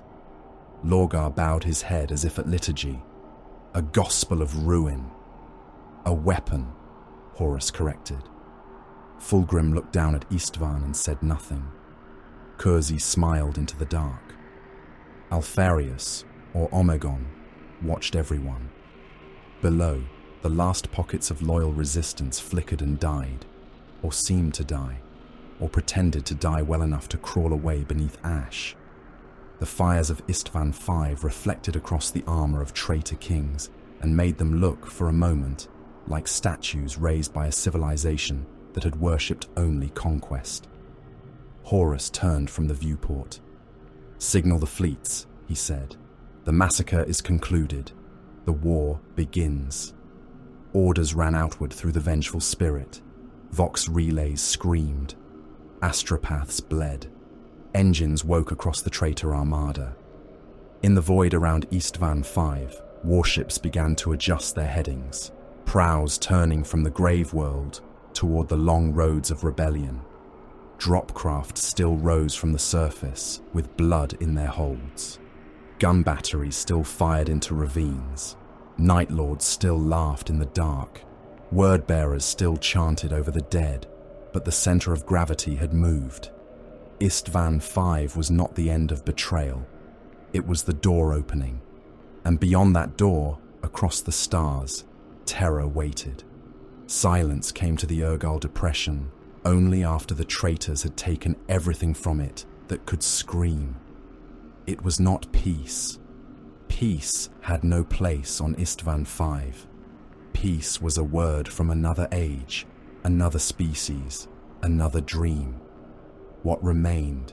Beneath the poisoned sky was the quiet of a butcher's yard, after the blades were washed and the hooks left full. Fires burned without witnesses.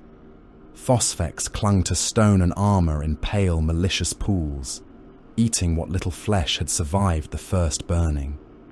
Tanks cooled around crews cooked inside them, their hatches fused shut, their interiors reduced to red grease and blackened bone. Drop pods stood half-buried like iron grave markers, ramps open, interiors slick with blood, and restraint harnesses still closed around bodies that no longer had faces. Vox channels repeated dead commands: advance, hold, rally, brother, answer. The words looped through cracked helms half buried in ash. Some voices belonged to captains whose heads had been nailed to wreckage. Some belonged to sergeants whose torsos lay kilometers from their legs. Some were false signals left by the Alpha Legion, still whispering rescue into places where nothing alive remained to be deceived.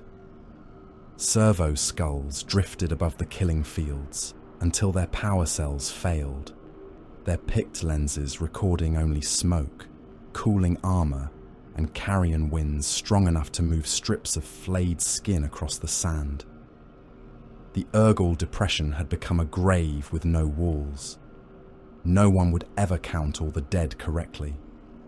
No one would ever recover all the gene seed. No one would ever know which warriors died in the first betrayal, which in the second, which under artillery, which beneath blades, which from wounds while listening to the voices of their murderers imitate their brothers through the dark. The massacre was over. The killing was not.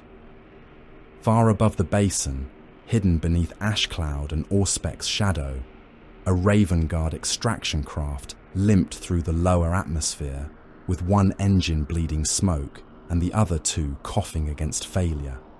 Its hull was black, but fire had stripped much of the paint away.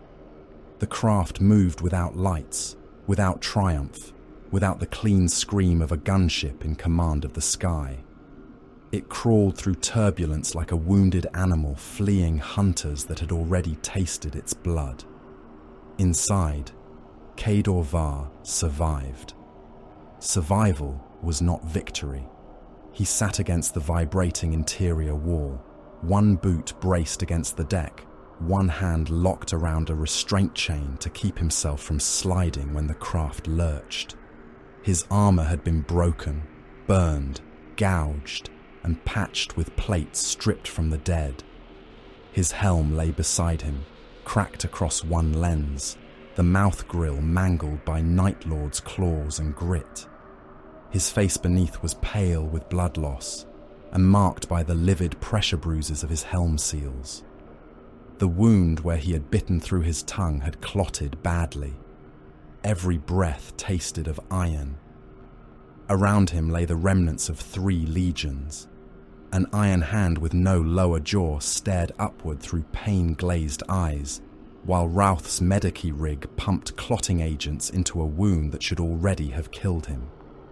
A Raven Guard assault warrior sat with both legs gone at the thigh, his armor sealed around the stumps, his hands still wrapped around a combat blade he had refused to surrender. 2 salamanders were strapped to the deck with burnt restraints because there were no medical cradles left. One had no eyes. The other had a spine wound that made his limbs twitch whenever the engines changed pitch. A mortal crewman, deafened and half-blinded, crawled between them with a canister of recycled water, offering it to warriors who could have killed him by breathing too hard. No one cheered. No one wept. The craft was too full of breathing corpses and unfinished deaths for either sound. Brother Halvek stood near the sealed ramp because sitting would have required admitting how much of him had failed. His left arm was gone. The side of his torso was a ruin of fused plate, exposed augmetics, and scorched flesh. He held a bolt pistol in his remaining hand, though it had been empty since the extraction hollow. He knew it. He held it anyway. Tech Marine Routh knelt beside a row of stasis capsules maglocked to the deck. The capsules were slick with dried blood and black ash. Some had been recovered from apothecaries, some from corpses, some cut from brothers whose names Routh had known, some from bodies so ruined that only clan markings on armor scraps suggested identity. The gene seed glowed faintly inside its preservation casings, pale and obscene, the future of dead warriors floating in fluid while the warriors themselves cooled on Isstvan. Routh counted them, not as a priest, not as a mourner, as inventory. Brother Morthen, progenoid recovered, throat and chest, viability acceptable. He sealed the capsule into a lockbox. Brother Deimos, unrecovered, body section lost under Lascanan fire and subsequent bombardment. Var did not move. Brother Orvek, unrecovered, cranial destruction total, torso position unknown. Halvek's grip tightened on the empty pistol. Brother Halvek, Routh said, then stopped. Halvek turned his damaged helm toward him. Not yet. Routh inclined his head a fraction and continued. Ancient cord, unrecoverable. Sarcophagus and chassis destroyed during ammunition heart detonation. The craft shuddered.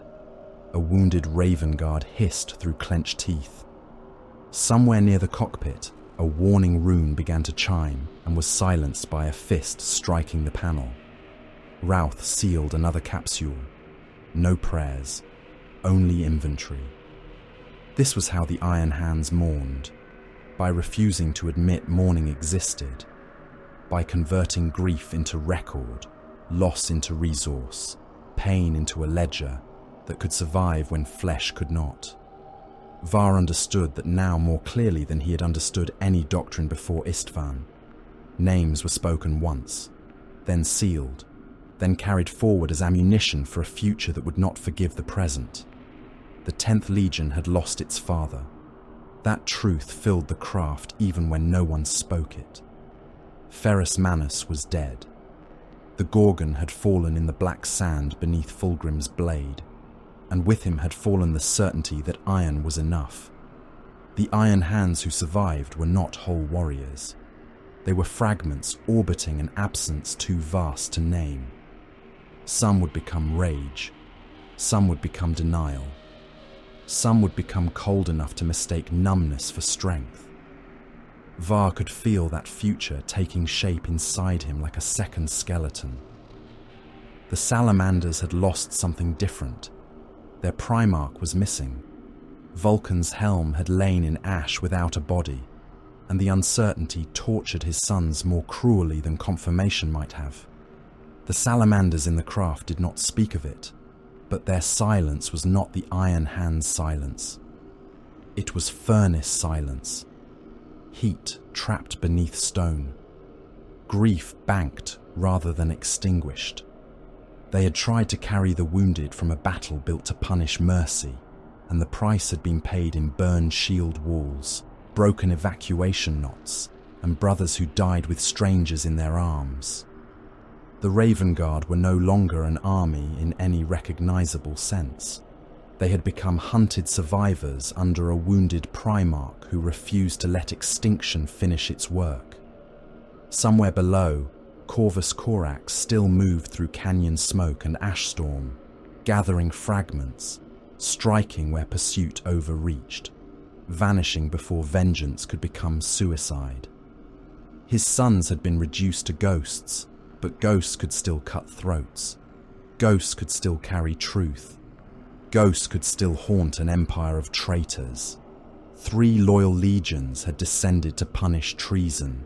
3 loyal legions had been nearly erased by brotherhood turned inside out. Var looked down at his right arm. Not the augmetic left, the right. It had been damaged in the Night Lord's attack, torn by claws, burned by engine wash, and pierced by splinters of traitor plate. The flesh beneath the cracked gauntlet had swollen and blackened. He could feel infection beginning despite his transhuman blood, despite the armor's counterseptic injections. The fingers trembled. The hand still obeyed, but not cleanly, not perfectly. Flesh shakes, then command it. The words came back to him from the drop pod. Damos's voice. Dead now. Severed at the waist by the second wave they had welcomed. Var opened the gauntlet seals. The pain was immediate and impolite. He preferred it that way. Pain that announced itself could be catalogued. He pulled the gauntlet free and looked at what remained beneath. Skin split. Tendons exposed. 2 fingers broken. Meat dead along the forearm where the circulation had failed under crushed armor. A flap of flesh hung loose near the wrist, grey at the edges, already useless. He took his combat knife in his augmetic hand. Routh turned from the gene seed capsules. Sergeant! Var cut away the dead flesh. The blade soared through meat that had once been part of him. Blood welled, dark and thick. He did not flinch. The strip came free with a wet sound and landed on the deck between his boots. A mortal crewman nearby stared until Halvek turned his helm toward him. The man looked away. Var held up the ruined arm. Replace more of it. Routh's optics glowed red in the dim hold. We lack proper forge capacity. Then begin with removal. Preserve function. Finish later. The tech marine studied the wound, then Var's face. That will not remove grief. The word entered the hold like a live round. Halvek's empty pistol rose half a finger, then lowered. Var looked at Routh and felt the old fury seek a path. Once, he would have denied the word. He would have called it weakness, He would have corrected the tech marine for imprecision. Now denial felt like another treacherous signal, another Alpha Legion voice wearing a loyal code. "No," Var said. "It will remove hesitation." Routh held his gaze for a long moment. Then he reached for the Medicae rig. Arm extended. Var obeyed. The saw began its work. He did not close his eyes. As Routh cut, the craft's Vox system crackled. Several warriors moved at once, weapons rising despite exhaustion, despite empty magazines, despite the absurdity of firing inside their own extraction hold. Every signal was suspect now. Every voice carried teeth. The Vox cleared into Raven Guard encryption. Sith stood near the cockpit arch, one hand pressed to the receiver, helm tilted as he listened. His black armor was streaked grey with ash and red with blood, much of it not his. The message came in fragments, buried under atmospheric interference and the engine howl. Corax. The Raven Lord's voice was not comforting. It did not offer absolution. It did not speak of noble sacrifice or promise that the dead had not died in vain. It was the voice of a wounded Primarch who had looked upon annihilation and chosen not to grant it obedience. "Survivor cells," the transmission said. "Disperse, hide, strike only when gain exceeds cost. Preserve testimony, deny enemy certainty. Remember the second wave, remember the dead. Live long enough to make memory lethal." Static clawed at the words. Then clearer, colder. "Vengeance is endurance." The signal cut. No one spoke for several breaths. A salamander with no eyes bowed his head. A Raven Guard with no legs tightened his grip on his blade. Halvek looked at Var's arm as the saw bit bone. "Endurance," he said, as if testing whether the word deserved survival. Var watched black blood run down his wrist into Routh's collection basin, sharpened over years. The extraction craft broke through the upper ash layer and into the corpse light of orbit. Isstvan 5 shrank beneath them. Through the cracked viewport beside him, Var saw the world as a dark sphere veined by fire. It did not look like a battlefield anymore.